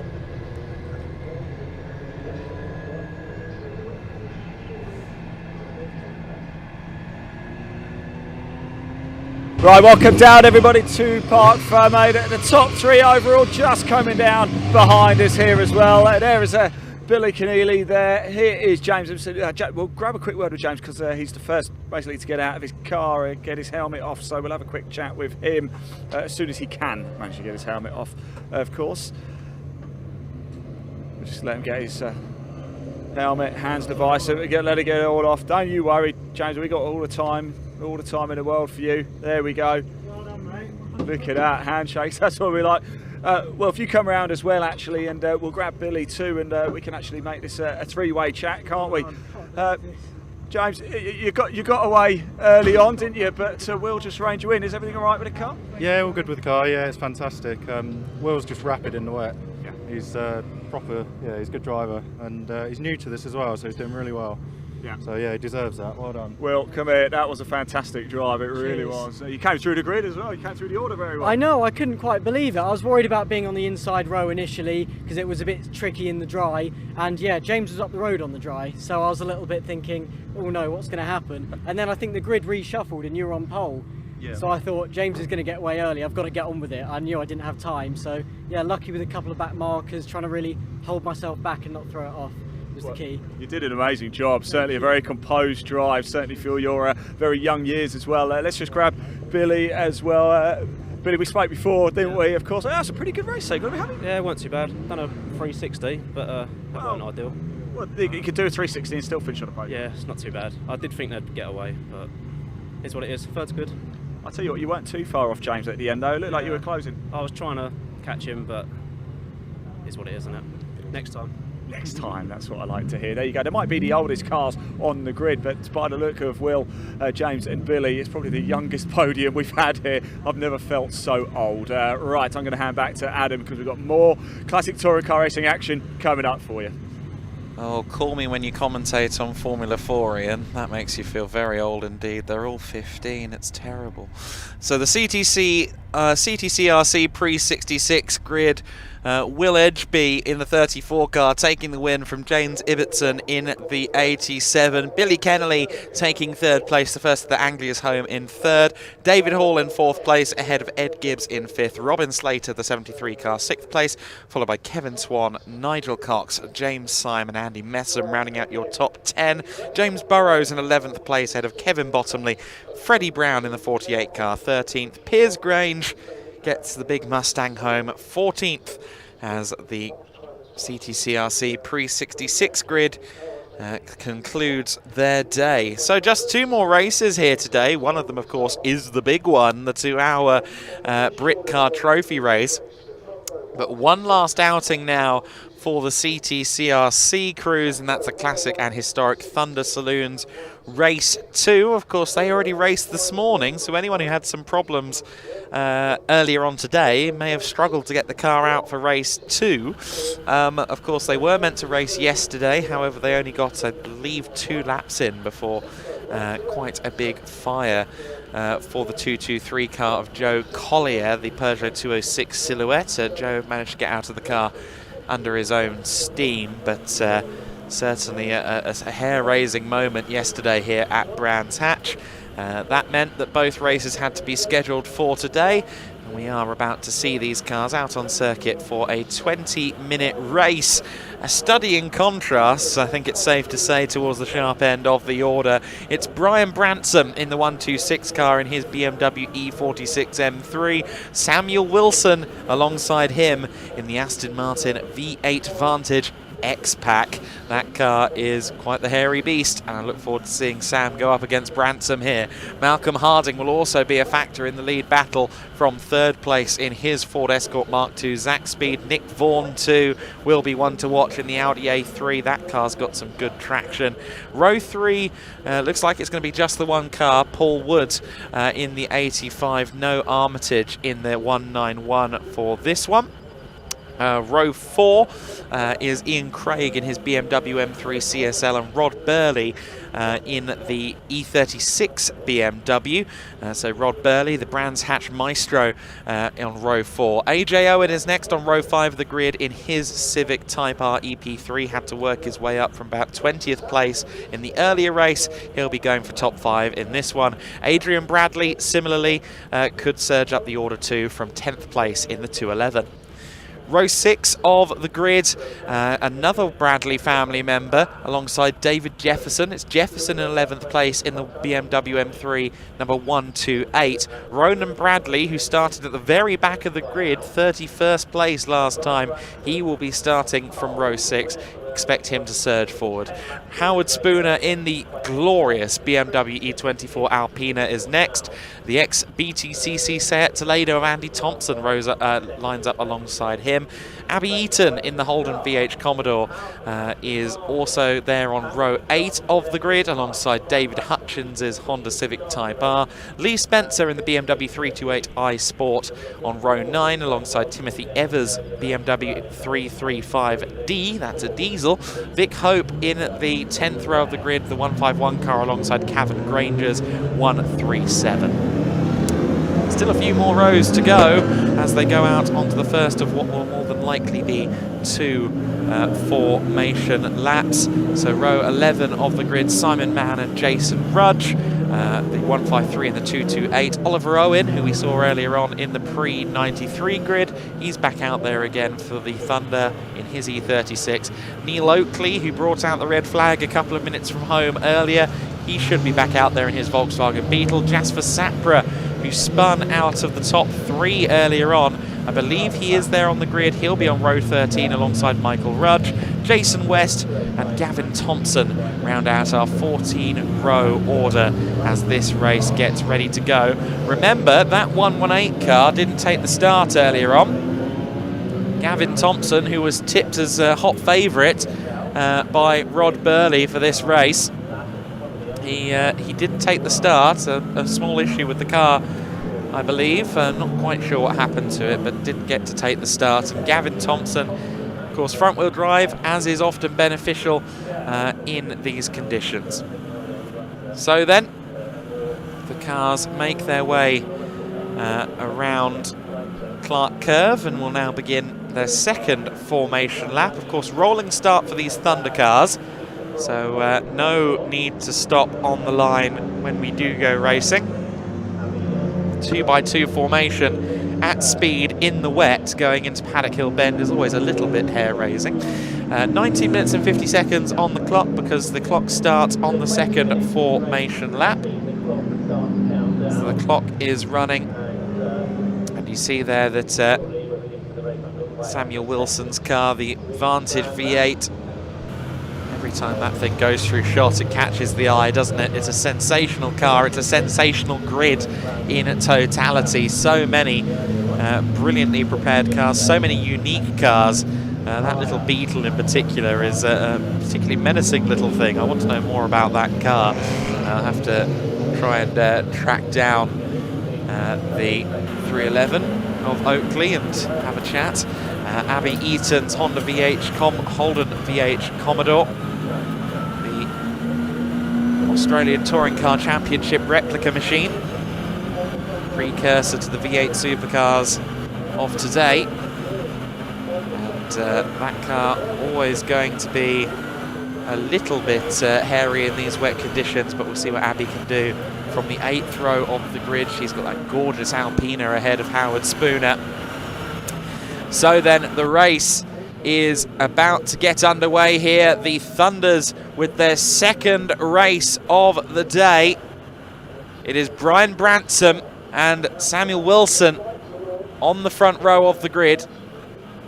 Two very different cars on the drag race to the first corner. Will it be V8 Thunder or straight 6 noise that we hear first at Paddock Hill Bend? Nose ahead for Branson, but the power of the Vantage allows Samuel Wilson to get a nose ahead, and the downforce of that big rear wing helps him stick it around the first corner. It is Wilson then that leads the way on lap number 1. We ride on board with Abby Eaton, and well, there's not much to see there, is there really? So much spray for Abby to contend with. Just ahead of her there was AJ Owen trying to pick his way through the order.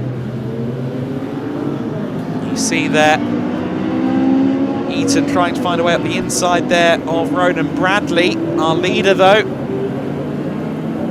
is indeed the number 20 car.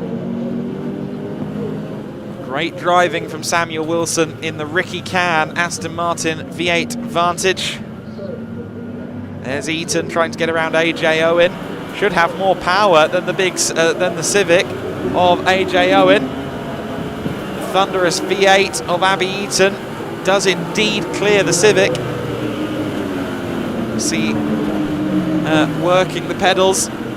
She slows the car down for Paddock Hill Bend, eases it onto the throttle. Nice driving from Abby in amongst the pack there. The 44 car going defensive. That is Rod Burley. His E36, it's not necessarily his signature car, that would be an Escort Cosworth, but his signature number as he takes the Classic Thunder grid at his circuit, where he's taken so many wins. There goes Abby Eaton getting past the elder Craig, the elder statesman of the Craig family. It's Ian Craig. Our top 2, our top 3 come past. 4 very different sounding cars there. And a bit of a gap then from 5th place back to Rod Burley in P6.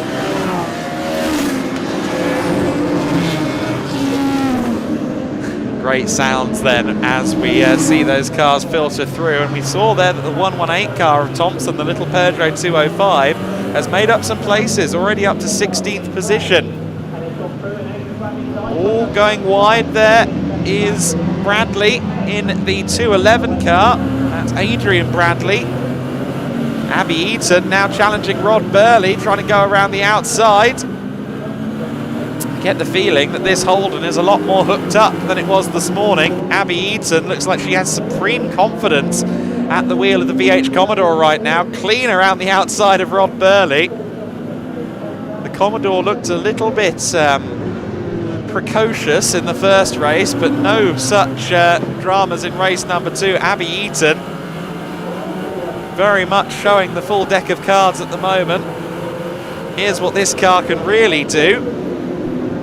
Already up to 6th position. Definitely can't rule out a top 5 with this level of progress. Top 2 very close together then. Brian Bransom has not been dropped in the slightest by Wilson.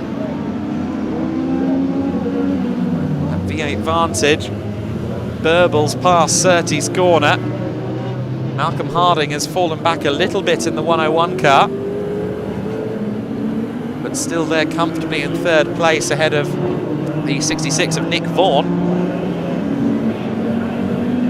Nick Vaughan has not quite shown the same pace relative to the front of the order as he had this morning. He was challenging for podium honours. He's a little bit off the podium at the moment as we start to find ourselves among the traffic for Samuel Wilson.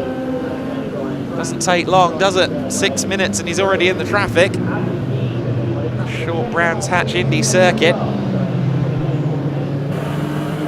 Abby Eaton under the Burton Power Bridge, which is very apt on a weekend where the Burton Blue Oval Saloons have been racing. Side by side as Rob Burley trying to hold off Adrian Bradley. Ronan Bradley's watching on behind as well. Ronan hasn't quite made the progress I was anticipating just yet. I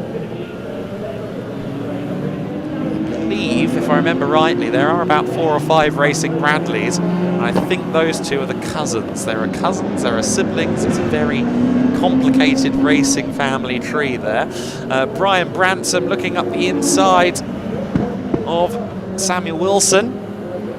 Can he get the run up towards Druids Bend? Not quite. I think the BMW surely, almost inevitably, has the edge in the corners and on the brakes, and he's managed to get it all the way around the outside at Druids Bend. I wasn't expecting him to pull that off, but he has done. He got the inside for Graham Hill and moves up into the lead, but there comes the big V8 of Samuel Wilson, retaliating as best he can, but compromised his run through Surtees. What Wilson needs now is a good run out of Clearways and Clark to try and power back past the M3 at Brabham Straight, but I'm not sure that's going to happen because he's lost a few car lengths there. He will close in, but I don't think he's going to close in enough. What he's going to hope for now, Wilson, is another opportunity to sneak back past Branson.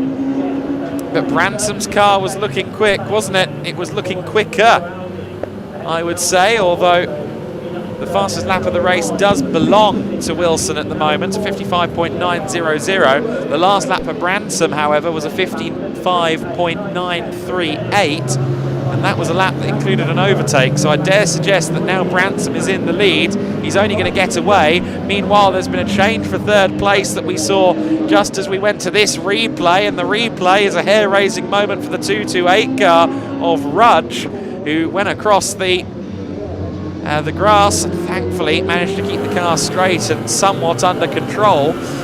On board with Abby Eaton as she now closes in on one of the BMW M3s up ahead. That's Wood in the 85 car, so this is for 5th position. Eaton actually quicker through the corner as well in the big VH Commodore, and now she's surely got the straight line advantage over Wood. It's actually about equidistant. The gap remains, but she'll dive up the inside for Paddock Hill potentially, later on the brakes than Wood, but can't quite get the anchors on in time to dive up the inside there. So fascinating to see a driver of Eaton's calibre on an onboard like this in a car that's quite so old school and hairy as the old VH Commodore. Again, Cooper Straight, that's a section of the circuit you expect to favour the Commodore. There's the 66 car of Vaughan, the Audi. Now up into P3, of course. I did mention just before we cut to that replay that just up to third place was the 66. So Nick Vaughan has made his way past Malcolm Harding in the 101 Zach Speed Escort. Vaughan is some 7 seconds back from Wilson in the Aston Martin, so I think third place might be the peak in this one with 10 minutes left to go. However, anything is possible, and Abby Eaton has managed to get past Wood. So change for 5th place. Abby Eaton has made a position up and just navigates the 151 car of Hope. Vic Hope in the Civic Type R. Some more lap traffic for Eaton. Yellow flags out at Surtees, and that's why, because the 153 Cadbury car is, well, it's not at Cadbury World, it's, a much muddier place than that, unfortunately, in the grass, and has managed to circumnavigate its way back to the tarmac, which is not always a guarantee in these conditions. Hopefully he can keep going, but there's a good chance that he might pull in. I think he's damaged the front splitter on that car. Let's take a look, and the little Beetle was having a moment. Rudge was having a bigger moment. And goodness me, he exited stage left there, didn't he? Did very well to not completely fire off. And then in the back of shots, I think that was the other BMW, or the BMW that we saw on the grass before, having its big moment. So again, Surtees is proving to be the point of contention for all of these drivers. The wets struggling for grip in these conditions. 55.705 last time by for Brian Branson, fastest lap of the race, as he continues to establish his lead. I think that that Wilson has backed off a little bit now. The last lap of 57.496 for Sam Wilson. I think maybe realising that Branson's car, once it was passed, was only going to disappear up the road. I think that might be what's going on with Sam. And Wilson continues on. Abby Eaton in the number 50 car is now up to 5th place and got 5 seconds to hold to Harding in 4th. So potentially another position to be gained. I think that is Harding we just see ahead going through clearways. It is. So she can see her target, which is always a motivator as a driver. It's a 5-speed gearbox in this V8 Commodore.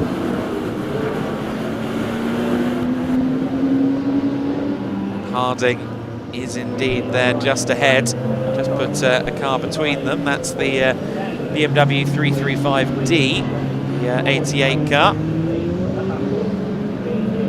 driven by Evers.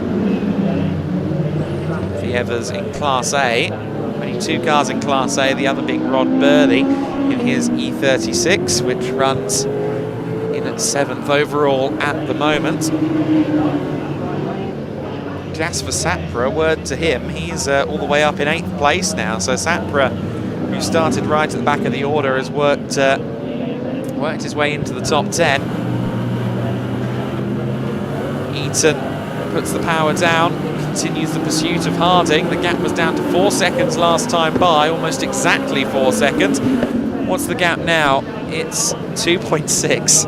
So Abby Eaton is on the charge. Here's Jasper Sapra, who's made up 8th place. Is he challenging for 7th now? Rod Burley's just a second or so clear of Jasper Sapra.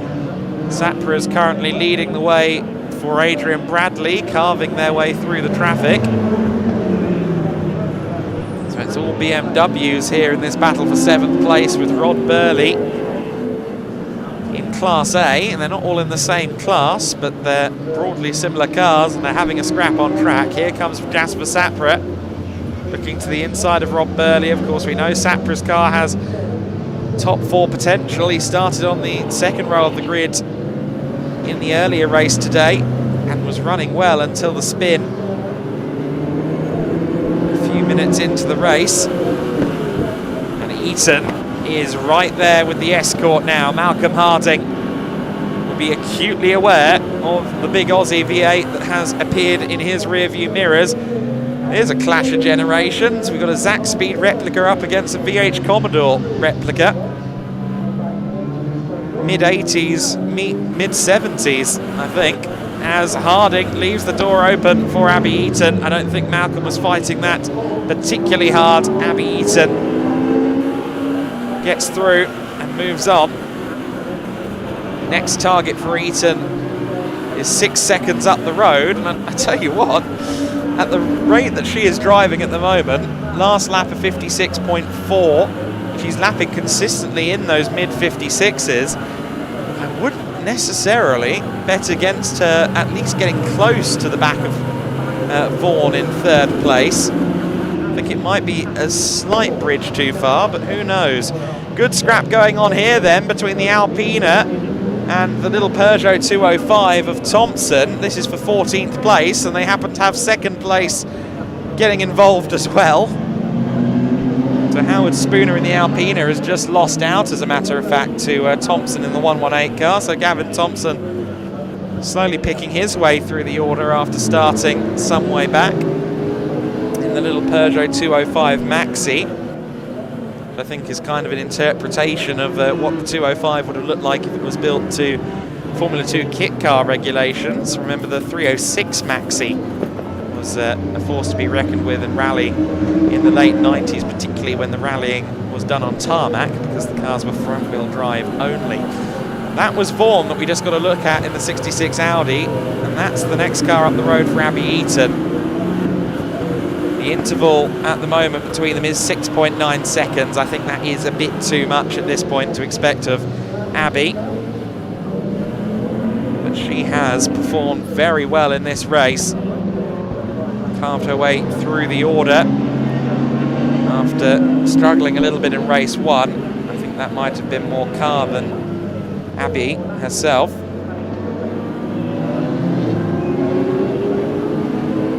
3 minutes of the race left to go. Vaughan, I think, is closing in on Wilson as well, actually, as the Civic up ahead of Abby Eaton just runs off track a bit. That was Vic Hope again. Vaughan picks his way past the Alpina of Spooner. I think is possibly the most handsome car out there.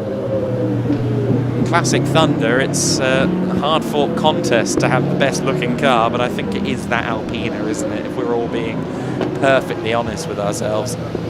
The 24 BMW. Of course, Alpina recently purchased by BMW themselves. Previously was more of an independent firm, but has been taken in-house, much like AMG was by Mercedes many moons ago. AMG weren't always exclusively Mercedes. Used to work on the odd Mitsubishi as well for production out in the Japanese market. Abby Eaton picks the way through the traffic. Malcolm Harding is still there or thereabouts. He hasn't really let go of the Commodore. 1.7 seconds with the gap last time. I fear it's gone out a little bit now.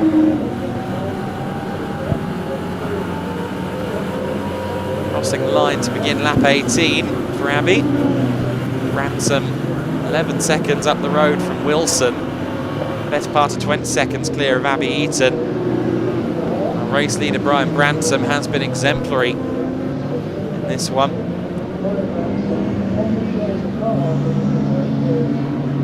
We get a replay now of Jas Sapra trying to find a way past Rod Burley, and was there contact? Looks an awful lot like there may have been.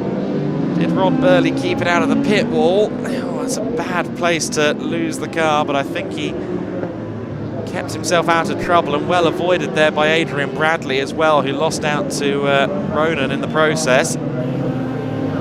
But Rod Burley, I'm not sure if there was contact or whether he just lost that on his own. It could well have just been that Rod Burley spun up the tyres on his own and Sapra had to avoid, but either way, very close quarters racing, and on that occasion it didn't go either man's way really, although Sapra has now moved up a position, of course, courtesy of all that. Sapra now runs in 7th place, and that will be the ceiling for Sapra, who is quite a way up the road from Wood in 6th place. Is just about to go a lap down, as a matter of fact, on Bransom, who will start his final lap this time by. So Brian Bransom begin the final tour of this race as our leader, 13 seconds clear of Samuel Wilson, who hasn't really followed up on his early pace. That's that advantage, very tricky indeed in these kind of conditions, but Bransom has proven to be class of the field in this race, as he did earlier, of course, as well. Branson will leave Brands Hatch with Lots of optimism for the rest of the season. Yellow flags are out though at Surtees Bend.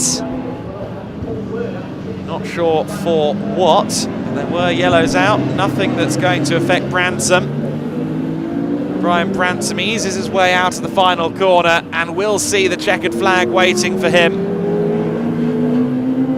Brian Bransom takes the win and the checkered flag.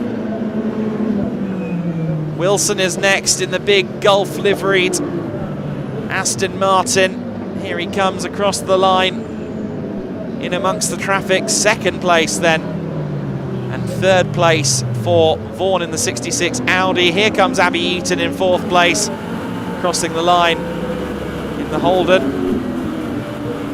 VH Commodore running sweetly in that one, I think. Harding ended up finishing in fifth place. I note that the 85 of Wood has seemingly gone missing on my timing screen. And are we about to see why? Here's a replay. This is the 85 car. Oh, and has he avoided the barrier? Not quite. Oh, that was a big hit. Car shouldn't be too bent out of shape, but on the very last lap, I believe, the 85 car has ended up in the wall. So Paul Wood not taking the finish. Another BMW did take the finish first though. That was Brian Branson. We'll hear from him and the other podium contenders with Ian Waterhouse.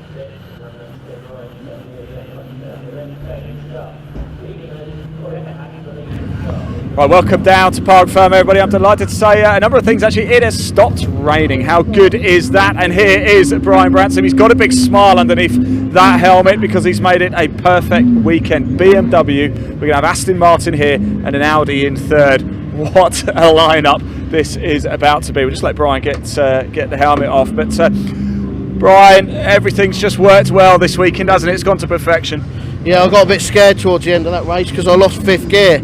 So on the pit straight, yeah, I was thinking, oh my god, I'm going to get reeled in on the last like 3 laps or something, but luckily managed to hang it out there. Yeah, you certainly did manage to hang it. A pair of wins this weekend, perfect start to the season, right? Yeah, it's good, mate. Yeah, with this is our second round now, but yeah, it's good. It's definitely good.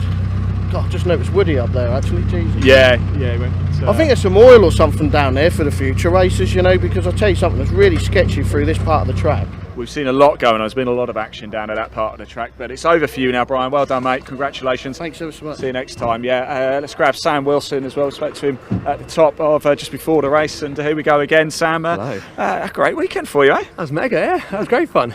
I thought I'll launch in the first lap. I think that's my only chance to get ahead. I tried, I was like, I got a gap, and I was like, he drove around the outside of me, I was like, that's it. I'll try and keep up, and then we had back markers, but that was mega, that was great. I can see from the big spot. Is it not terrifying thundering around Brands Hatch in this? Terrifying but joyous as well, I imagine. Yeah, it is, and I mean, the car's insane. The guys do an incredible job, and like I say, they've worked on it all winter, and they do stupidly good jobs. But I mean, it's slippery all round clearways, so towards the end the backs come around, I'm thinking, oh no, just slow it down a little bit and make it home. But no, it's great fun. Well done, thanks. Cheers. The talk to Sam. And he finished fourth in race one. He's finished third outright in this one. Come on, Nick, that's how you do it, eh? That's it. Oh, over the moon with that. It's yeah, no, it's been a really good weekend, one of the best we've had. You know, the club atmosphere is back in a massive way. Absolutely loved it. Echo what Sam said, so slippery around here. Yeah, there's so much mud down. The But amount of cars we saw going off. AJ Owen was going sideways at times around there. yeah, AJ's not really any good at going in a straight line though, is he? I'll let you tell him that. Oh dear. But no, while you're here, I just want to say a massive thanks to all the sponsors Please that help. do, yeah. And I've got a pot to take home to my little boy Oliver. Oliver, bringing home a cup for you. You've got to make sure you fill it with sweets though as well. Nick, well done, congratulations. There you go, your top three here. Right, almost time for the next race. It could be a little bit of a delay because you can see the BMW at the top there went off, so we're just going to get that recovered. Actually, that's good for us because it's going to give us a chance to get over to the grid ready for your 2-hour Britcar Trophy race coming up. I'm going to hand back to Adam to take you through the grid. So before we move focus to Britcar Trophy, let's run you through the order for the final CTCRC race of the weekend. The Thunders wrapping up the Classic Touring Car Racing Club portion of the day splendidly. Brian Bransom in the 126 car, taking the win after 20 laps of action. Second place, Samuel Wilson in his Aston Martin Vantage X-Pack, the wonderful V8 Thunder machine that certainly captivated many here today at the Indy circuit. Nick Vaughan in third place, Abby Eaton with a stellar drive up to P4, Malcolm Harding in fifth, Jasper Sapra ending up in sixth position, Adrian Bradley taking seventh. Eighth place for Ronan Bradley, Ian Craig in the 96 car finishing in ninth, David Jefferson down in 10th place, Andy Thompson in P11 in the XBTCC Seat, Rod Burley down to 12th place after that last late spin. Gavin Thompson in the 205 worked his way up to 13th. And the wonderful E24 Alpina, the BMW of Howard Spooner, rounding out our top 14 cars there on your graphic. And if you like to round out 15, it was AJ Owen in his Civic Type R that came home in P15. So then we are now awaiting the clear up of the circuit for the Britcar Trophy 2-hour race, which isn't due to get started until 4 o'clock anyway. The start procedure begins, or is scheduled to begin, at 20 to 4, so there is a little bit of time to play with for the runners and riders here in the trophy category. 3 pit stops, incidentally, in this race. We did have a mandatory 2 pit stop affair yesterday, of course, for the British Endurance Championship, but here in Britcar Trophy, it's 3 pit stops, and each pit stop has to last 235 seconds, so that is the better part of 4 minutes.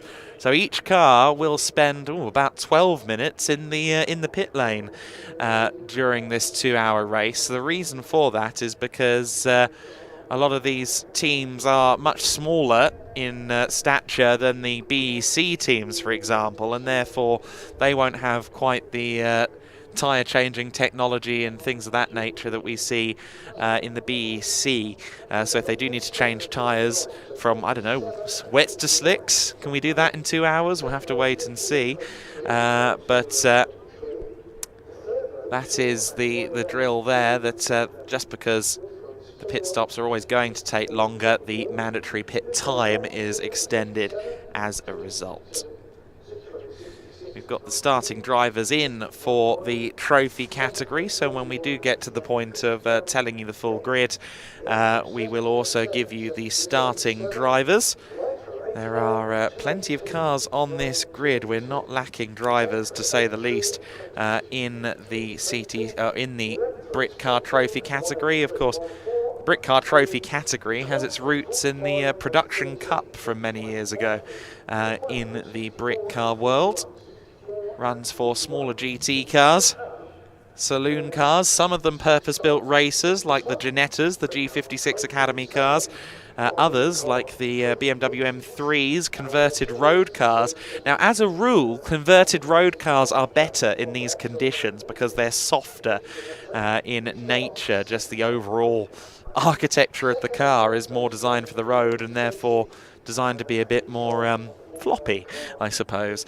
So in the wet conditions, those converted road cars are often very good indeed. I remember speaking to Callum Lockie, ex-British GT champion, a number of years ago, and he said, look, I mean, I was racing a Marcos LM600 purpose-built race car at Spa in the wet conditions, and there was someone behind closing in rapidly in a Viper that had been built from a road car, and I think they just about held on to the win. But those race cars that are converted from road machinery are often quite good in these wet conditions. So the grid for Britcar Trophy is very strong. As I mentioned, it's 26 cars, so they've got a good strong entry list for this weekend. Of course, we had a good 18 or so cars take the start in the British Endurance Championship as well, and we saw that lap traffic can be difficult there. We've now got the better part of 30 cars out on the circuit, so I think that's going to be even more strenuous for some of the competitors. Of course, lap traffic is difficult to contend with. Sometimes it may not even be someone who is just in a slower car. It might be someone who's in a car just as quick as the one you're in as a race leader, albeit with less experience. And particularly in conditions like this, you have to be very careful to navigate those situations. You have to be cognizant of the fact that not everyone is as experienced as you. Experience deficits just a part of racing at this level. That much is for certain. So then the Britcar Trophy grid for our final race of the day contains 4 classes, or 5 classes I should say. Class 1 is for your more powerful cars, the likes of the Ginetta G56s and G55s, the E46 and E36 cars as well, the BMWs that we've been seeing all day long.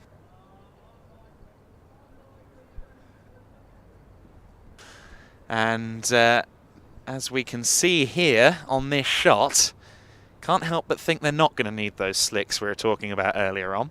That is looking like more rain, isn't it? Well, Ian was asked earlier on, is it going to dry up later? And he said no. So maybe Ian Waterhouse is a meteorologist. He's got the right name for it.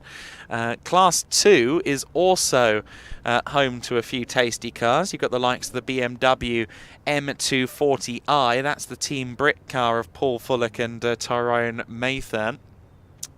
You've also got a couple of Porsches in there. Simon Clark in his Porsche 997 Carrera S. I think that's a car to watch out for. The Carrera, the 997 Carrera, pretty handy in general. And I think in these wet conditions, that car might be balanced up nicely for a surge through the order. Arthur McMahon's Honda Civic, also one to watch. Class 3 is the domain of the hot hatches, Volkswagen Scirocco's, Golfs and Civic Type R's out there on the grid there. You've also got separate classes for Renault Clio Generation 4 cars, the Renault Clio Cup cars from the now former Renault Clio Cup UK Series. You've also got Ginetta G40 class. There's only one car entered there, Brendan Hafner in his Ginetta. But some brilliant drivers up and down the grid as well. We spoke to Marco Anastasi earlier on, right after qualifying as a matter of fact. Ian got to speak to Marco at the Dayton Motorsport Garage in his G56 GT8. And that car will be one to watch. It will be the benchmark for everybody. Of course, Rob Boston's Lotus Elise is second on the grid. And that little Lotus, very nimble indeed. Of course, not too bad in a power department either, the Rob Boston Elise. But those cars famously well-sorted cars, the Lotus Elises. It's got plenty of downforce on it as well. It's got a rear wing roughly the size of a terraced grandstand. And I mentioned that that Porsche, the Form Evo Clark Racing Carrera in Class 2, that car is going to be good today. Qualified 4th, did Simon Clark. So Simon Clark will be one to watch, I reckon. He'll be lining up alongside one of the Ginettas, I believe, the Assetto Motorsport 50 car. There are a lot of Ginettas at the sharp end of the order in the Britcar Trophy Championship. Of course, they started the season with a pair of 50-minute races. And the 2-hour races, of course, for this weekend and later on in the season as well. I just can't quite remember off the top of my head what the other 2-hour event is. Let's take a look at the calendar to answer that question succinctly.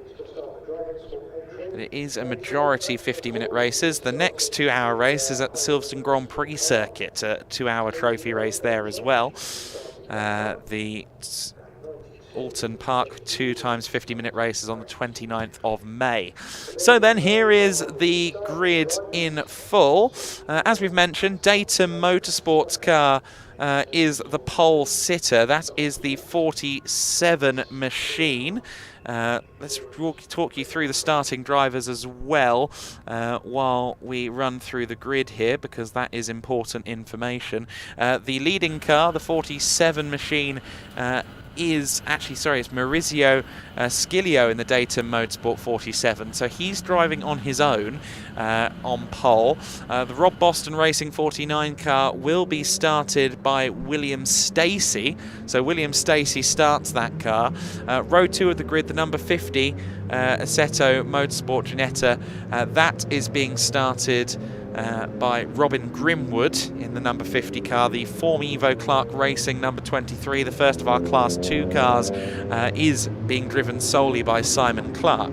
Row 3 of the grid, the Assetto Motorsport number 2, that is Jim Edwards starting that car. He's listed as a pro driver. We'll see if he can work his way through the order. The 111 Datum Motorsport car of Axel van Niederveen is on row 3. He's also driving solo. Row 4 is the Datum Motorsport number 4 car, so that's the one that Marco Anastasi is in. The 24 SVG Motorsport entry, that's a Ginetta G55, where a majority of the grid is G56s. That is Neil Wallace. Row 5 of the grid, amazing, the first of the Clio Cup cars, the Dragon Sport entry, car number 92 to be started by Jake Hewlett. Rounding out the top 10 is the 77 car, that's Rob Ellick in the TSR Volkswagen Golf Mark V. Row number 6 is the 66 Dragon Sport Clio. That's to be started by Jack Meakin. Reese Lloyd will take that one over. The Thorny Motorsport BMW, car number 19, Caleb Noble driving that solo. The SW Engineering Porsche 911, that's car number 31 to be started by James Walker. Alongside him is the Hyro Motorsport Renault Clio to be started by Max Hall. Row 8 of the Team Brit on the 70 car is to be started by Paul Fullick.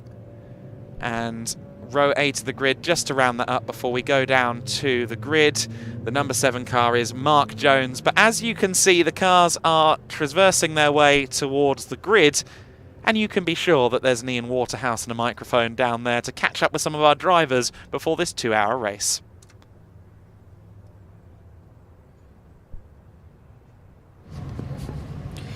Right, everybody, welcome down here to the track. Now, we were just literally talking actually about the crossover from wet to dry setup. We think it's going to come at some point in this race. It is still very wet on track, so as you can see, it is going to be wet setups. However, when's that crossover going to come? Well, actually, a little bit later than we might think. Look at these clouds. They are coming this way as well. We are expecting a heavy, heavy downpour very, very soon. But before that, anyway, let's go have a quick chat with some of the drivers. Here we go. It's actually 47 on pole position. Here we have, this is the Rob Boston Racing. I think it's William Stacey. And I wonder if I can grab a quick word. Oh, he's just on the radio, so we'll just let him do that very quickly. He's going to have a quick word of his very shortly, but what a look, what a rundown it's going to be. It is going to be an absolute cracker. Sorry about that, thanks for talking to us. Now, has a lot of thought gone into when we think the crossover for drives might be, because it looks like it's about to heave it down again? Yeah, that's the uncertainty really. We've just had on the radio just now, the plan is to sort of, obviously the safety car pit, but trying to work out when it's getting drier, because I haven't had much experience on these tyres, so I don't really know how bad the others will be when it's damp. So it's a hard call really. It is a hard call. It's going to be a tactical race out there. Thanks for talking to us. Best of luck there as well. Let's just keep going down. We'd never have long, do we, whilst we're up here. I wonder if we've got a quick chance to have a quick chat with... no, we've been told to get off. We are going to have to get off. Let's keep going down whilst we make our way off track. We're about to get things underway very shortly. 2-hour race for the Britcar Trophy. It's going to be a tactical game here. Are we going to go wet to dry and back to wet, or are we going to stay wet, wet? Who knows? Let's find out. It's going to be an absolute cracker. Adam, back to you. So then the BA RC race weekend here at Brands Hatch has just one more race left to go, but it is a big one for the Britcar Trophy category. We did get to row 8 on the grid rundown, so let's keep going from row 9 onwards. The 89 car of Ben Jenkins. That is the Renault Clio Cup car alongside the JW Bird 282 machine. That's an invitational class machine. George Jackson taking the start there. Row 10 of the grid is the Mauga Motorsport Honda Civic Type R EP3, the 83 car of Edward Cook. And row 10, the Sim Dynamics 22 car, another of the Clios to be started by Simon Mason. Still a few more rows left to go, though. Row 11 of the grid is the Spires Motorsport Clio Cup Gen 4 machine. Car 14 in the hands of Craig Guest. He'll be driving solo. The 183 car Motion Motorsports Honda Civic Type R to be driven by William Puttergill. He's another soloist here. Another Mauga Motorsport Honda Civic in the form of the 45 car to be driven by Arthur McMahon, another solo driver. The Ginetta G40, the only Ginetta G40 on the grid, is the number 13 car. That is Brendan Hafner driving on his own. The JW Bird 64 machine, Paul Goodlad in the JW Bird car, starting on row 13 alongside the Spires Motorsport Clio, car 41, Jonathan Christie Rundle to take the start from the back. So we have 2 formation laps, I believe, for this one. It is, of course, a rolling start. Now, I mentioned slick tyres earlier on. That is a little bit of a misnomer. They don't run full slicks in this series. They run sports tyres, as it were. I don't know if they'd just about be classified road legal, but they do have some pattern on the tyres. So that does mean that if it does get properly wet, it's not as bad for the effective dry rubber, but a bit of a voyage into the unknown for some here in these conditions. So it will be a Ginetta on pole position, as we've been discussing. And that Data Motorsport 47 car Maurizio Sciglio. That is, of course, quite a good position, as much as these conditions are a little bit taxing on the driver, and therefore a 2-hour stint equally as taxing. You do, of course, know the conditions at all times. It's not as if you're switching drivers and then somebody has to go out there on cold tyres with no idea what to expect. As we now see the clock starting to tick down. 2 formation laps here, but the second formation lap counts as the first lap of the race, so the clock has officially started. And that 47 Data Motorsport car, with just 1.2 miles or so, probably more like less than a mile now, before they can finally get this race started. Of course, a lot of these teams also run cars in BEC, so some of these drivers have been waiting around quite a while to get this opportunity to get the racing underway. And I'm sure lots of eager competitors, but they need to calm themselves down before the first lap of racing. So many different shapes and sizes of car out on the circuit. Cars like the Ginettas, the Clio Cup cars, those are purpose-built racers. The Volkswagen Golfs, the Civics, the BMWs, they are largely converted road cars. So a nice mix of backgrounds in the metal and in the drivers as well. Lots of different experience levels out there on the grid.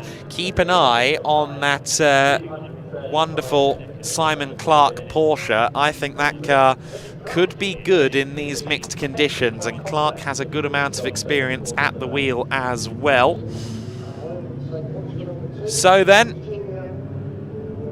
these cars head their way to the start line now in 2x2 formation.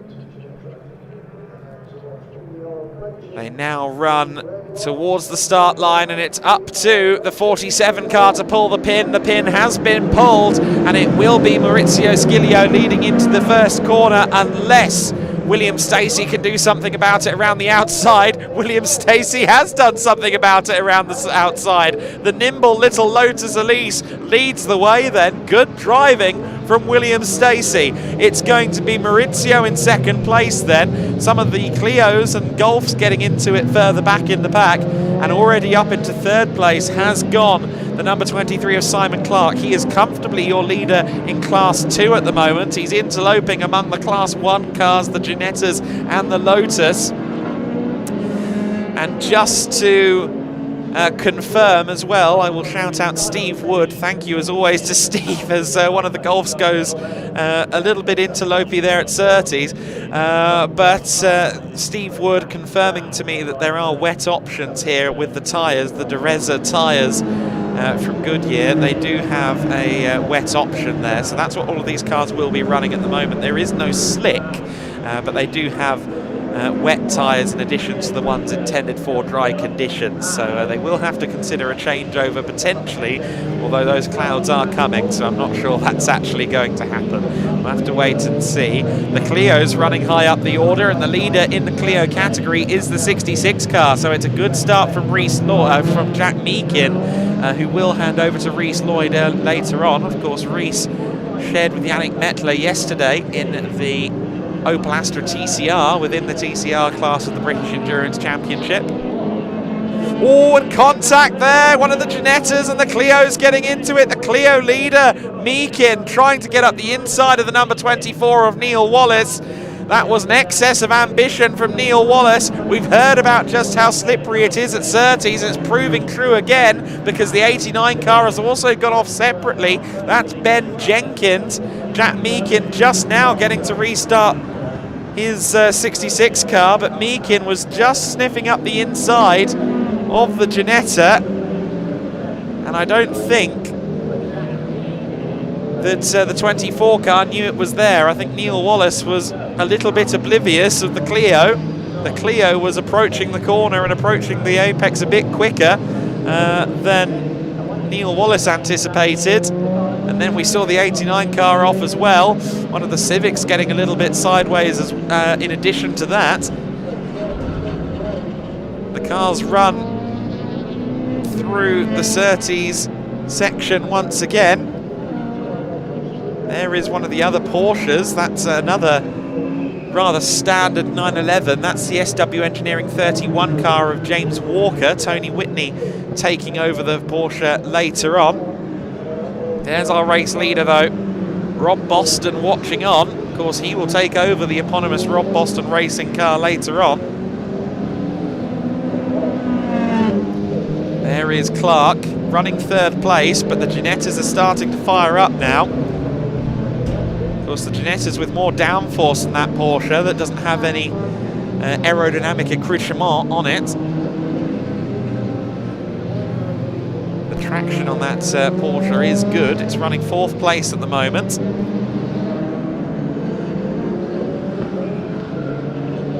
But these Ginettas are purposeful machines.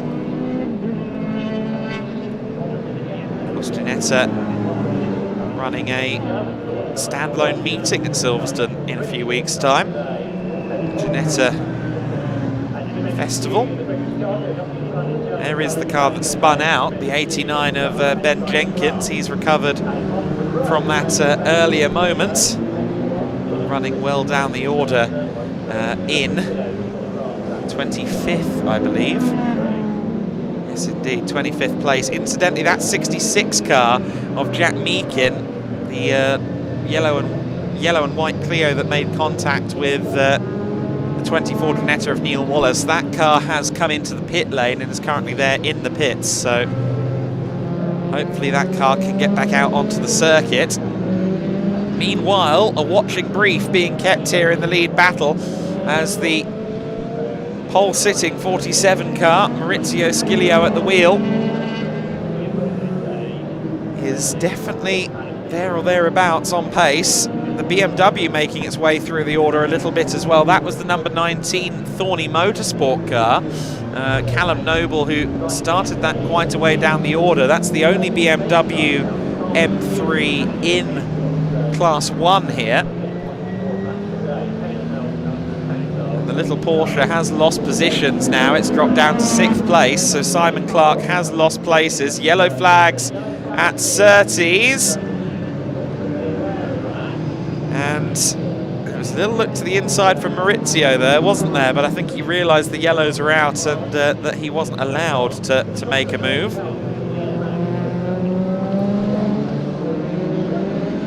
Yellows have now been withdrawn as the rest of the field comes by.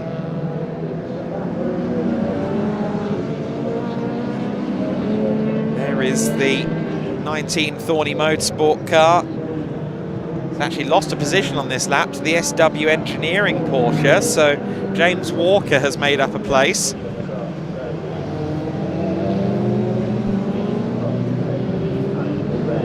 Maurizio Sciglio in the black and yellow Ginetta.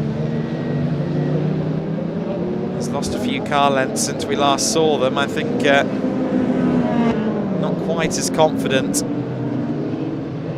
in the traffic as the Rob Boston Racing Lotus driver William Stacey. We've seen Stacey put in some good performances in that car before. The leading contender in other categories as well as Britcar Trophy.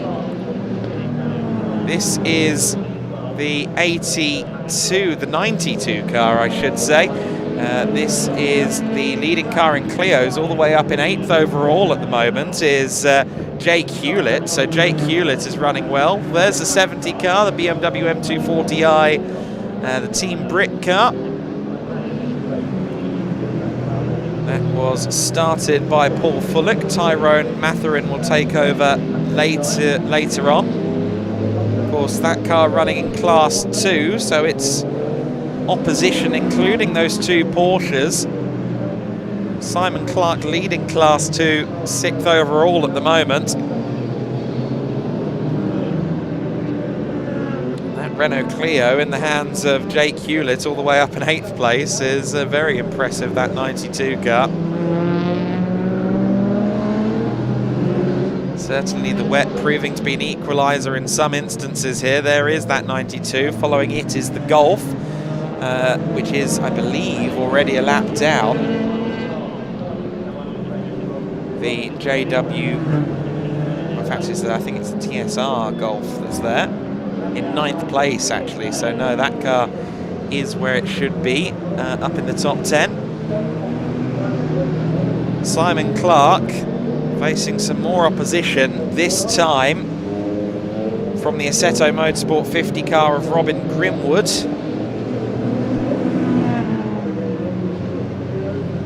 So Grimwood with the aero advantage, with the power advantage as well in the Ginetta, should be able to make quick work of Simon Clark, but that remains to be seen whether that exactly works out on paper, of course, because isn't that always the way with motor racing? Just because the maths works out one way doesn't mean the reality is going to match up. So the Dayton Motorsport crew will be happy with 2nd and 3rd overall at the moment. All 3 of their cars in the top 5. This is the car that runs 4th. This is the Assetto Motorsport car in the hands of Jim Edwards. Marco Anastasi behind him. Anastasi driving a car that's in the inverse colours of Maurizio Sciglio. Both cars out of the Dayton Motorsport stable. So to recap, 3 mandatory pit stops in this race. Those mandatory pit stops will last no less than 235 seconds, so 3 minutes 55. So for at least 12 minutes of this race, the drivers have to be in the pits, or almost 12 minutes of this race, the cars have to be in the pits. And that has the effect of a bit of a breather for some of the solo drivers in these longer 2-hour races. I'm sure they'll get the opportunity to rehydrate. And I was about to suggest that that Ian Waterhouse maybe used to demist some of the windows as he was earlier on today, but instead we understand we've got him with a microphone. So let's go down to Ian in the pits. Right, everybody, welcome down to the pits here. We're down in front of Garage 12, the Dragon Sport team. The car came into the pits, had a bit of an off moment, did it? It's now back out on track. I was just wondering if I could grab our man over here, just have a quick chat. The car's been in the pits, it's back out. Is it okay, first of all? Yeah, obviously, unfortunately, I think there's a bit of contact with one of the Ginettas, so yeah, unfortunately, it's bent obviously the steering rack on it. So yeah, we've obviously just tried to dial it out as best as possible. Obviously, it's a long race, we just got to get to the end and just make sure we get there to obviously get as many points as we can. Now, you've got Jack out there at a minute, haven't you? Is he reporting back on track conditions? Is it drying up?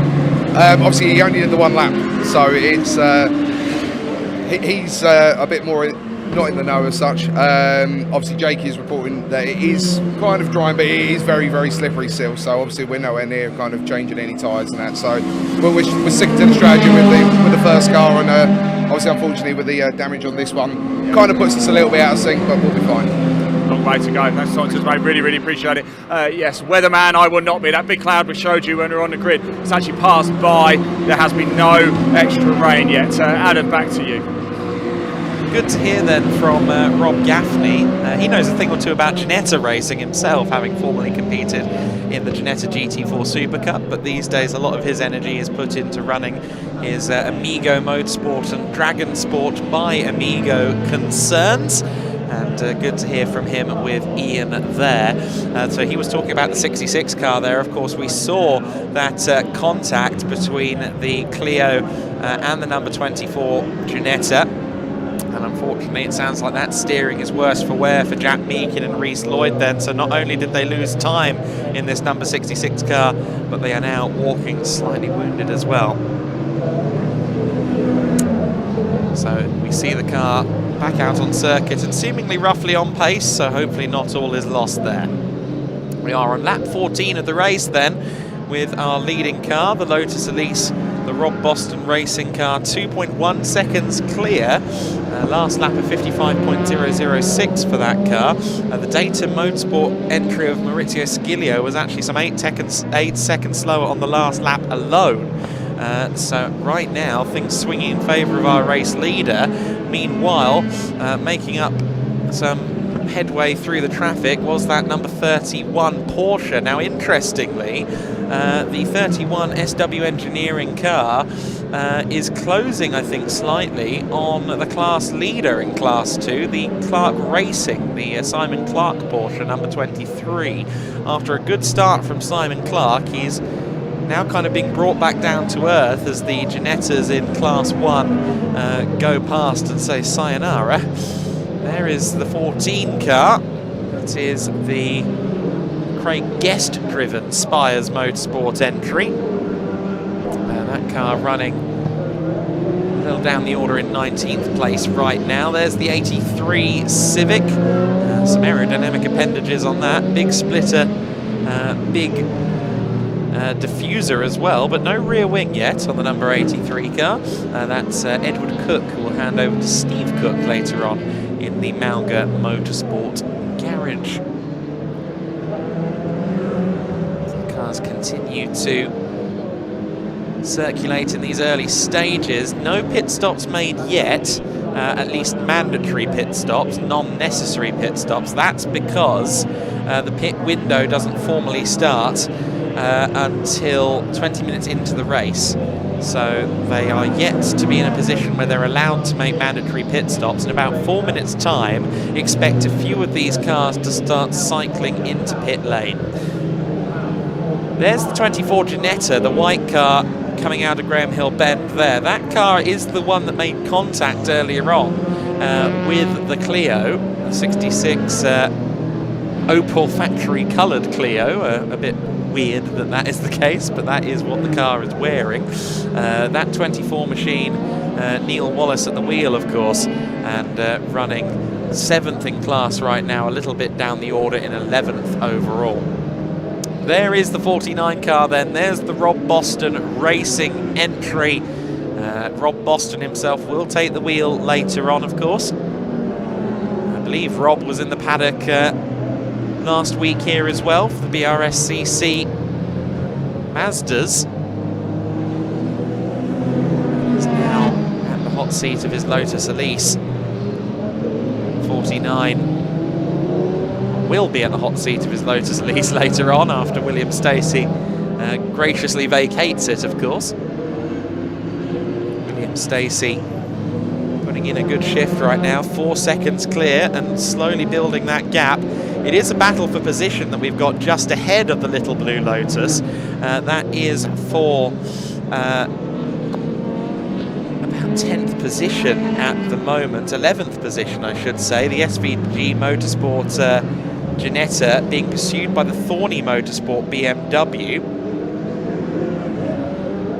And I think the Thorny BMW might have got through. Here they come now, this battle for 11th, just through Paddock Hill Bend and coming down the hill now. And it is still just about the 24 car leading the way in this battle for 11th place. Of course, they've got the leader coming up behind them, so it's going to get a little bit tricky. The Team Britcar running in Class 2 also getting involved with these Class 1 cars that are running outside the overall top 10. The Thorny Motorsport 19 car has dropped down to 13th, then it has now been put a lap down by our overall leader. The Thorny Motorsport 19 car started by Callum Noble, of course, and Team Brit have done very well on that lap. They've made up 2 places on this lap alone, so Paul Fullick putting in a good shift here. Runs the car out wide to give William Stacey a bit of breathing room as the race leader. But the BMW hasn't got bad legs on it, has it? Because it's drag racing with the Class A Lotus. Certainly the M240 not lacking in a straight line.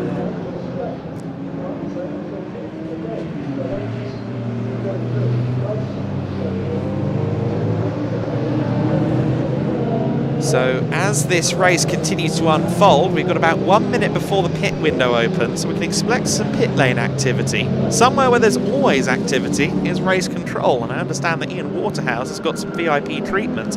He's going to give us a look into race control.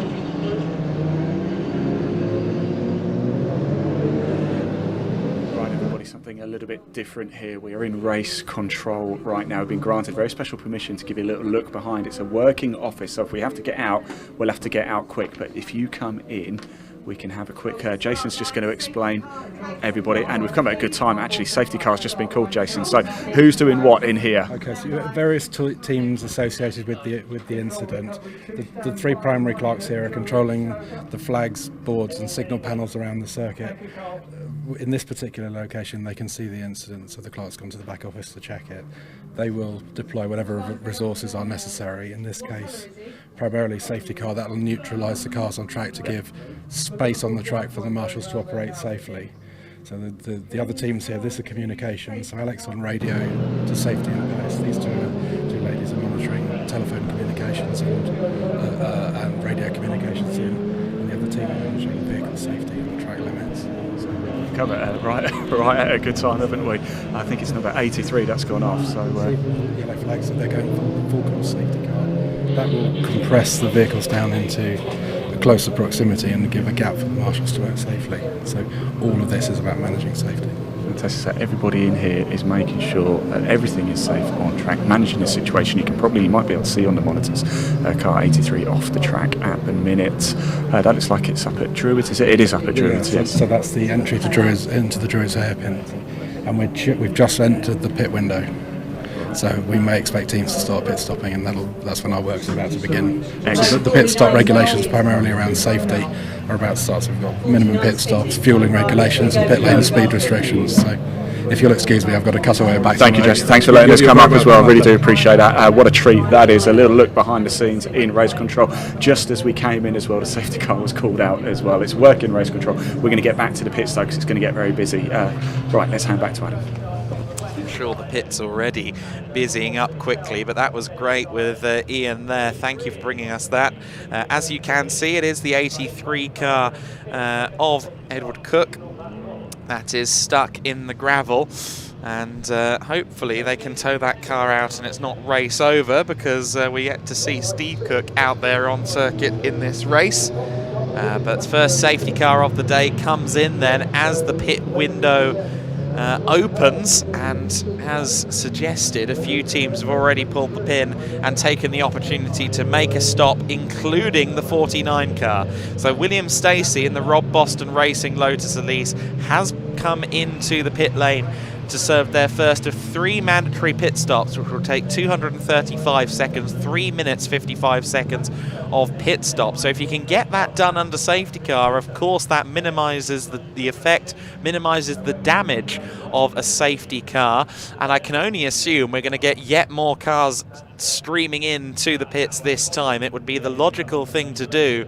for a lot of these teams. Of course, if you're a team like Data Motorsport with 3 cars in the top 4, this is a very difficult situation to manage. I don't envy the teams that have multiple horses in this race right now. As we see the safety car come past, how many cars do we see just coming over or just coming into the pits then? The 183 car of Puttergill is in, as we can see. Not many takers this time, which I'm a little bit surprised about. A couple of cars popping in, but not quite the full-on deluge of metal that I was expecting into the pits on that occasion. The 77 car is in. A few of the Clios have taken the opportunity to pit, and there is our race-leading Lotus in the back of shot as well. The 49 car, our former race leader, just behind this Golf, which is the TSR car that was leading Class 3 at the time of the safety car coming out. So a few contenders there in the pits at the moment. You see here, they often queue up at Graham Hill Bend because, on the approach to Druids Bend, because they all compact going through Druids, and that means that often the safety car queue practically comes to a halt. And well, I hope all the drivers know their clutch bite point, let's put it that way. There is the 49 car. I believe that is Rob Boston himself, if I'm not mistaken, on the headset there. If I am mistaken, my apologies, but the 49 car getting ready to head out. We will soon see. I think William Stacey head back out onto the circuit. I don't think they've done a driver change during this pit stop, and a long stop it is. Also in for its first stop just behind this car is the 66, the car that we saw in trouble at the start of this race, the Dragon Sport Clio. We've gone back to green flag conditions out on circuit, so as the former race leading 49 car is pushed back out into service, the racing has resumed, and it's very close for comfort as everyone tries to find space on the track then. It is now the 47 Data Motorsport car that leads the way, but if there's one thing I can recommend, it's that you make note of the fact that the 49 car has made that first mandatory pit stop and done so under safety car. That could prove to be critical later on. That Lotus Elise all the way down the order for now, but that could well be a huge factor in a later date. Speaking of that Lotus, let's go down to Ian Waterhouse and Rob Boston.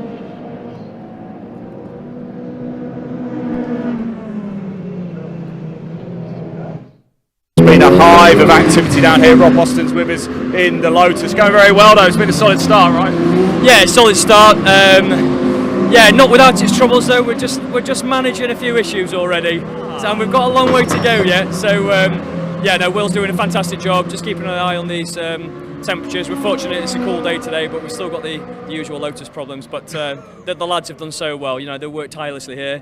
You know, Mike, Sam, and all the team. You know, doing a really good effort to keep this thing going. There it goes. There we go. It's just gone past us. As you commented on track conditions, how close do you think we are to more of a dry setup? We're probably 10 minutes away from dry, but we took that opportunity to make the switch now. So Delta might be 2 or 3 seconds a lap slower for the next 5 minutes. Then we'll catch up. Fantastic. Yeah. Thanks so much. Best of luck out there. Appreciate it. Right, Adam, back to you. That's really good information gleaned by Ian there then. So the Rob Boston racing car is on the de facto dry tyres. Now, they can work in these kind of conditions because they are treaded. They aren't, of course, as deep or as significant cuts as you get on a wet tyre, but they do run treaded tyres here in this category, even in the dry. So the Rob Boston racing car of William Stacey is now running on the dry tyre. I don't use the word slick because they are not slick tyres, but you can see there the car getting a bit squirrely. Rob said, yeah, it's going to be a little while before that is the optimal tyre,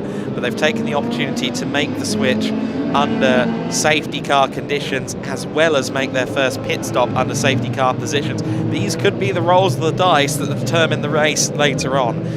There is our race leader for now then, the 47 car of Maurizio Scilio, the Data Motorsport entry, some 5 seconds up the road already from Jim Edwards. So Maurizio settling in well to the seat of that 47. Looking further back to some of the cars that have already pitted. This car, the little red Golf, of course, that's one of the cars that's pitted already out of the TSR stable. I believe that's the 77 car, but there is our leader, and I understand that the car 88, one of the leading Clios, is in the pits with Ian.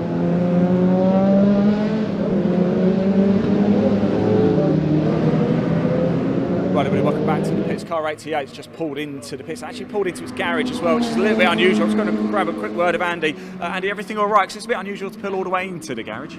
Got to do it in the regulations for refuelling. You can only fill up in the garage. If you haven't got a dump churn or the proper equipment, which we haven't at the moment, you've got to do it in the garage. So yeah, it's the same for everyone in our situation. Well, I'm glad then that there's no major issue, but great feedback, great bit of information. Go, like right there, right in the middle. There you go, a bit of information for you there. If you do not have the handheld dumps that you put into the car, you have to pull all the way into the garage to refuel. Interesting bit of information. There you go, Adam, back to you. Yeah, okay, that is an interesting little note there. One of those little sub-regulations of sub-regulations that these drivers and teams have to be aware of. So one of the cars that also made a pit stop already is the number...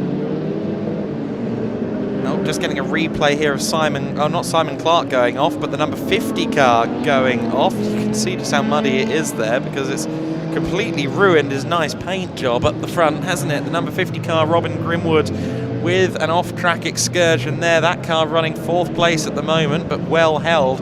I was just going to say that the 23 car has made a pit stop, of course. That was the car that was our Class 2 leader, the Form Evo Clark Racing 997 Carrera. So that car is now running outside the top 20. That's handed the Class 2 lead to the SW Engineering Porsche number 31, but that car is now in the pits itself. So James Walker into the pits for the first time today, may hand over to Tony Whitney. I'm not sure whether or not that will be the case, but we'll have to wait and see.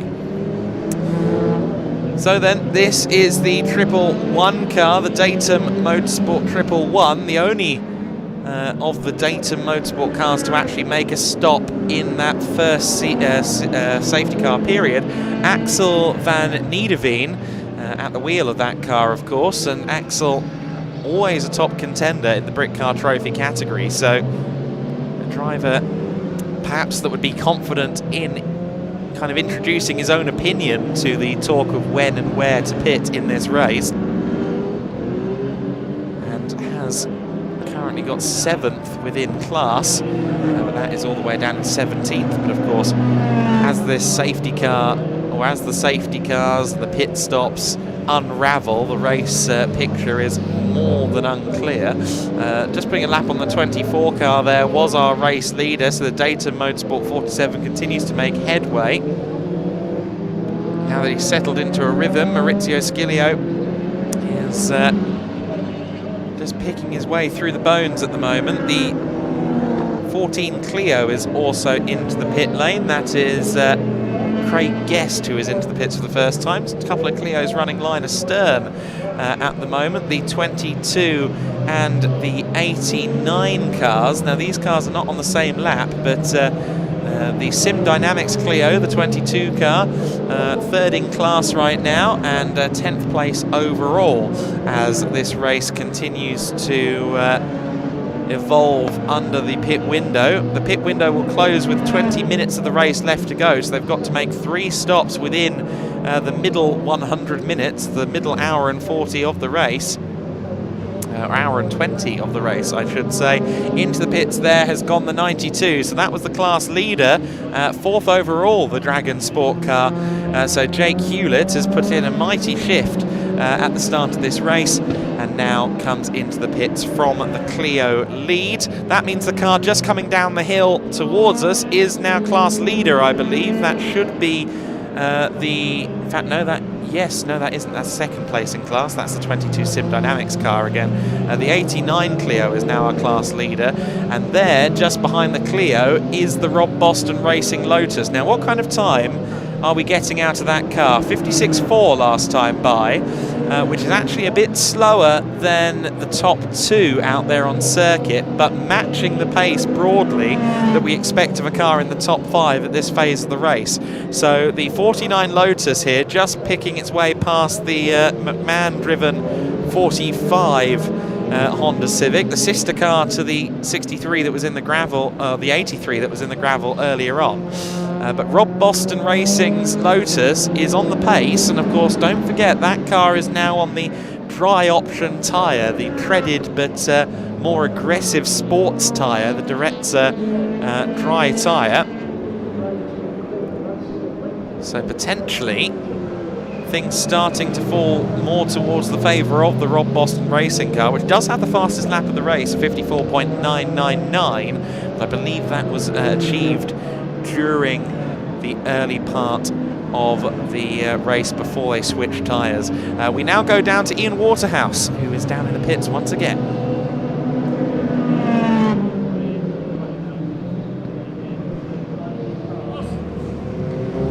Yeah, welcome down everybody. You can just see the Porsche, the number 31 going out. I've got James Walker here. He's just been out in it, ready for more of a dry setup.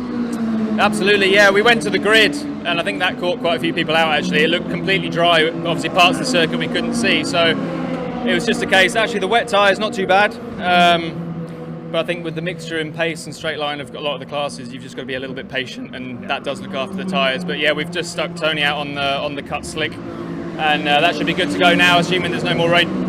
Must have been quite a hard stint for you going out first, and almost a bit of an experiment for everyone, wasn't it? Yeah, well, I only drove the car this morning for the first time, so it's been really good. Tony ran the car, basically shook it down on Friday. The SW engineering guys did a really good job, really smart piece of kit, and it's running like clockwork at the moment. So I think it'll be nice for Tony to get half an hour, and I'll jump back in. That's what we like to hear, like clockwork. Thanks, James. Thanks so much, Adam. Back to you. Yeah, so this Porsche 997 that we're just talking about there is very much a converted road car. It's not, of course, a GT3 Cup machine, not a Carrera Cup car or anything of that nature. It's a much more standard 911. I believe that is a Carrera 4, if I'm not mistaken, if not Carrera 2, but I think it's a Carrera 4 in the case of that machine. James Walker, having handed over to Tony Whitney, will now watch the progress, and it sounds like they're going to alternate then every half hour, because Whitney in for half an hour and then James Walker expected in the car after that. So with 3 mandatory pit stops, you can split the race into 4 half-hour segments in that manner. That's exactly what the SW engineering team are doing at the moment. I must say,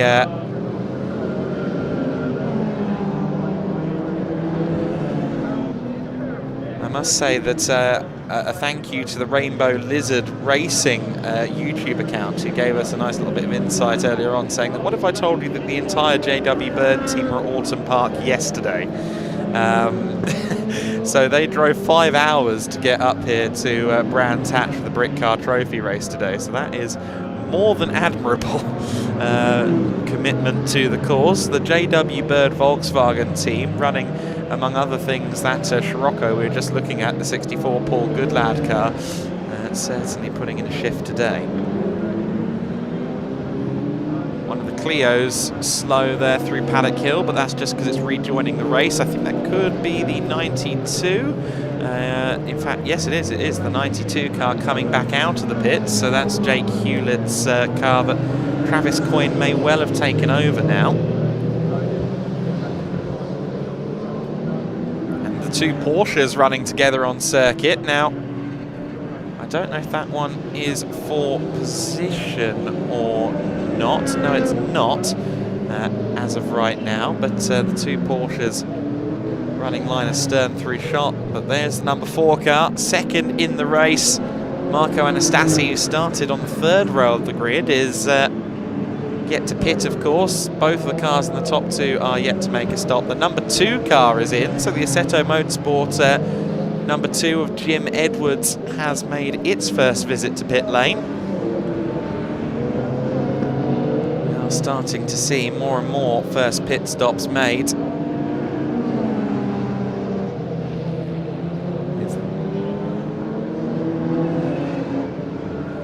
And I understand that we have a Daffodil in the pits with Ian Waterhouse. So let's go back down to the pits.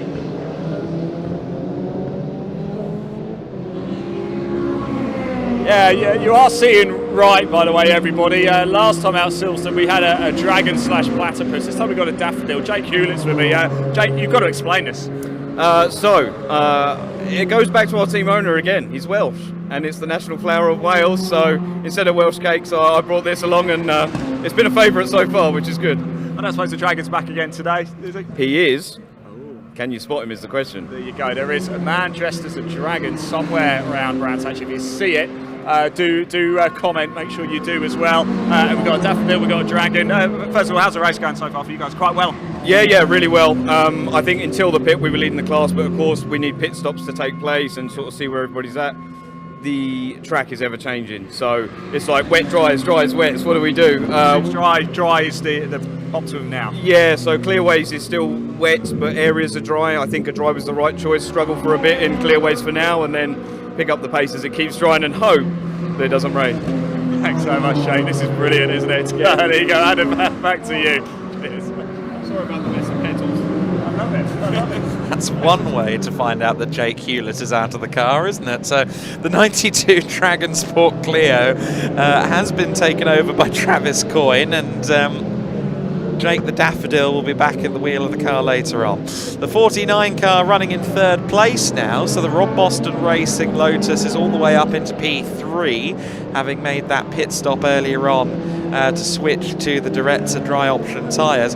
And I note that they are now rapidly making quicker lap times happen in that car. I believe in the 53s already. Yes, a 53.031. So actually last time by a fastest lap of the race for Will Stacey, who of course he's been driving from the word go, so he's got 40 minutes of experience on the track. He's got about 20 minutes of experience on these dry option tyres on this drying circuit, and he's using that to his advantage right now, really pounding in the laps. 53.031 for this car running 3rd place. Meanwhile, the 2 Datum Motorsport Ginettas ahead of him on the timing screen, who are yet to pit, are some 2.8 seconds, more or less 3 seconds a lap slower right now than the Lotus Elise. So I think Datum Motorsport might want to start considering that switch to dry tyres. We were talking about the dark clouds earlier on. It does seem as though they've shifted more towards London, more towards the M20 than they have towards the circuit, which is good news for those who don't want it to have to sit in a deluge again, be it a driver, be it a spectator, be it an Ian Waterhouse. They will all get to stay away from the wet conditions for a little while. There's the 45 car of McMahon then. That is Arthur McMahon coming into the pit lane. Now Arthur was running all the way up in 4th place, but he is into the pits. Also in is the 47 car. So our pole sitter, our race leader, Maurizio Sciglio, is in for his first pit stop of 3 minutes and 55 seconds. And we'll have to see whether that car is shifted onto dry tyres. The number 2 car though, the Assetto Motorsport entry. I believe it would be Julian Wanting in the car now. Julian Wantling is very slowly limping back into the pits. Fuel being added to the 47 car then. Refueling process underway there. So Sciglio takes on some fuel, and hopefully they're going to change the tyres as well for his benefit. Yes, it does look like they will do just that with the car up on the jacks. Of course, it's not a F1 style pit stop by any means this. They can take their time with the tyres. Now look at this, because you can see the dry tyre there, you can see the cuts on that dry tyre. There is some tread there, but not a lot of it. Now look at the wet tyre once it's off, once the mechanic gets the 5 studs off the wheel, you'll see the contrast. Much more cuts on that wet style tyre there. So now that they're into drier conditions, all of those cuts on the tyre only hindering the progress and hindering the grip of the drivers out there on circuit. So now they go to far fewer cuts, they go to a more dry weather friendly tyre, and they will send the 47 back out later. Of course, unlike a lot of GT3 cars and things of that nature, these cars have 5 studs on the tyres. So as you can see there, 5 holes for the studs to go into the wheel nuts. So no centre lock wheels, no fancy trickery on cars below the GT3 level. Of course, if there is anyone running some more trick equipment, the 3 minutes and 55-second pit stop rule effectively squanders or equalises everything, because if you are a bigger, better equipped team, well, you've still got to wait 3 minutes and 55 seconds in the pits. So the regulations are very much designed to draw everyone equal, at least in terms of equipment and things of that nature. So then, this is our leading car. Last lap, a 56.6 for the number 4 Dayton Motorsport entry. There's our second place car, a good 2 laps down still on the race lead, having made a pit stop. However, 4 seconds a lap quicker at the moment, William Stacey. So Stacey is about to make a move to unlap himself on the race leader as they come through Paddock Hill Bend, and that's going to feel momentous for William Stacey. Closes in on the Ginetta. The Ginetta still on the wet tyres, still struggling for grip with so much tread on the Durezza rubber, the wet option tyre. And so William Stacey just looking for a way to get around. And look, we've got a pit reporter there watching on as well. I'll text him later on. But the 47 car still there in the pit lane at the moment, as finally getting pushed out now is the Dayton Motorsport 47. So Maurizio will get back into the race, but I think he's going to rejoin the race well behind the Rob Boston Racing car. He will. He's already lost out, in fact, to the Rob Boston Racing entry. He's lost a good few laps as well. So the combination of William Stacey and Rob Boston's car pitting early under safety car and switching to dry tyres early has really paid dividends for the drivers of the Little Lotus. This Dayton Motorsport car still leads the way for now, but once it makes its stop, it will be the Rob Boston Racing Lotus into the lead by the looks of it. There is the Lotus heading through Surtees.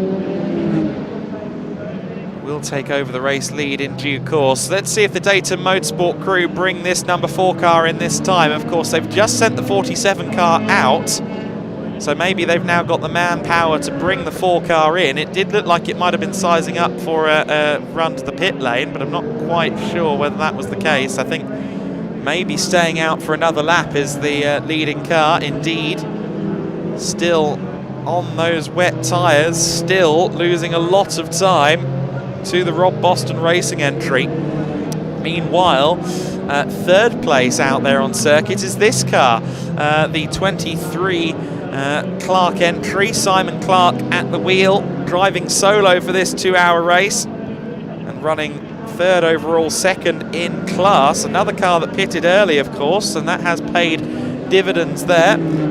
Dayton Motorsport have brought the 111 car in, and I think that's, again, yes it is, second pit stop for the 111 car. So they're really running the number 4 long in the hands of Marco Anastasi. That car has not pitted. It's the only car left that hasn't pitted at this stage. So our race leader, the number 4 car, looks like it wants to get its 3 pit stops done in the second half of this race by the looks of it. There is Simon Clark in the 23 car, easing his way past one of the Mauger Hondas. So with just over 45 minutes of the race to go, The overall leader is, of course, the Class 1 leader. That is Marco Anastasi. However, he is not pitted. De facto leader, therefore, at the moment is the Rob Boston Racing Lotus Elise of William Stacey. Third overall and leading Class 2 is that Form Evo Clark Racing Porsche that we were looking at a few moments ago. Oh, but into the gravel. The gravel pit has gone the Sim Dynamics 22 Renault Clio. So Simon Mason started the car. I think it might be Chris Bylan in the car now. Let's take a look at what happened when we just catch the end of it. The car ending up in the gravel on the exit or at the midpoint of Clearways Bend. So the 22 car beached in that gravel. Hopefully he can get that back out under his own steam. If not, that may require a safety car, at least double waved yellows for a live recovery. And I'm hearing the car is firmly stuck in that gravel trap, so they will have to, I think, assist with removal of the car. Looks like he's trying to dig himself out at the moment, and that doesn't work in front-wheel drive at the best of times, much less in the wet, much less when you're that far in. So unfortunately that 22 car is firmly stuck, and that's the end of what was looking like a promising race for the Sim Dynamics 22 team.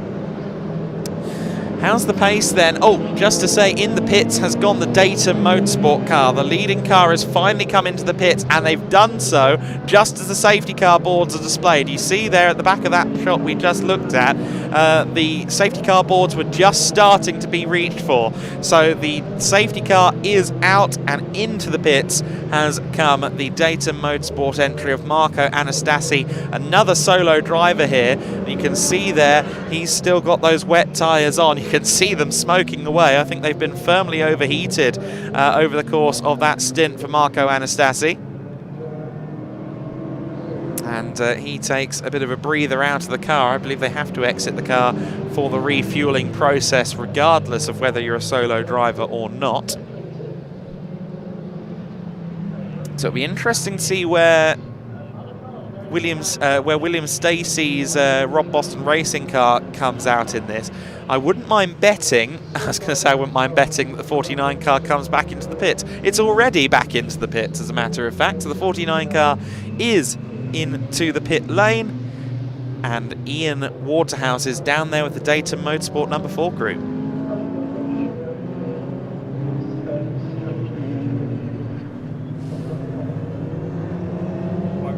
Data Motorsport garage number 4, the race leader when he came into the pits, so Marco Anastasi. He's just having a quick chat. Marco, how's it been out there so far? Yeah, it's not too bad. It's getting very dry, so we're switching to dry tires. It was quite wobbly, to be fair. On the dry tires it was quite wobbly, so... So safety car came out just at the right time for you as well, didn't it, come in? Well, looks like it. I did not... Marco, thank you so much. There we go, Marco. Quick word. No, thank you very much for that. We really do appreciate it. That's Marco Anastasi there in the lead when he came into the pits in the number 4 Ginetta, the Data Motorsport. Adam, back to you. Yeah, great to hear from Marco Anastasi there. It's not often we get to hear from the solo drivers in the midst of a 2-hour race. So some very good investigative journalism there from Ian Waterhouse on that occasion, as the Data Motorsport number 4 car still in the pits, but will soon exit. We're on lap 47 of the race. We're not quite 52 minutes into the race. We're having our second safety car period at the moment. Just to finish off what I was saying earlier on, the Rob Boston Racing car is into the pit lane. I think Rob Boston himself may soon move into the driver's seat there. If it's not this time, it will be next, and I believe that is Rob getting ready to hop in the car, so that confirms that hunch. Rob Boston Racing entry. In fact, no, it's still William Stacey at the wheel at the moment, isn't it? So perhaps Rob is going to wait a little bit longer, but nonetheless, pit stop number 2 of the day for the Rob Boston Racing Lotus crew, and William Stacey has put in a brilliant drive to this point and puts both himself and the team in a very good position to challenge for the win, if not the overall podium. 22 car is freed from the gravel trap then, and will no doubt return to the pit lane for a fresh set of boots, because those things are caked in the finest of Kentish gravel, which is not good for your adhesion as a tyre. The snatch vehicle heads back towards its post, and that should mean that racing resumes shortly. I would suggest one more lap under safety car as the number 4 Datum entry heads back out onto the circuit. We just saw that car trundling down the pit lane again. And of course, the gap has been rather neutralised between the Datum Motorsport team and Rob Boston Racing, owing to them both pitting under safety car. But lest we forget, Rob Boston Racing have made one more stop now than Datum Motorsport. The kind of roll of the dice that Rob Boston Racing took... Oh, what's happened there? Spin, I think, coming out of the pits for the number 4 car. Oh, and Anastasi is having trouble there. Well, that's extraordinary. I haven't seen that happen here in many, many years. Marco Anastasi has been now held at the red light, but it seems like I guess he just put the power down and the tyres spun up. Of course, he's on the dry condition tyres now. He's being told to go by the crew, and now the drivers resume racing, or resume behind the safety car at least, but the number 4 was very firmly, and I understand that Anastasi stalled it while waiting to go back onto the circuit there, and that did not impress the Rob Boston Racing crew, who were delayed as part of that. But the number 4 Datum entry was certainly facing the wrong way, and that's not stalling, that's a full-on spin, but then he stalled it after having a spin in the pits as well. So Anastasi, suboptimal pit stop, I would suggest. And they're already back to racing. Hopefully that means the safety car is in. Yes, it is. Good. I was wondering why there was overtaking going on there, and it's because the safety car is in. So then the race resumes, still with the Datum Motorsport car of Anastasi leading the way. So the car that was facing pretty much the wrong direction in the pit lane is your race leader. It's not often we say that, but that is the situation we're in. The battle on circuit there between the two Ginettas is for second place. So the yellow car, the orange and black car there, in third position right now, but hunting down the Assetto Motorsport 50. Now I believe it will be Lead Goldsmith now at the wheel of the 50. The 47 Maurizio Sciglio driving solo, so we know what's going on there. But a battle on for second place then. They're both a lap and a bit behind our race-leading Datum Motorsport car. In fact, no, they're back on the same lap as the Datum Motorsport car. 41 seconds the gap, though, because they're on opposing ends of the safety car queue.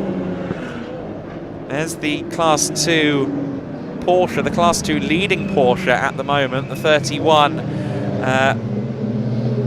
SW Engineering car. James Walker should be back at the wheel now, I believe. Have they made their second pit stop yet? No, they haven't, so it will still be Tony Whitney at the wheel of the SW Engineering Porsche. He's just set his fastest lap of the race, I think benefiting from the dry tyres for the first time. The 50 and the 47, though, picking their way through the traffic here in this battle for second position. I'm sure Maurizio Sciglio will have been given a brief that the car ahead of him is a car he's fighting for position, and getting rather caught up behind a Clio there was the Assetto Motorsport number 50, and we've had a change for position. Second place has swapped hands. We'll see it now as they come towards Paddock Hill Bend. The yellow and black number 47 is through into second place. Good move then to take advantage from Maurizio Sciglio. We just saw as they came out of our view coming out of Clark Curve that the 50 car got held up by one of the Clios, and that cost him enough time to lose second place. So the second place battle has swapped. The perpetual game of musical chairs doesn't just apply to the pit stops, it also applies to the on-track as they try and wedge their way through the lap traffic. The Class 2 Porsche, their next bat-marking prey, although that Porsche not much of a bat-marker. If anything, in a straight line, it's probably the equal of those Ginettas. especially since it's more slippery without any aero appendages to speak of. This has been a very compelling Britcar Trophy race so far. An hour and 3 minutes left on the clock, and we're watching this battle for second place at the moment between these two Ginetta G56s. Of course, from the rear, these cars practically indistinguishable from the G55s that came before them, but an updated front fascia and updates as well that are less visible to the human eye.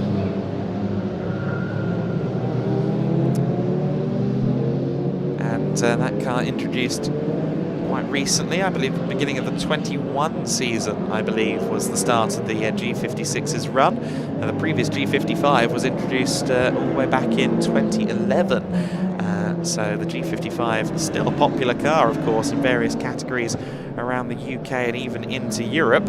Fastest lap of the race is the 47 car, the 51.960 then for Maurizio Sciglio, who, lest we forget, was spinning in the pit lane a little minute ago, but now lap traffic is proving very difficult for both he and the Assetto Motorsport number 50 driver, I believe, Lee Goldsmith.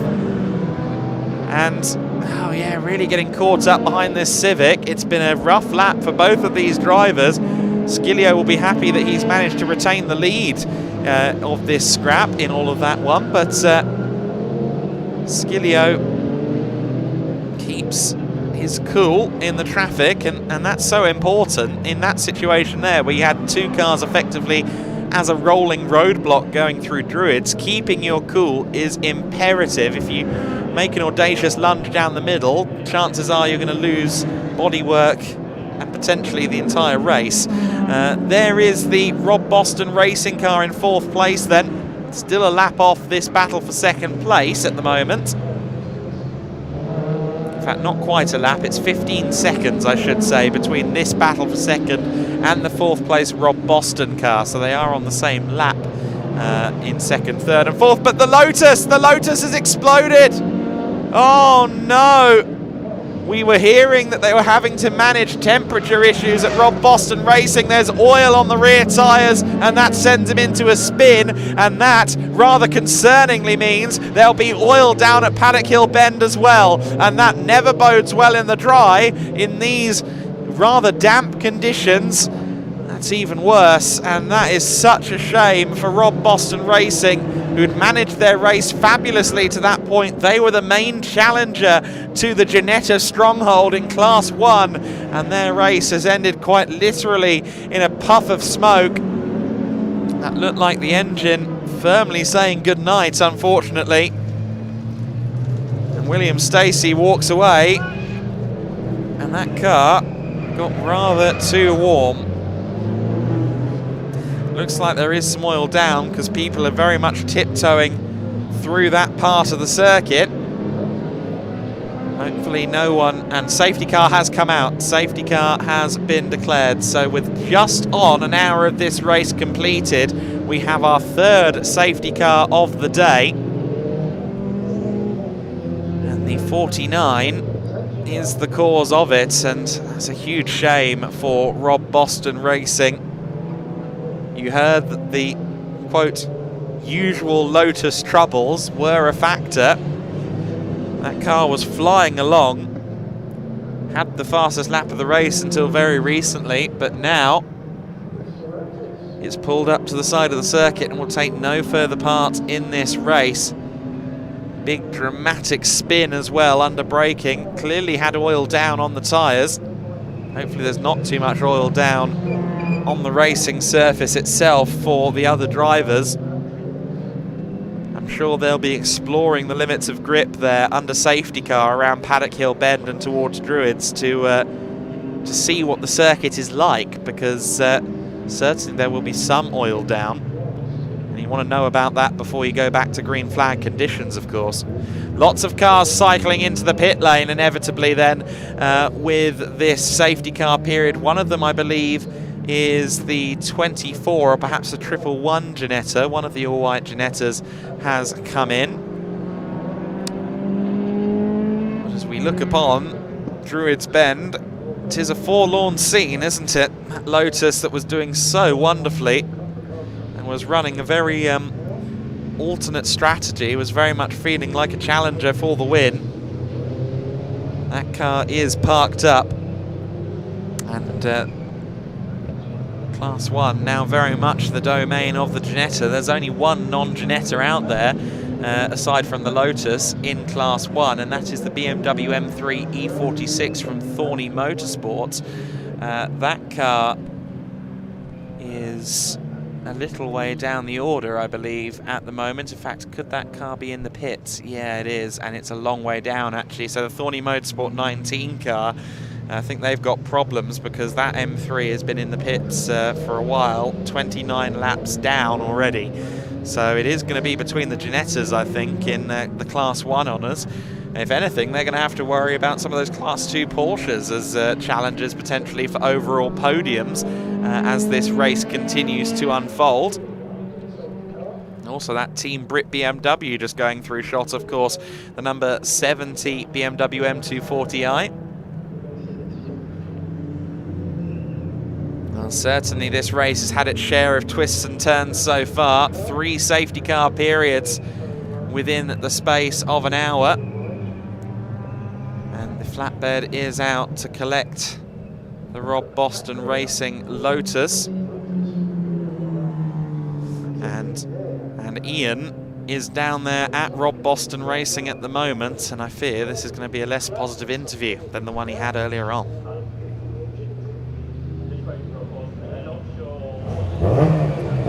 Yeah, welcome down everybody. A little bit of heartbreak actually for the Lotus team at the minute. Let's grab Rob very quickly. Rob, what's happened?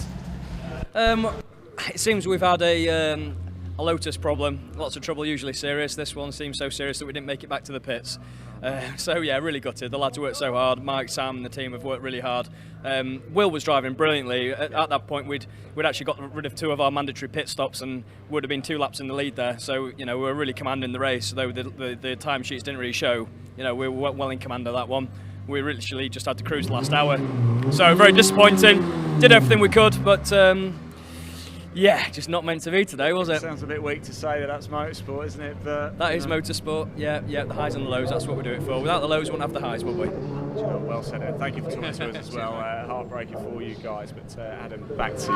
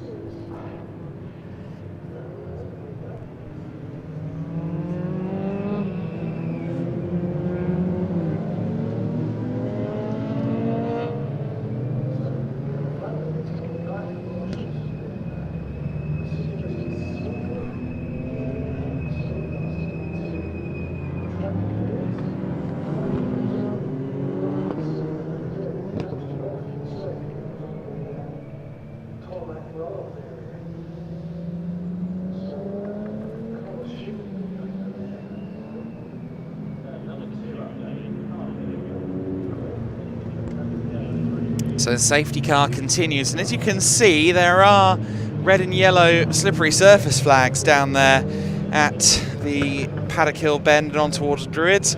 Cement dust going down as well, so, well, the marshals at Druids have certainly earned their pay today, or rather have earned their sandwiches today. Of course, our volunteer marshals, who are a critical part of the racing ecosystem. We couldn't go racing without them.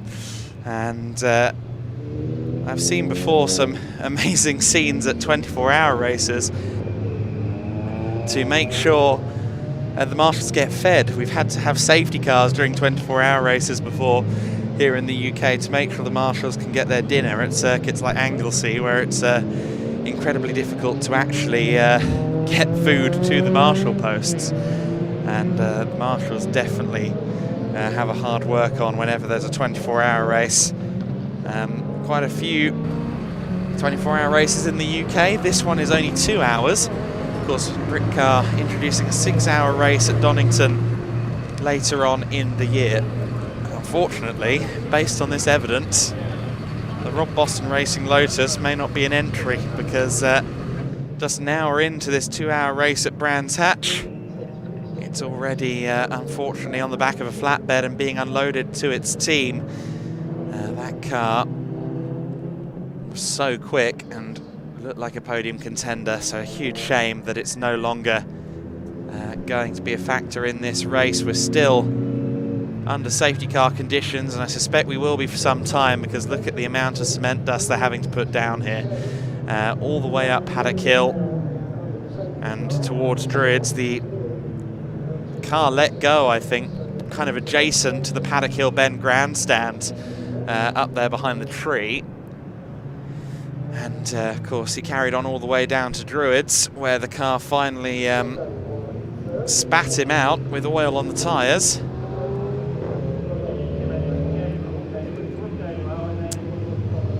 And as always, the cars stack up a little bit under safety car there.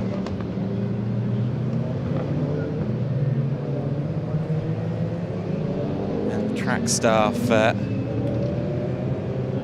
marshals, doing a fabulous job, and people in the YouTube comments echoing those thoughts as well. Could not go racing without our marshals. And of course, 3 mandatory pit stops in this race, as we've discussed. A few teams have now made all 3 stops, curiously, or perhaps wisely, because we've had so many safety cars already. The High Row Motorsport car, the Clio Cup number 89, Ben Jenkins and James Harrison's High Row Motorsport car.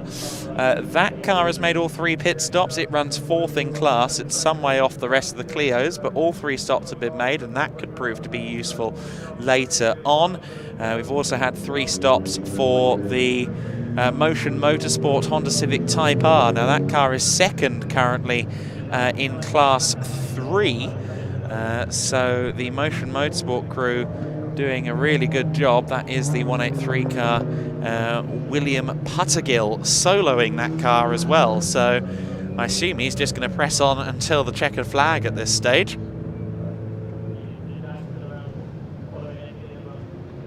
And I think it won't be too long before we have a safety car in, because it looks as though all of the cement dust process has been completed. I didn't see any marshals on the circuit there.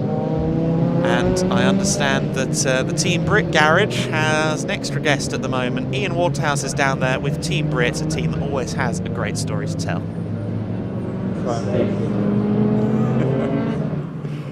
Right, hello everybody, welcome back down to the pit lane. We're here with Team Brit, as you can see. What an incredible setup this is, by the way. I'm here with Tyrone Maturin. Tyrone, you've been out already, how was it? Yeah, not too bad. Yeah. Sticky conditions. It was difficult conditions, wasn't it? When did you make the change to go more to a drier setup? After a while, the track started clearing up. Yeah. And you obviously got a helmet on, you're ready to go again? Yeah, I'm pretty sure. When it's my time. It's a real proper setup here, isn't it? It really is. No, everything's going on here. Thanks for the sponsors. We're going to have a little look, if that's all right. You go back to watching, but let's bring the camera down and just have a quick look here at what's going on. We can actually see ourselves, and they've turned the telly up for us as well. Thanks, guys. There we go. Look at that. They've turned it up for us. They really are. Thanks, guys. A proper setup here at Team Brit. Always so welcoming as well. Big thank you to everybody here. We wish them the best of luck in this race. Adam, let's hand it back to you. Team Brit, an outfit that has a decade or so's worth of legacy at this point in racing, and always great to see their drivers thriving and succeeding. A lot of their drivers, ex-servicemen and disabled racers who firmly love their motorsport, and it is one of the most passionate garages in the paddock every time. The 23 car then continues on in 5th place. We just saw that car through shot. That car still leads in Class 2.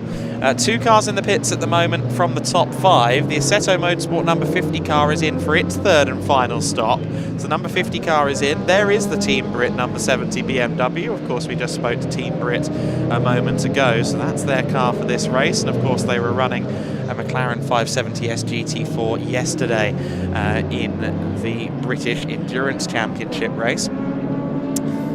But so yeah, the Assetto Motorsport number 50 is in. Also in the class leader in the Clio category, the 92 car of Travis Coyne and Jake Hewlett. Travis Coyne was in the car, so Jake the Daffodil Hewlett might be back in shortly. We saw him in full daffodil regalia earlier on because they keep making fun of their Welsh team owner. The spirit of endurance racing there. There's always room and time for a little bit of a laugh in an endurance race after all. There are the 2 Clios running through shot. Those were the 2 Hyro Motorsports cars. They're running line astern. The 24 car still recovering from that contact in the early stages of the race. The Ginetta from the SVG Motorsport camp. They're running 16th right now and have made all 3 pit stops, so they won't need to pit again, and I'm sure they'll be working their way back towards the top 10 in this white car. The SVG Ginetta, though, quite some way off the top 10 right now. We'll see how the race unfolds for them. Some of the Class 3 cars getting amongst it with the Clios and the number 2 Assetto Motorsport car. The Assetto Motorsport number 2 is some way down the order after a long stop, unfortunately. So the Jim Edwards, Julian Wantling car, of course, we saw that car slow earlier on in the day, about 20-25 minutes into the race, I believe. That car crawled back into pit lane. So the number 2 Assetto Motorsport Ginetta in the back of shot here is indeed now back in the race. However, it's well out of contention. There's Class 3 battle on there between the Golf and the Civic. Now, is this for position? The 183 Civic and the 77 Golf. It's not for position, but I don't think anyone's told them that because they are fighting as if it is. You've also got one of the little Renault Clios involved in that scrap as well. The 31 Porsche making its way through the field at the moment. There's the 282 car, I think heading for pit lane. One of the Scirocco's. No, not quite making the pits. I thought might have been angling that way. That car is all the way up in 10th place at the moment, actually. That's one of the 2 JW Bird entries. 2 Volkswagen Scirocco's under JW Bird's custodianship, of course. George Jackson, Louis Davidson and Luke Newson racing that 282 car that we saw on circuit a few moments ago. So our class leaders at the moment, our overall leader is the Class 1 leader, of course, as is usually the case. Marco Anastasi, just 2.3 seconds clear, though, at the moment of the second place 47 car. And that gap is coming in very quickly indeed. So there's the 47 car in second place. Behind it is the 4th place Datum car. So 2 Datum cars line astern, but they are on different laps. The battle is between the number 4 and the 47 car. The 47 just 2.3 seconds away. There's your race leader, the black and orange car through shot. That's the number 4, 47 just behind it. The 2 Datum Motorsport cars, 1-2 at the moment. And we are possibly about to see a battle for the lead then. They've got the 111 behind them that isn't a factor in this battle, at least on the road. Of course, Datum Motorsport's 111 car has made 2 stops. The top 2 in the race have only made 1 stop apiece. So here they come now, down through Paddock Hill Bend. There's the number 4 car, our race leading car, in the hands of Marco Anastasi. Maurizio Sciglio behind him. Both of those cars being solo driven, of course, in this race. and still both cars have to make 2 pit stops within the next 23 minutes before the pit window closes. But for now, Maurizio Sciglio won't be thinking about pit stops, he'll be thinking about passes. He's closing in on his Data Motorsport teammate, but I guarantee you there's no camaraderie here as he lunges up the inside and makes the move for the lead at Clearways, forces Marco Anastasi to go over the gravel and the wet puddles that remain on the outside of Clearways. The Data Motorsport 111 car joins him in going past. Axel van Niederveen makes up a position, or doesn't make up a position, but moves past the number 4 car as well. But we have a new race leader, and it is the 47 car. So Maurizio Sciglio is your leader. The car in the middle of this 3-car train, the 111, that car is now 3rd place in this race. So you have the top 3 running in 1st, 3rd, 2nd order, which is ever so slightly weird, but that is because they're on different pit cycles at the moment. Just one more pit stop to come from the Data Motorsport crew, incidentally. So that could prove beneficial for them. I think it's also worth noting that into the pits as we speak is the number 23 car of Simon Clark. The Porsche 997 Carrera S of Simon Clark is in the pits right now, and that is a 3rd pit stop for that car. It's not far away from that top 3 at all. Even though it's a Class 2 car, it has made all 3 stops, and I wouldn't rule it out of an overall podium here at all. Especially with that top 2 still yet to make 2 stops. And remember, a pit stop here isn't a splash dash, 4 tyres on and go. Each pit stop has to last 3 minutes and 55 seconds from arrival to exit. And that is no small chunk of time. So effectively what we're saying is that this car here, the 47, still has to be stationary, or still has to be in the pit lane for 7 minutes and 50 seconds of this race. So that is going to be a significant factor as the race unfolds. Here's the number 50 car that has made all 3 pit stops at this stage. So the Assetto Motorsport car in 5th place overall and 4th in class has made all 3 stops, and the number 50 car, I believe, would be back in the hands of Robin Grimwood for the closing of this race, if I'm not mistaken. He started the car. Perhaps Lee Goldsmith has taken over, but I'm not too certain. Nonetheless, what we do know is that they have made all 3 stops, so I think they'll just run the car to the finish at this stage. And I hear now that we are heading down to the pits to speak to the 13 crew, the Raceway Ginetta G40, with Ian. Yeah, welcome down everybody. Brendan Haffner has just pulled into the pits, so just see if I can grab a quick word and just find out what the issue is. They're looking at this left rear wheel. Sounds like something is rattling in there. Brendan, what's going on? Is there a bit of a rattle or something? I've got a problem with the car.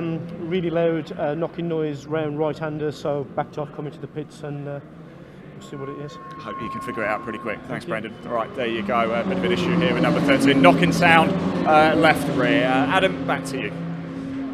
Sounds like that could be a hub or something of that description then for the number 13 crew as we come back to a spin for the JW Bird Scirocco number 64 of Paul Goodlad. I believe that's Goodlad's 64 car anyway. It's one of the JW Bird Sciroccos. Oh, and just losing it there, getting onto the wet part of the circuit, and that was not a dignified spin, was it? That car was leading Class 3. I'm certain that's the 64 JW Bird car. In fact, no. Okay, so it's the other JW Bird. It's the sister car. My apologies. It's the 282. And that is a car on an outlap, I'm afraid to report. So George Jackson, Louis Davidson, and Luke Newson's car. I'm not sure who's in it at the moment.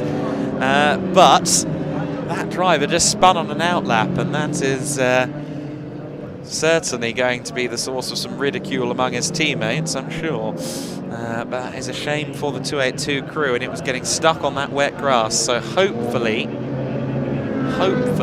the car has now gotten back under its own steam, or gotten moving again. But third place car in Class 3 there, losing places, and we can now see that the car has exited the grass and moved on with the race, but not an ideal start to the stint for the current driver of that car. The Ginetta G40 we were speaking about in the pits just now with Ian, of course, Brendan Hafner, the only G40 out there at the moment. That car runs in its own class, the Ginetta G40 category, so no position to lose as such within the overall standings for that team, but nonetheless I'm sure Brendan Hafner would much rather keep fighting for positions. He was on the fringe of the top dozen a little earlier on, and that car now seemingly withdrawn, or at least paused, as into the pits has come the number 4 entry. So the Dayton Motorsport entry of Marco Anastasi is in as the safety car has been deployed. Safety car deployed then out on circuit. For the 4th time in this race, the safety car is out, and this is going to be the safety. This is going to be the busiest the pit lane has been all day long, because with 17 minutes left before the safety car or before the pit window shuts, we're now in a situation where everyone could get a free pit stop if they haven't already made their stop. So some teams still have 2 more pit stops to make, so I'm sure they'll be diving in. The 47 car it is, of course, that leads the way, and that is the car that's just gone 3 shot behind the safety car. I am almost certain that they'll bring the 47 in this time, but I think that pit window, or I think that pit lane is about to become very busy with 17 minutes of the window left to go. Plenty of cars that only have to make 1 more stop. The 50 car has been in for a 4th time, incidentally. I think maybe had a drive-through penalty. Just having a look at the bulletin board for that one. Let's take a look at that. We haven't had notification of a penalty for the 50 car, but it was in a 4th time and lost a few spots as a result. Top 2 cars, unsurprisingly, have come into the pit lane, including that number 47. So the leading car of Maurizio Sciglio has come in as anticipated. There it is now, our leading car into the pits.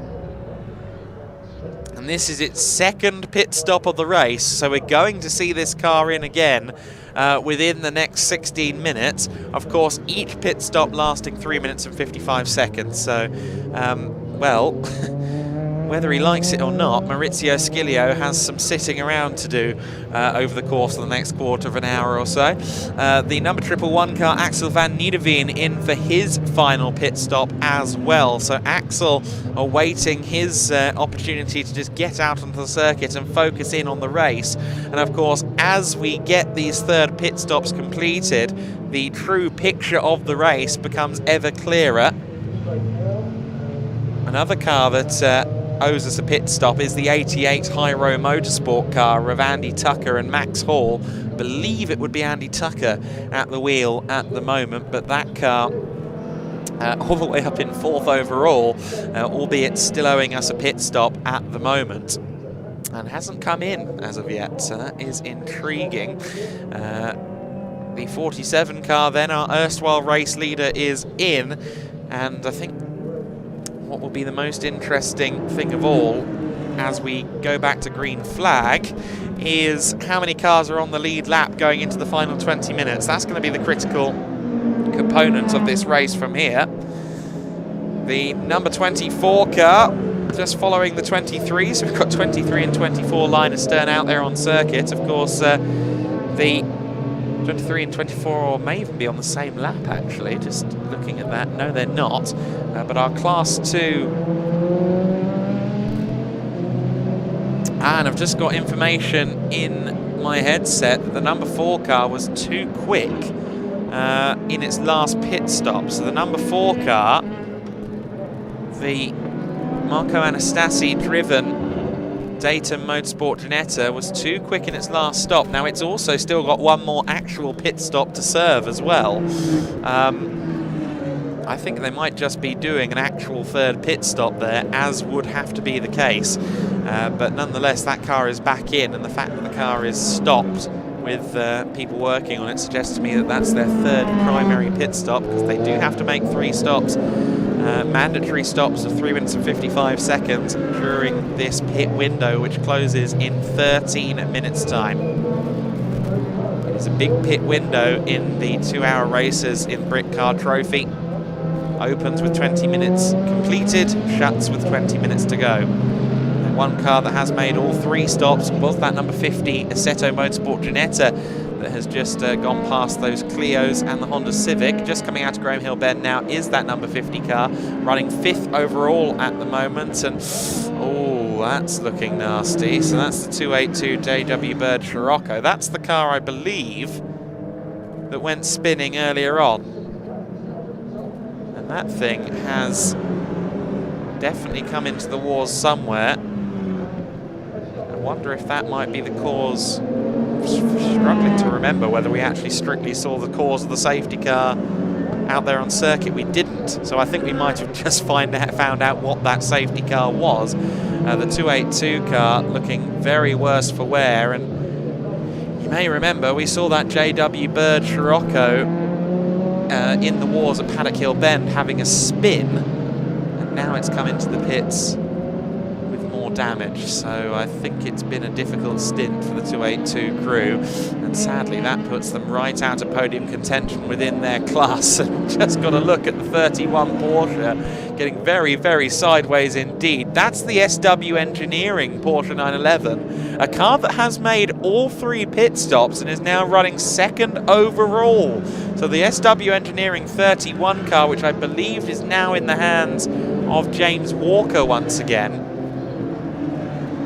may well have pulled a masterstroke here, that team, because they're running within the overall top 3. They're leading Class 2, and they've made all of their mandatory stops. And right now, those that have made all of their stops are looking very smart indeed. Those that still owe us a pit stop are having to just sit there, wait, and hope for the best, such as the 47 Dayton Motorsport car, which is on an outlap at the moment, and I wouldn't mind betting that outlap becomes an in-lap again very quickly, because the Dayton Motorsport Ginetta, of course, the 47 car, the primarily orange and black striped car of Maurizio Scilio, still owing us a pit stop, and we've got 31 minutes of this race to go, 11 minutes left of the window. And that Dayton Motorsport 47 car has actually carried on, so it's going to do at least 1 lap in this stint before coming back in. The number 4 car exits the pits once more. This is the 3rd and final mandatory stop for this car, and may well be stopped at the end of pit lane as well, because as we understand it, the previous stop was too quick, and that usually means a stop-go penalty. Speaking of stop-go penalties, car number 13 has received one, the Brendan Hafner Ginetta, stop and go for 12 seconds, but of course that's the car that's currently sat in the pit lane. And there is the 282 car heading back out onto the circuit, and doing so in a rather less meticulous state than it was at the start of the race. That car's clearly been in the wars, and hopefully they can get to the flag without any dramas. We saw them using a big old heavy thing, big hammer, to try and straighten the car out. Sometimes you have to go with the manual methods. The Team Brit BMW being lapped there. That should now be Tyrone Mathurin at the wheel once again. We spoke to Tyrone, of course, in the pits earlier on, and he was suited and booted, ready to take the car over, and I believe he would have now done so. The Assetto Motorsport entry has just moved up into 2nd position overall, as a matter of fact, because it was just behind Team Brit out there on circuit. Of course, Team Brit owe us a pit stop, so they're out of position at the moment. This is the SW Engineering Porsche in for a 4th time in the race. So 4th pit stop for the Porsche. I thought SW Engineering might be Might be a dark horse here for an overall podium, but unfortunately they slowed us a pit stop, as it turns out. So I guess one of those 3 pit stops it had made already was under time, therefore 4th pit stop for the SW Engineering team. The 111 Ginetta makes its way past the 50. That's not for position. Running 5th place at the moment is the 111 car. It is coming up on the Clio class leader, the Dragon Sport 92 car, and once it does get around the Clio, that will be for position. So bizarrely, a Ginetta GT Academy car is about to overtake a Clio for an on-track place. Such is the quirks of a pit stop race such as this. Here is 4th, here is 5th. So this will be a move for position, albeit one that I don't think will be contested too much. The Dragon Sport car in 3rd place. That Clio has now been demoted to 4th position. Both cars, the Dragon Sport number 92 and the 111 Ginetta from Dayton Motorsport, have actually both just made up a place on Team Brit's 70 car, which is now into pit lane. There is the Clio Cup class leader. It still owes us 1 pit stop. I believe that will be Daffodil in the pits at the moment. Sorry, in the car at the moment. Jake Hewlett, who leads the way in Clio by quite some margin. The next Clio is 4 laps down on this car. The pit stop, of course, is going to take 3 minutes and 55 seconds, so that will basically be 4 laps. So it might be a close run to the finish between this car and the 88 Hyro Motorsport entry of Max Hall and Andy Tucker, but nonetheless a well-managed race from Dragon Sport here. Tips it into Surtees Bend for the 79th time in this race. It's lap 82 of the race for our race-leading Dayton Motorsport 47 car. There's the 23 Porsche again. Simon Clark, one of the few drivers that is soloing this 2 hour. I'd say it's about a 50-50 split actually, between solo and multi-driver lineups, perhaps maybe 60-40 in favour of drivers with a friend. There is the 23, currently 5th overall and leading Class 2, having made all 3 stops. And one can only assume that it doesn't have to make a 4th.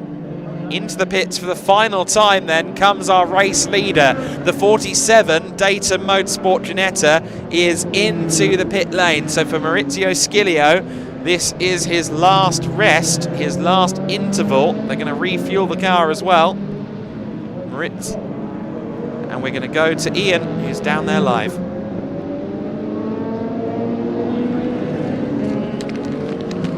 Right, hello everybody, welcome down. Car number 47, Maurizio Scilio here, just doing his pit stop. If we can grab a quick word with Maurizio, very quick word. Going well out there.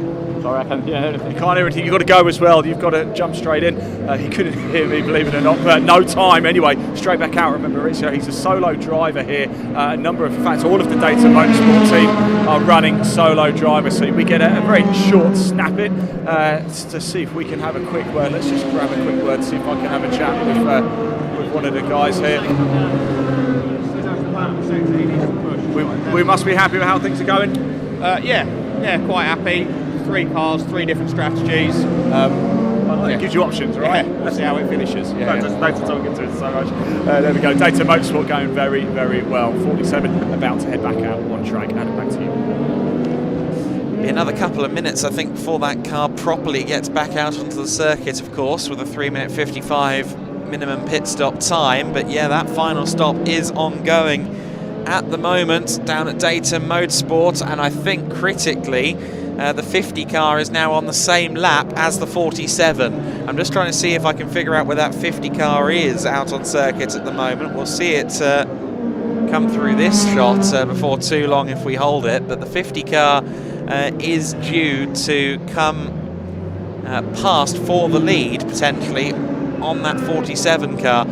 Is this the 50 coming up now? Yes, so just coming through Paddock Hill Bend now is the number 50 car. The number 50 now our race leader. The Assetto Motorsport G56 is now our race leader, having overtaken the 47 Datum Motorsport car as it made its third pit stop. So this is now the leading car. Assetto Motorsport, who made all of their stops quite some time ago, I think with more than 45 minutes left on the clock, they had made all 3 of their pit stops. So for Robin Grinwood and Lee Goldsmith, this is a situation that suits them to a T. They've got 23 minutes and 33 seconds. They have 11 seconds worth of lead over the 111 Datum Motorsport car, but that is driven by none other than Axel van Niederveen, and he can be very quick indeed when he needs to be. Last lap time for our leading car in the Assetto Motorsport entry of 53.873. Let's see what van Niederveen has done last time by, a 53.521. Of course, we saw the Assetto Motorsport car had traffic to contend with there, so that's not necessarily representative,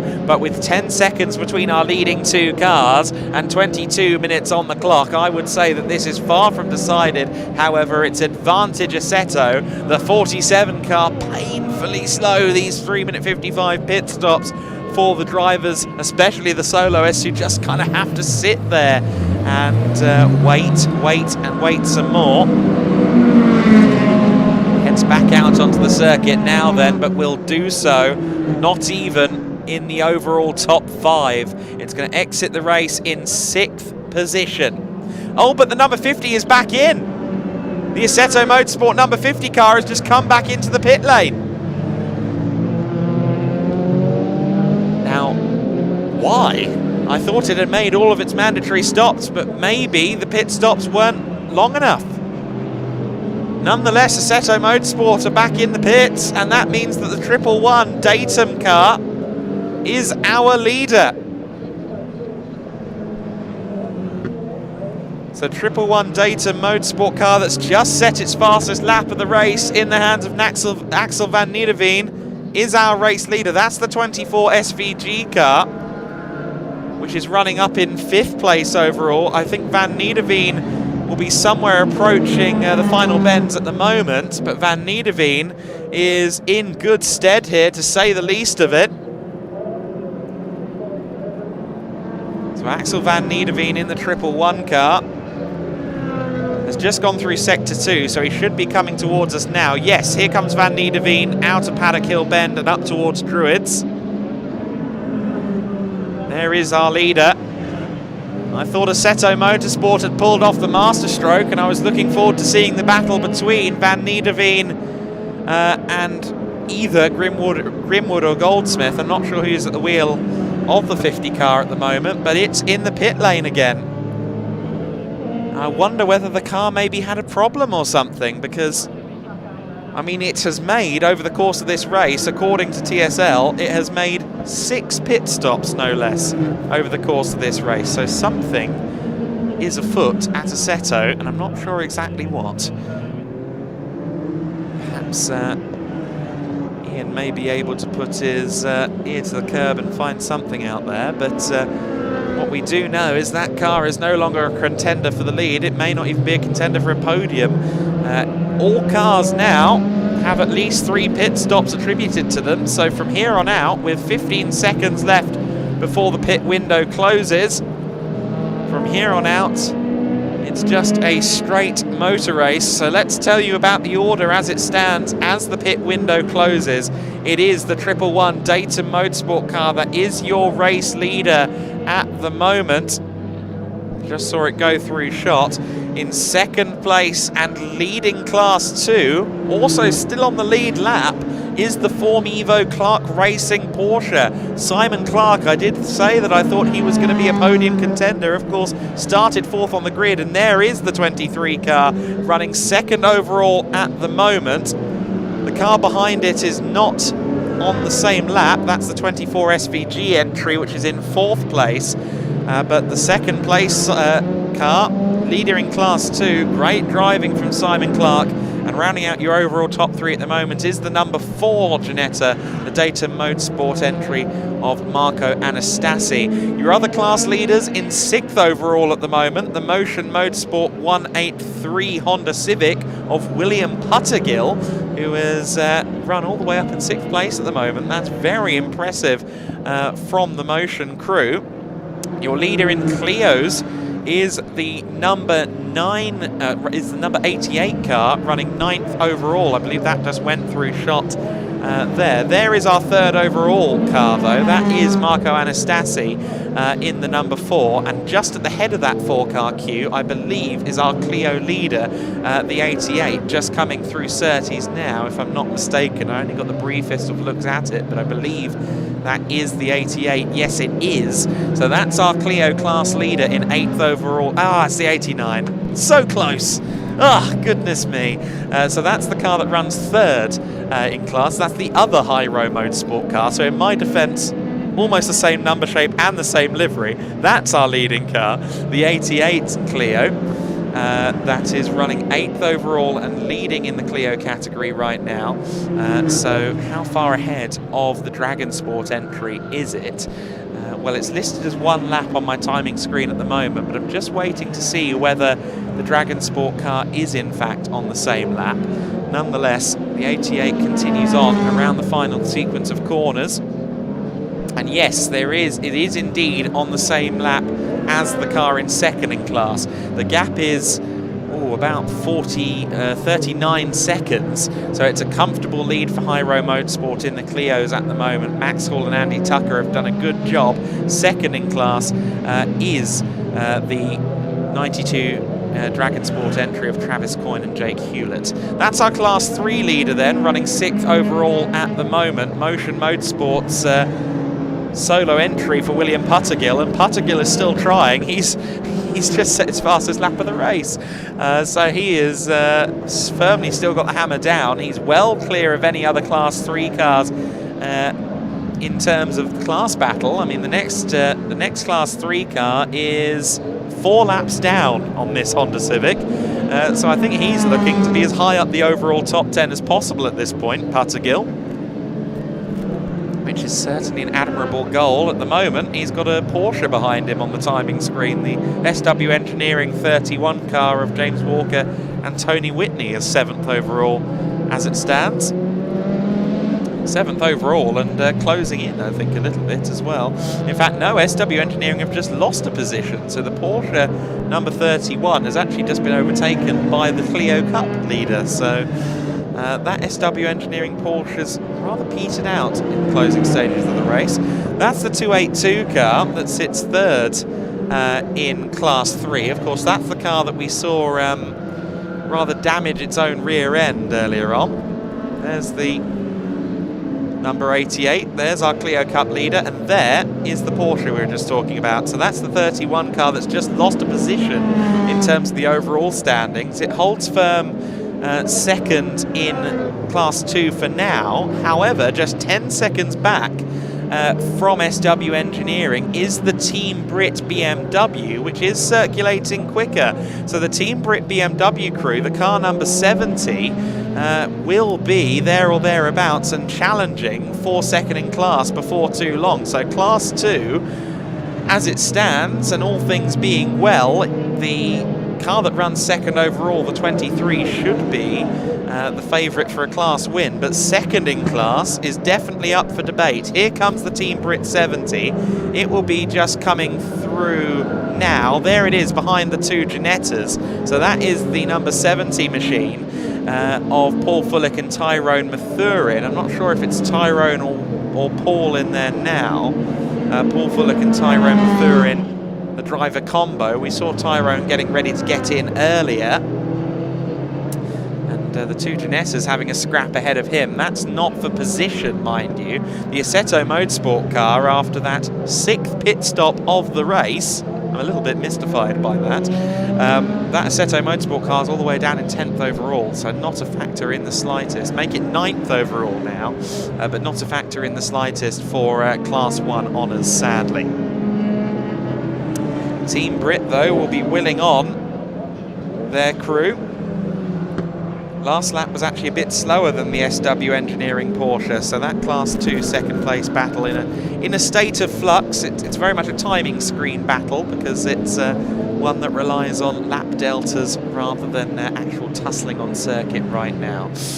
But at the moment, there is one scrap on track that we should maybe pay attention to, and that is the one that's coming up towards us now at Surtees, which is good timing. The 24 Ginetta just coming through shot, the 47 behind it. We just saw them go through that shot.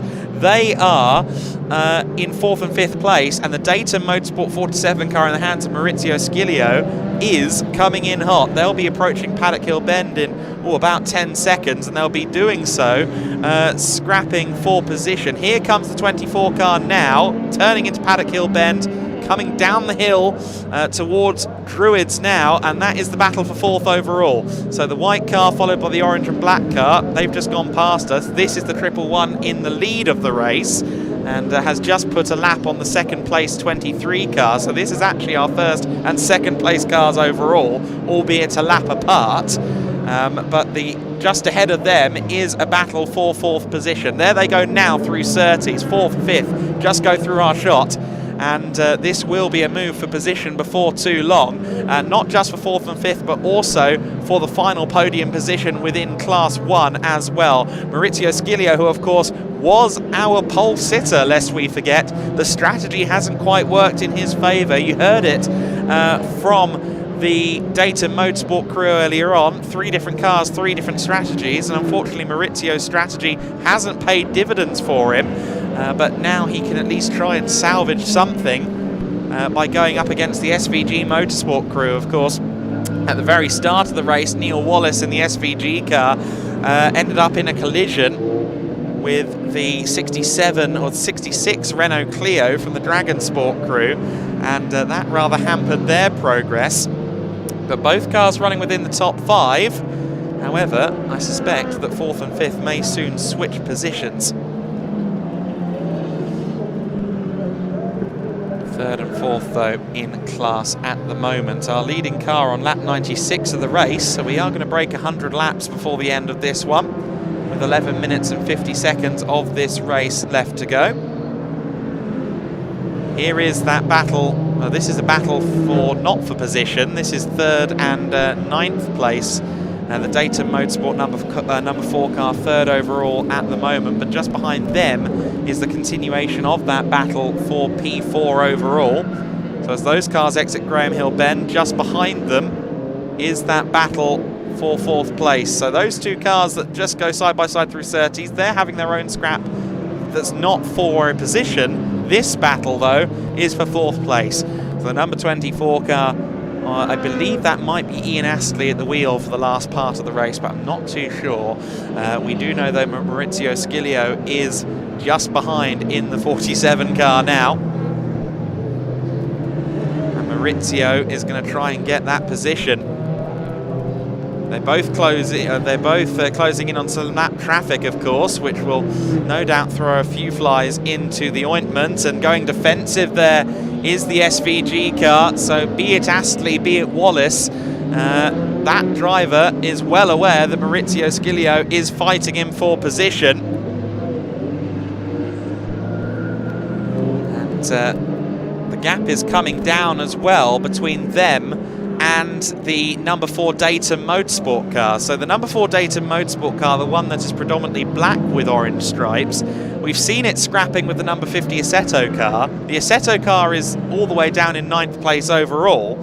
However, in those 2 fighting, what we have is a situation where 4th and 5th are closing in on 3rd overall. So we could soon have a 3-way scrap for 3rd place. The battle for 4th still ongoing, though, as they run towards this camera now. And I think at this point, the driver of the 24, I'm almost certain it's Ian Astley, but I'm not 100% of the way there. But the 24 car is closing in on 3rd place. It's also they've also still got to worry about the 47 behind. So a 3-way scrap inbound, I reckon. Of course, the Dayton Motorsport number 4 that's in 3rd place of Marco Anastasi, that is a soloist car, so we know it's Marco at the wheel of that one. And this 3-way scrap is surely going to occur before the end of this race.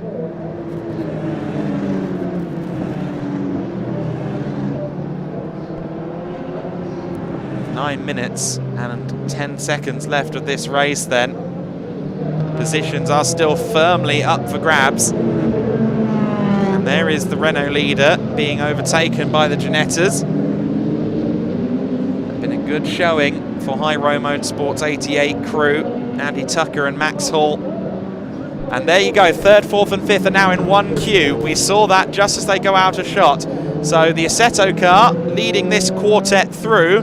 That car is effectively invisible. It's not part of the battle for position. However, fourth place now, Marco Anastasi. Fourth place, the SVG Motorsport car of Neil Wallace and Ian Astley, I think with Ian Astley at the wheel, and then Maurizio Scilio behind. Those are all fighting for position, and it looked as though the 24 was on the move as they went down towards Paddock Hill Bend, and yes indeed, they're scrapping hard for position, and the 24 is through into third place as they go through Paddock Hill Bend. Great manoeuvre.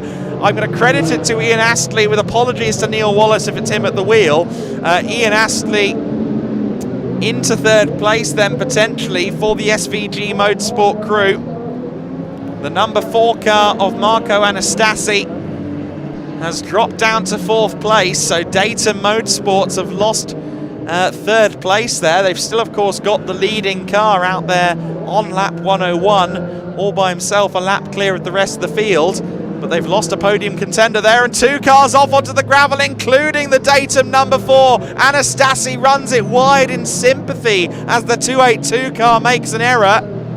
And that means that the Datum Motorsports entry of Marco Anastasi, which withdraws to the pit lane, has also dropped down to 5th position. I think we're going to get a look at what happened. So the 282 goes off track, and the number 4 just follows it, doesn't it? I don't think there's any circumstances beyond driver error there. Although maybe something's amiss with the car, because he went straight into the pit lane afterwards. Ah, I see why. Car number 4, 48-second stop-and-go penalty. So Marco Anastasi with a 48-second stop-go penalty. That's why that number 4 car withdrew to the pit lane immediately after going off track there. Okay, well, that number 4 Datum car then no longer in the podium scrap. 24 and the 47 still very much are, though. They come through Paddock Hill Bend now. There's the 24, which runs third overall. The Assetto Motorsport 50 still very much in the way, to their opinion, I'm sure. But the third place battle's still on here, and I'm sure that the 47 driver Maurizio Scilio... Oh, Scilio spins! Scilio spins at Graham Hill Bend! And I thought he was making quite the lunge on the little Renault Clio as we cut away from that shot at Graham Hill. And he did make one mighty move, and I think it backfired against him, unfortunately. So the car that was challenging for third place, the fourth place 47 car, comes back into view now, but does so potentially out of the hunt for the podium. Maurizio Scilio with an error there, out on circuit. There's the 23 behind him, running second overall in this race. The SW Engineering car running second in that class. That's the Porsche just turning into Paddock Hill Bend now, of course. And in 9th overall at this stage. Team Brit have fallen off the pace a little bit, unfortunately. SW Engineering, we said before, we thought that second place in Class 2 might not go to this SW Engineering Porsche, because Team Brit were on the hunt in their BMW M240i, but that has rather dampened now. The gap between them is 29 seconds. And I've just got word from Claire Headley. Thank you, Claire. Car 24 is Ian Astley at the wheel. So I was right in my hunch. I thought I recognised Ian through his helmet, and it is Ian Astley at the wheel of this 24 car. 4 minutes and 25 minutes left to go. And Ian Astley is at the wheel of the car that runs third overall, and it's only gonna stay in third overall. There's no chance of getting second at this stage unless Simon Clark puts feet wrong in the 997 Carrera S that runs second. That car, of course, leading Class 2. We've definitely had some dramas, haven't we? We've got a car off. One of the Clios is off there at the very far right of your screen. You can see a Renault Clio, or at least I believe that's a Clio, off the circuit at Paddock Hill Bend. Wait to see what's happened here. Not seeing anything on that replay thus far. There we go. So one of the Clios, I'm looking at the timing screen right now as you look at this incident. Oh, that was nasty. That, I think, is the 22 car. There are a lot of red and white Clios in this race to make things harder, but I think that was the Sim Dynamics Clio there. It had a big off. Thankfully, I think kept it out of the barriers, which is the most important thing. 3 minutes of this race left to go then. 2 hours has absolutely flown by, and it is the 111 Datum Motorsport Ginetta that leads the way. We've still got that car off. Maybe it did manage to find the barriers. No, it didn't. But that is the Sim Dynamics 22 that is in the gravel trap there with 2 minutes and 45 seconds left to go. I think they're going to potentially just keep that under local yellows so he can get to the checkered flag in this race without a pause. But as that's third place car makes its way through Surtees, I believe our leader is following just behind. So if we hold that shot there, I think the leader is the next car. There it is. That's the 111. Our overall race leader with 2 minutes and 20 seconds to go. The Datum Motorsport Ginetta G56 GTA being driven by Axel van Niederveen is our race leader. Axel always seems to find the strategy that suits him. We talked about 3 different strategies at 3 cars at Datum Motorsport, and Axel seems to know his way around finding the right strategy. He's got 1 minute and 55 seconds between himself and a win. He's being very careful and courteous at the yellow flags. I like that for Axel. Keeping well away from that 22 car which is parked on the exit of Paddock Hill Bend. You don't want people pushing too hard around there and collecting the car that is stationary. Quite easy to do, of course, especially given there are still little damp patches on the curbs at Paddock Hill Bend just waiting to catch you out. 90 seconds left of this race then, so 2 more laps to go for Axel van Niederveen and the Datum Motorsport 111 crew. The pace has slowed considerably at this stage for Axel. It's just about getting the car home. Lap times in general have slowed, though, of course, in part thanks to this yellow flag down at this Paddock Hill Bend. Just looking down the timing screen for any potential battles on circuit, and I'm not sure there are many to speak of. One might be for 9th place because Team Brit are being closed in on by the Dragon Sport 92 Clio. Of course, those cars are in different classes, but 9th and 10th place potentially may swap before the end of this. But for now, we continue to follow the leader with 30 seconds of the race left to go. The 83 Civic goes down another lap. Of course, that's Steve Cook and Edward Cook's car. That was the car that found itself in the gravel while Ian Waterhouse was taking a look at race control. 15 seconds to go. And the checkered flag will be readied next time for this man, Axel van Niederveen, in the 111 Ginetta. You had early challengers, including the 47 of Maurizio Scilio, the William Stacey Rob Boston Lotus Elise as well, of course, going for a different strategy from the others, getting onto the dry spec Direzza tyres early and gained an advantage because of it. But with an hour of the race elapsed, that Lotus unfortunately expired between Paddock Hill Bends and Druids. We thought for a little while that the 50 Assetto car would be a factor in the race. However, it hadn't made its final pit stop, and that left the door open for Axel van Niederveen, who has made an absolute showcase of the 2-hour race at the Brands Hatch Indy circuit. Britcar Trophy's first 2-hour race of the year goes to Axel van Niederveen. With 110 laps completed, he takes the win, second place, and class winner will be the 23 Porsche, just coming across the line in a moment. There it is now, crossing the line to take second overall and winning Class 2. Simon Clark has put on a stellar showing there in the Form Evo Clark Racing entry. There's the 24 car, third overall, just going through shot. The other plain white Ginetta just coming out of Clark Curve and down the Brabham Straight now. They will take second in the Class 1 honours, and of course third overall, Neil Wallace and Ian Astley. And that is just the last of our cars coming across the line now. The Hyro Motorsports crew took the Clio honours, of course. Hyro Motorsports 88 crew, Andy Tucker and Max Hall, take 8th position overall and the win in the Clio class. Class 3 goes to Motion Motorsport, who had a wonderful strategy and performed flawlessly to take their Civic Type R to 6th overall and the Class 3 honours.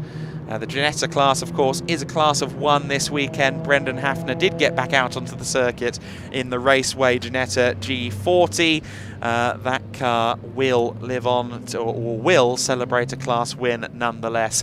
There's your order then in full. Datum Motorsports 111 car. Huge congratulations to Axel van Niederveen to take the win here by a lap over the Form Evo Clark Racing entry. The Porsche 997 Carrera S of Simon Clark takes second place. The 24 of Neil Wallace, Ian Astley takes third. The 47 of Maurizio Scilio, of course, spun out trying to claim third place towards the end of the race, ends up in 4th position. The number 4 car of Marco Anastasi takes 5th place. The Motion Motorsport car wins Class 3 and takes 6th overall. Congratulations to William Puttergill for that effort. The number 50 Assetto Motorsport car of Robin Grimwood and Lee Goldsmith takes 7th place. 8th overall and winning the Clio category, the Hyro Motorsport 88 car in the hands of Andy Tucker and Max Hall. The 92 of Travis Coyne and Jake Hewlett takes 9th place, the second Clio home. And managing to take second in class right at the end of the race was Team Brit. So Team Brit did actually manage to get second in class ultimately, finished 10th overall and second in Class 2. So there may have been an issue late on for the SW Engineering Porsche, which took 11th place, Tony Whitney and James Walker. 12th place, the Mauser Motorsport 45 Honda Civic. And you can see the rest of the graphic there. We must hurry down, though, to Ian Waterhouse, who has caught some wild racing drivers. Let's go to Ian.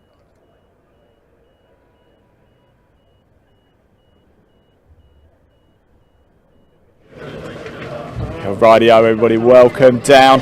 We have a very happy Axel van Niederveen here. Winner last time out, and again at Brands Hatch, but that was slightly longer, that one, wasn't it? It was nice. I love it. It was quite a tactical race, wasn't it? Because we weren't sure what the weather was doing. It started out wet and then it went dry. We thought it was going to rain again, but didn't. But you seemed to manage it well. Yeah, no, we had sort of everything talked through in advance, and it sort of worked really well. And we took as many safety cars as we could. You're so cool. You are so cool. You really are. We've got to move out. Congratulations, Axel. Race winner there, Simon Clark, over here as well, coming home in second place overall. Let's grab a quick word with someone. What's his colleague? Yeah, we are, Simon. Don't you worry about that. It was a fantastic race, though, wasn't it? And very impressive performance by you, Mr. Clark. Tell us about your race. Yeah, it went to plan. We pitted twice under safety car, which is ideal. Yeah. And then just did the one fuel stop, and that went really well actually. So it was good. It was a good couple of hours. I think I've had enough of lapping Brands Hatch though. I don't think I've ever done so many laps. It's normally a 50-minute race or a couple of 50-minute races. This is a long one. Yeah, it is. Yeah, my neck definitely hurts, but fantastic result for us. So really good fun.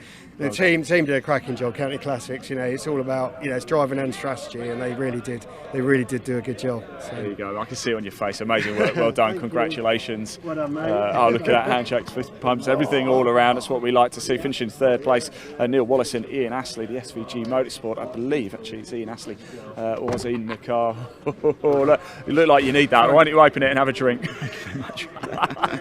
How was it out there? It was fun, really good fun. It was a tactical race, wasn't it? Certainly with the start. Yeah, we did a lot. Well, we played tactics to start with. Hoped to come back into the race, which we did. Got stuck behind that Porsche for ages. Yeah. It was so hard to overtake. He's pulled away on the straights, catch him in the corners, but that's the way it goes. So I don't know how many laps we were behind him, but it felt like all afternoon. That was good. Well, you've got a nice pot to go. Well done. Congratulations anyway. Very happy scenes down here. I feel quite guilty at times as well because the drivers, they're so exhausted. 2-hour race, certainly for the drivers who are single drivers as well. Yes, the two, first and second, drove the entire race by themselves. Great stuff indeed. I'm going to hand back to Adam to wrap things up. Thanks for watching, everyone. And thank you to Ian Waterhouse for doing a fabulous job all weekend long in the pit lane. And of course, thank you to Richard Barwick for joining us on Saturday and also helping on the ground with the interviews and such. It's been a fabulous 2 days of racing here on BARC TV at the Brands Hatch Indy circuit, whether it was a classic touring car racing club and their generations of saloon car racers, or the British Endurance Championship, or indeed our closer today, the Britcar Trophy. We have been treated to 2 days of fabulous motor racing. It's been my pleasure to bring you the commentary for this one.